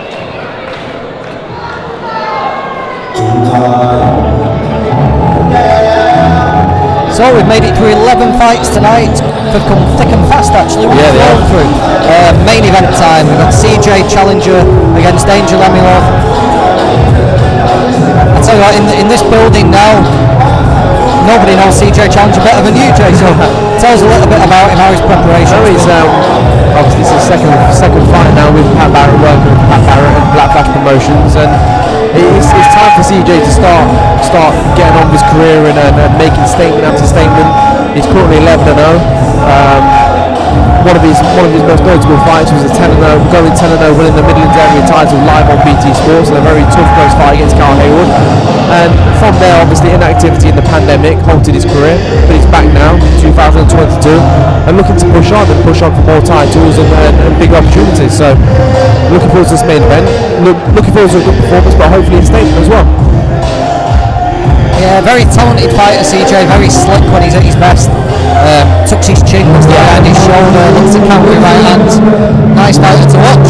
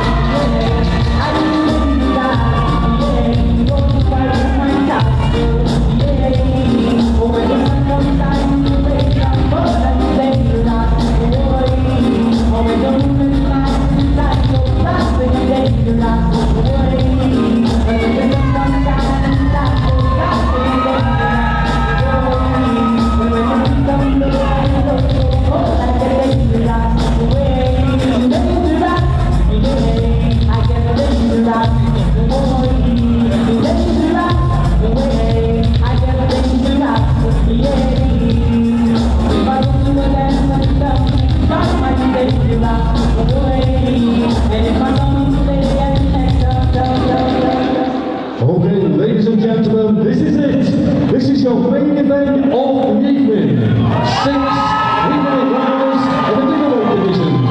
Brought to you courtesy of Pat Ballard for Black Flash Promotions. Your referee for this contest is Jamie Patrick and your timekeeper Chris O'Connor. Introducing to you first, boxing out of your blue corner, he wears the red shorts with the white stripe. Official weight 11 stone, 5 pounds. Tonight he takes part in his 50th professional contest. He's a former WBC Slovak and Bulgarian title challenger. From Bulgaria, Angel Emilov. And introducing across the ring, boxing out of your red corner, he wears the black and the white shorts. Official weight 11 stone, 2 pounds. He's a former Midlands area super welterweight champion, undefeated in his professional career, 11 victories, no defeats, 2 wins coming by way of knockout. From Leicester, CJ Challenger. 6 wins.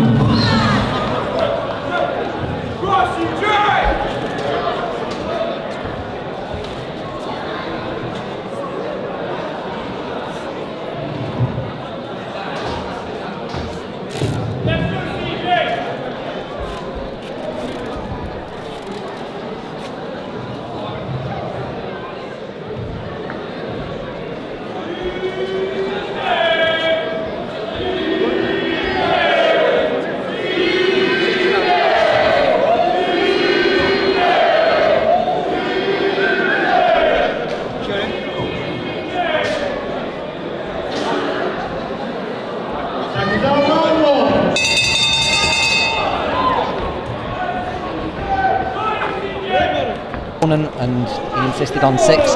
Whatever. Anyway, CJ Challenger's got a job to do. Looks in tremendous condition.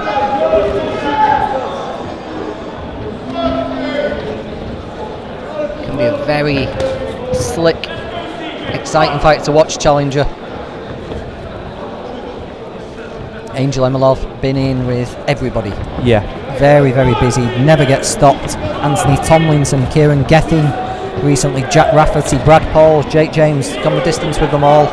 So, as we said earlier with Amin Jahanzeb, it's an opportunity to make a statement, isn't it? Separate yourself from the pack.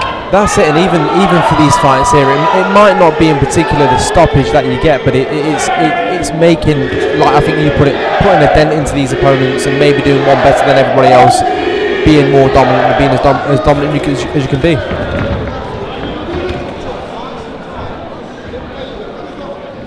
Don't expect Challenger to go hell for leather from the off. You know, he's a thinking fighter, isn't he? He'll look for the opening, see what he can do, and capitalise if he can. That's it. He's more of a boxer, a slick boxer, but I think in his own mind, again with his career, he'll want to start making these statements, putting these shots together, as you just see there. He's going to want to progress on to doing that, whilst not giving away what he's good at with his boxing. Good work off the jab there, nice and composed.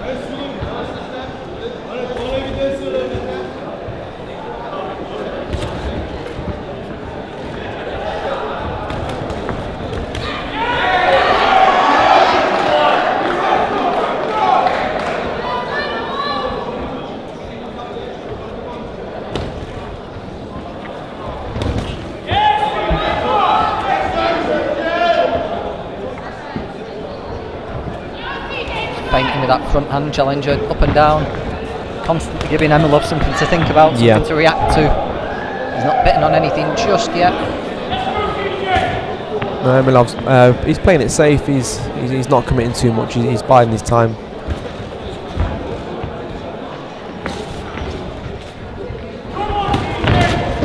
Good work by CJ there. Putting the shots together. Emilov responds.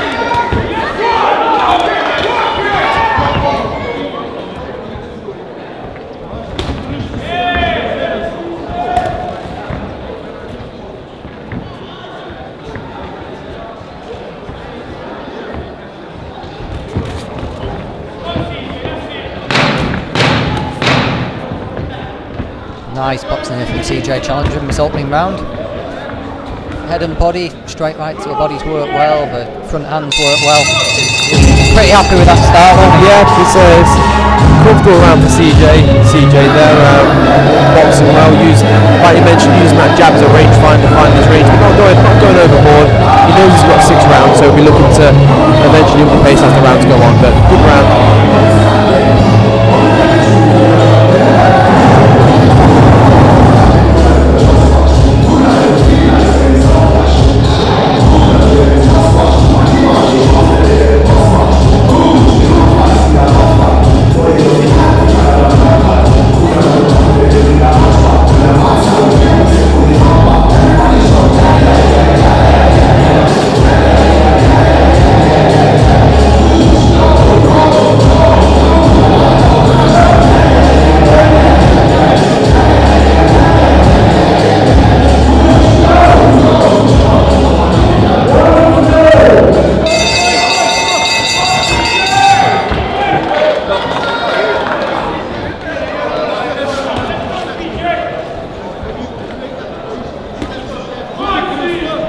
What will Hudge have said in McCarney? Hudge knows CJ inside out, doesn't he? Puts all his time into his fighters. What will he be looking for tonight? Most importantly, he's going to want a good, solid performance. So, with that being said, he's going to want him to go out there and box smart, not get hit with shots that he doesn't need to get hit with. He wants a disciplined performance. I know a lot of people will probably want to see knockouts and that sort of approach from CJ, and the pressure will be applied gradually. But just a good performance, a safe performance of going out and getting the win without taking any shots that he doesn't need to get hit with. Mentally in that corner, they'll be treating this fight like a title fight and trying to stay as disciplined as possible with it. Just getting into good habits and good practices for when the big titles do come. That's it, absolutely. He'll probably be told a bit more to start going to the body, but again, the body work comes off the straight punches, which CJ's doing really well. Disguising the shots to the body from a decoy to the head, then finding the way to the body.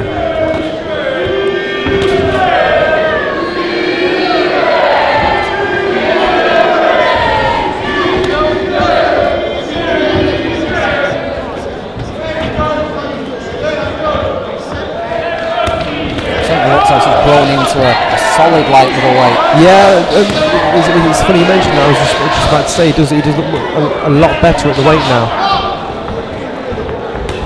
Arms look thick. Yeah. He looks thick set for the weight.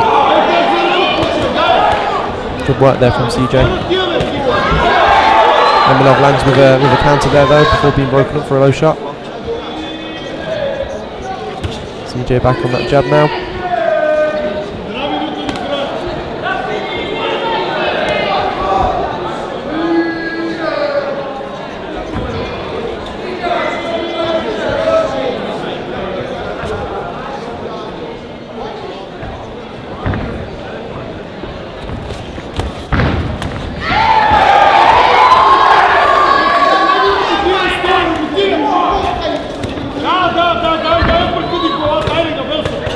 Very aware inside there. Challenger just rolled the shots, then he got those forearms up around each side of his head and just rolled with everything Emilov was throwing at him. Very aware. Emilov applying a bit more pressure this round, throwing a few more shots, which will be which make it more an interesting, exciting fight. Right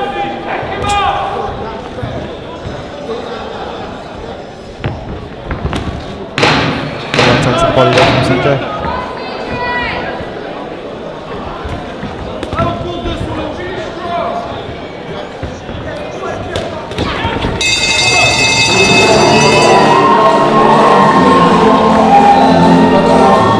Round safely negotiated. What's the plan with CJ? Is it to carry on rebuilding on these Pat Barrett shows? Will he take an opportunity if one arises? That's it. Obviously, with the inactivity slash the pandemic, not being able to get out, the most important thing was being active again, getting those fights, getting these sort of fights, and when the opportunity comes now, maybe one more, working with Pat Barrett. When the right time and the right opportunity comes, then we'll take it. That'll be the plan. That'll be the plan for the team. About taking it when the time is right.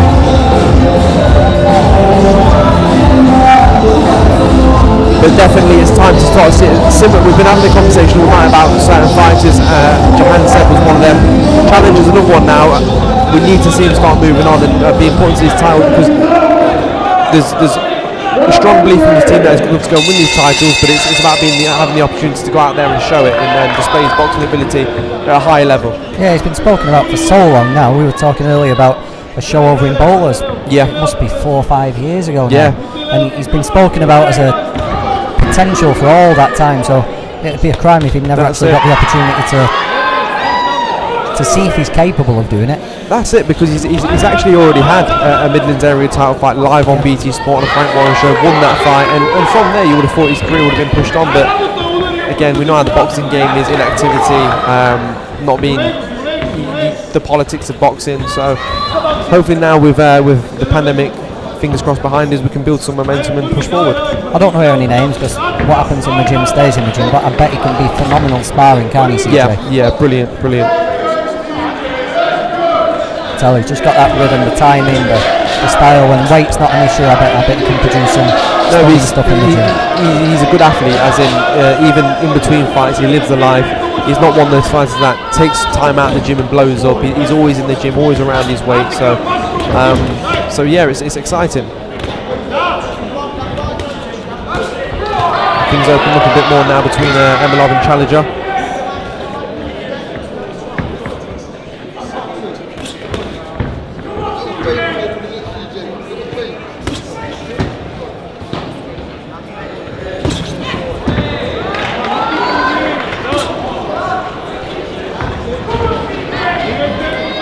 Nothing rash here from Challenger, nothing over the top, nothing over exaggerated, everything's just taking what he can get, really. Yeah. Emilov's not offering very much, but when he does leave a little gap, Challenger's making sure to land something.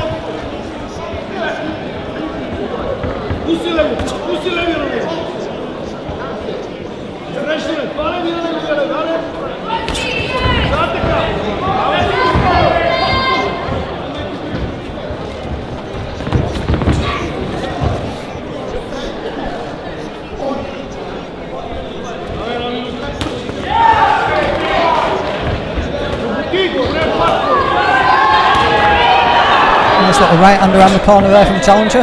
Just steps around it as well. Back on that jab, keeping that distance, keeping that stiff arm and stop Emilov walking into range. So far, everything's gone ideally to plan, hasn't it? Yeah, he's boxing. Emilov's looking to, I think, apply a bit more pressure as each round goes on. And I think for CJ, he's got to try and land as Emilov's throwing. I think that's where you can get more significant, bigger impacts from the shots.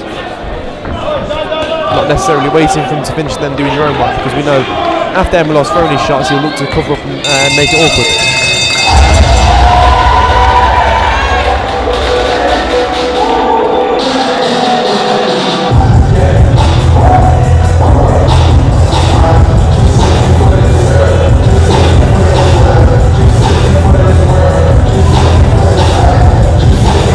All business, CJ Challenger tonight. No chance of taking the eye off the ball, overlooking Angel Emilov.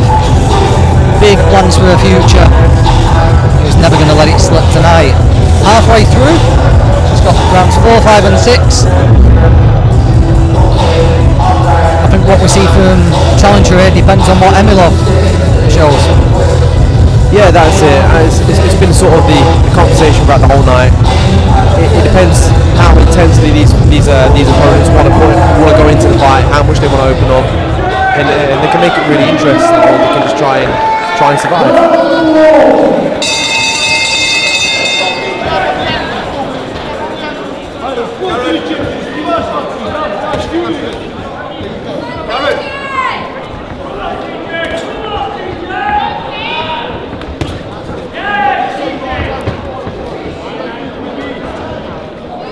Talking earlier about his light middleweight division, Mason Cartwright last night. If you know him, it maybe wasn't so much of a surprise, but maybe the manner of fight was. Performed really well against Troy Williamson. Yeah. But then you've got guys like Neary, who's fighting Laharaga. Metcalf, I call him. Yeah. What a fight that's going to be, and there is lots. Again, as we said with Jahanzib, there's lots of targets, isn't there? I think the super welterweight division's wide open, as in there's so many opportunities there. And the fight with Cartwright and Williamson last night, I think Williamson's even mentioned himself. He's he was a big favourite, but he knew how dangerous Cartwright was because of his past. But some of these fighters just don't give him the opportunities. But give them the opportunities, they'll be able to display what they can do. And I believe CJ's another one of them fighters that, again, with the right backing behind him and giving the right opportunities, he can go and perform against these guys as well. And some really good domestic clashes there to be made.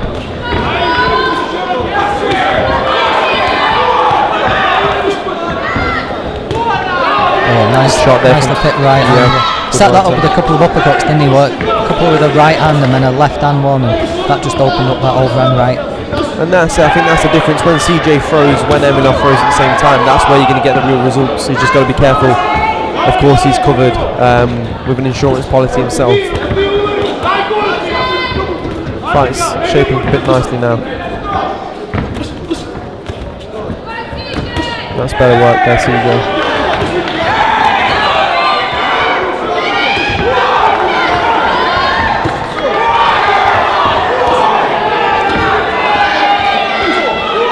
A bit more activity and ambition from Emilov. Yeah.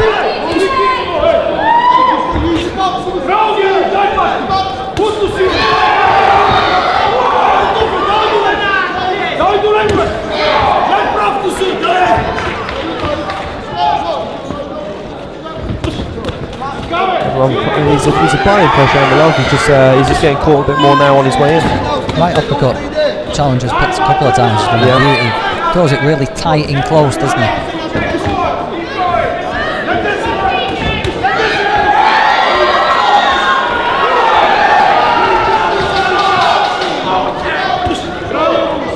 It's been a good round here from Challenger. Landed a lot more punches and been able to get to work, but I think that's down to Emilov as well, opening up a bit more and applying himself. There's that there's the uppercut you mentioned. Throws it very, not many people can do that, where the other guy's on the chest to find the power and the angle to throw that upwards. Nice shot.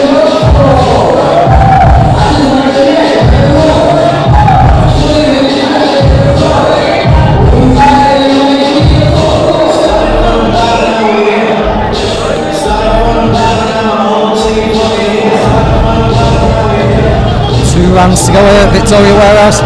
Had some good fights tonight, some good tests. Just before we get to the final couple of rounds here, what would be a pick of the night? What like a highlight, something you've enjoyed the most? I think for me a highlight of the night, a really good performance based on the opponent might have to be Conor Burton. Conor Burton's win against a very tough opponent that came to try and stop him. But saying that as well, I was really impressed with Hakeem Palmer. I was just talking to Wayne Smith there saying how impressed I was with him. Probably not giving you a direct answer now. I'm going to end up reading my right. if we've got lots of highlights, it means it's been a good show. What about yourself? I like the way that Conor Ward and Conor Burton both came back from being hurt. Sometimes you can dominate, you can blow somebody away in a round, like Joseph Morgan did really impressively, but sometimes you learn a little bit more about someone from the way they come back from adversity. And both Conor Burton and Conor Ward both showed that tonight. Great sign of maturity from both of them fighters. Into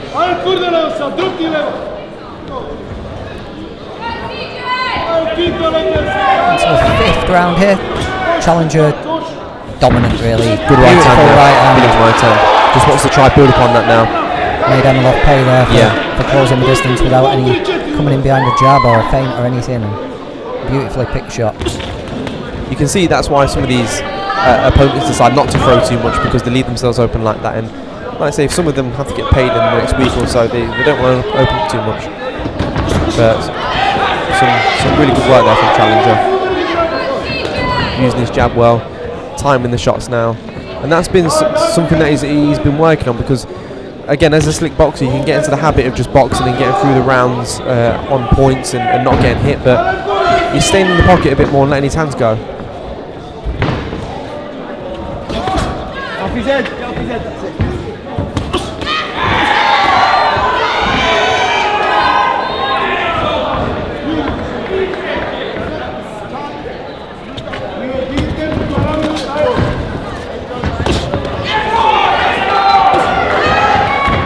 He's finding the target a little bit more regularly now, Challenger. There's that right hand again. Emilov's just getting a little bit reckless, isn't he, and making mistakes and As we said before, Challenger's making him pay for every little opening he leaves. Good shot there by Emilov. Challenger responds well there. That was a brilliant shot by Emilov, but good response by Challenger to get back to his box and then back in his jab.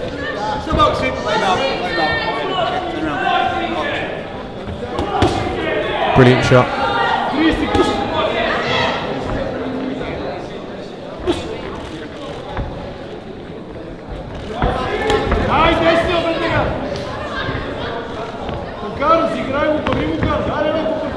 Emilov just going southpaw now, back to orthodox.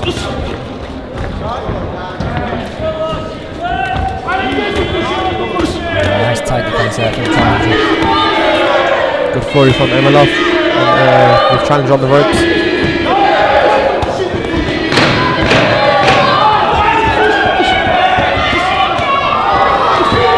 Brilliant work from Challenger.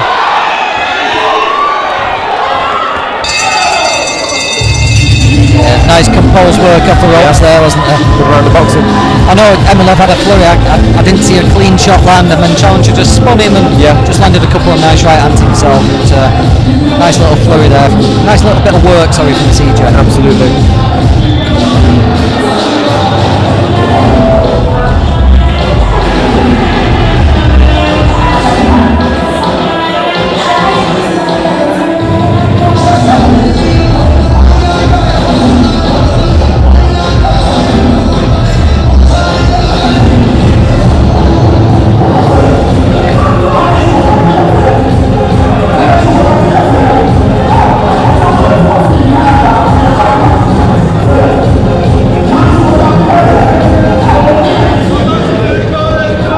Final round of the night. It's been a pretty good show, I think.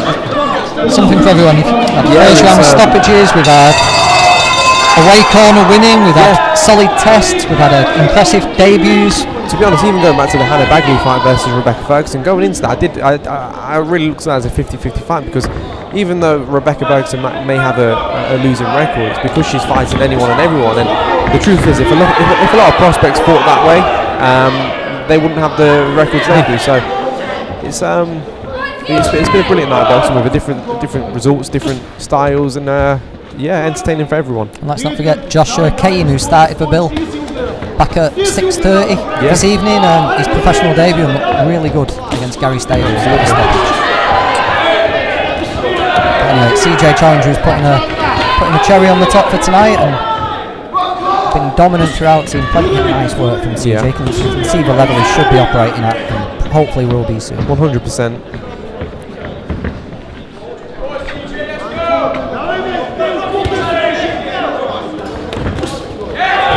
I do like that uppercut. Yeah.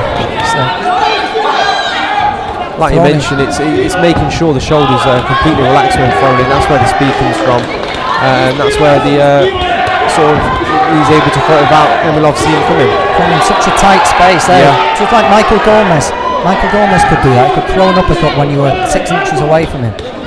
Challenger's got that as well. It's a nice shot.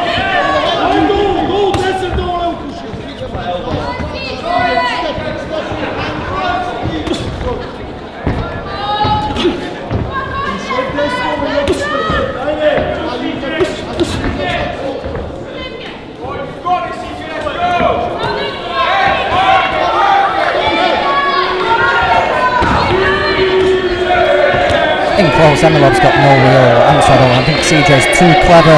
Lands a couple there, but I think on the whole CJ's much too clever and much too adept inside for Emilov, really.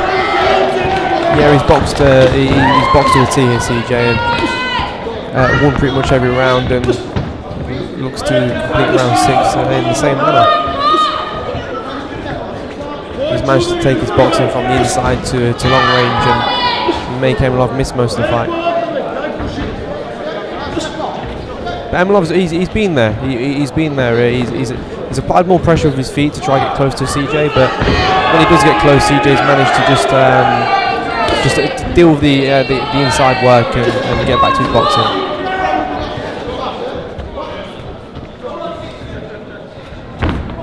Would like to see CJ just in the last round now maybe put the foot down a little bit and see what then he can put to Emilov. But seems like we're going to get a shutout win here with the last 10 seconds remaining.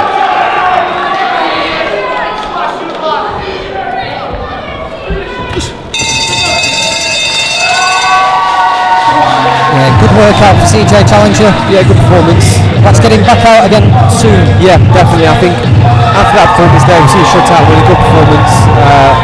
Back active again, which is the most important thing.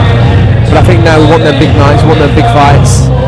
It's what he deserves, it's what he needs really. I think that's where you see the best of him as well. When you get to see someone trying to really land on him, someone trying to beat him, that competitive edge, he will get the best out of him. And I look forward to seeing him fights in the near future. Well, it's been a joy, Joe. I think first time doing it. I think you're a natural at this. Thank you, appreciate it. I appreciate your time, and yeah, thank you, John. I really appreciate it. And we'll get the official announcement, and then thank you for joining us. It's been another show on Black Clash, and we'll see you soon.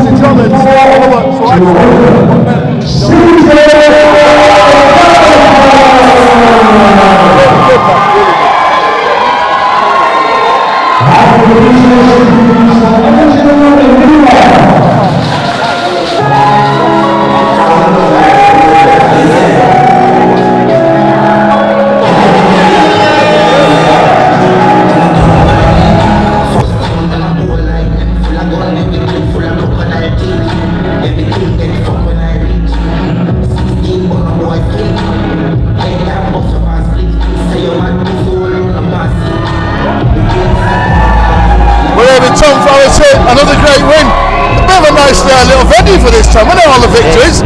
How are you feeling? Yeah, very good. You know what, I was in a tough fight tonight. Dale has been fair play to him, he brought it, you know, he come to win, so good for me. It's not always easy, you know, at the start of your career, you know, you get easy fights, but you know, I got a tough fight against a good amateur. Obviously, he's gone on the road now, but he brought it tonight, so yeah, it was fun, good learning experience. Yeah, definitely. One of those, like you say, it makes you think, doesn't it?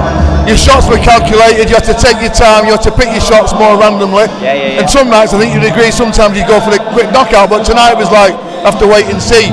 Where's it open? Can you open him? You know what I mean? Yeah, as I say, I've had a great camp, you know. I've just had a baby who's 3 week old, so, and it's Mother's Day tomorrow, so I'd just like to say a big thank you to my girlfriend Dylan. She's been absolutely brilliant for me. She's looking after my 2 boys at home, and my mum, who's up there, she sadly passed away last year, so she's watching over me. So yeah, I mean, a lot to take from tonight. A good professional fight and a great learning fight, so yeah, I'll take a lot from it. That's brilliant, Tom. We love having you on Black Fast Promotions. Hopefully we'll see you again soon. All the best, our kid. Good luck with the baby as well. Cheers.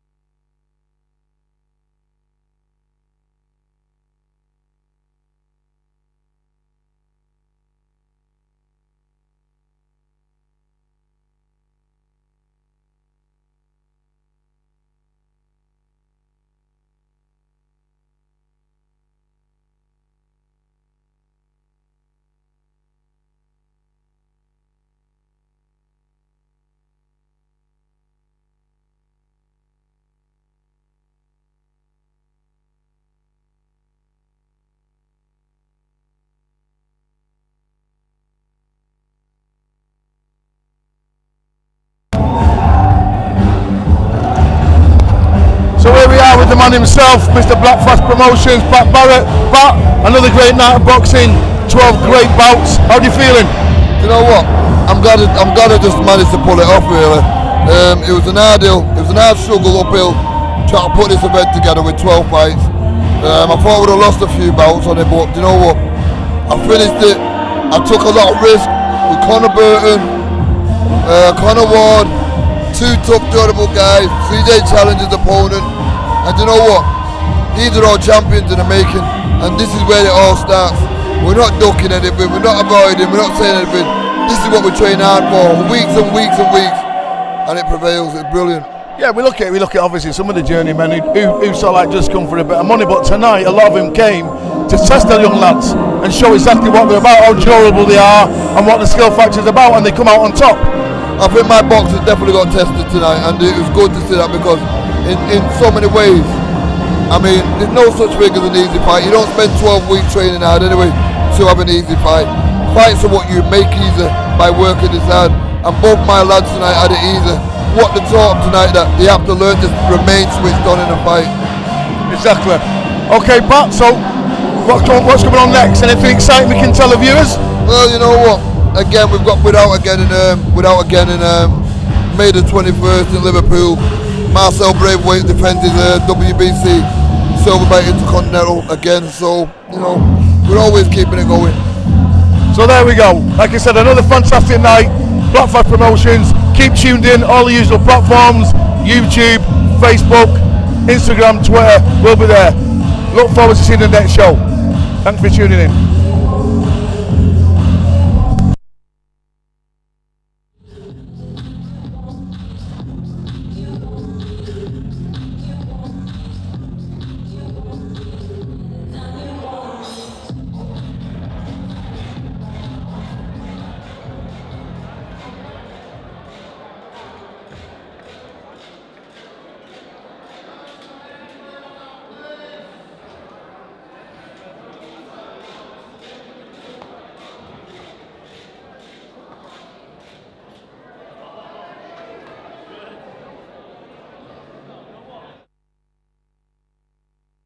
In there, man. Come in anytime you want, man. You come one side. Here we go. We're joined here by CJ Challenger and his team. How are you feeling now? I'm feeling great, man. I'm feeling great. Another set of tricks ticked off the list. Good 6 rounds in the bank. Worked on a lot of good things. Things that we practice in the lead up. Effective today. You know what I'm saying? So that's what we aim for, man. Better every time. Obviously the main man, what you saying? How do you feel? Where do you see him going? CJ, I see him going all the way to the top. He's a great kid. He's a great student of the game, and there was a lot of stuff we've been working on. As you know, he's only had one fight in the last couple of years due to COVID. That guy's never been out of the gym. Yeah. You know, when we had COVID, he was biking 100 miles. The guy's an athlete.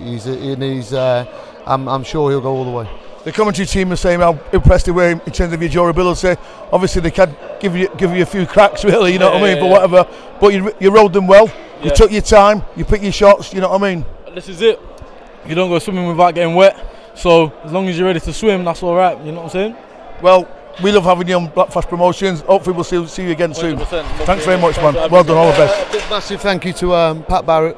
For believing in CJ as well and supporting him, and that's why we're up in Manchester, because we love the Manchester fight fans, and I think it was a great performance, and people are going to see a lot more CJ Challenger. Yeah, great. We'll look forward to seeing you back again. It'd be fantastic. Thank you.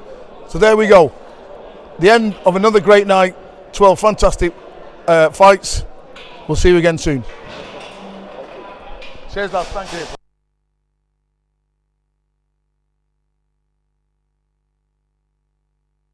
I want to be respected for giving fighters a chance and the opportunity to come through and it's the next generation. And this is why I want people to tune into the Blackfast Boxing channel to see the next generation.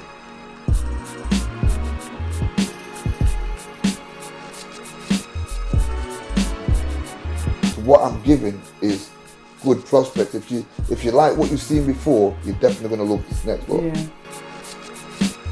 I know that any fight that I create is going to be what people want to see from TV. It's going to be exciting. You can punch, you can box, you can think. It's going to be all them things. I'm in this to let the eye see what's coming through. It's just about these kids' career and people choosing and tapping in and liking them and following them. I'm putting a belt on every one of them kids in that gym.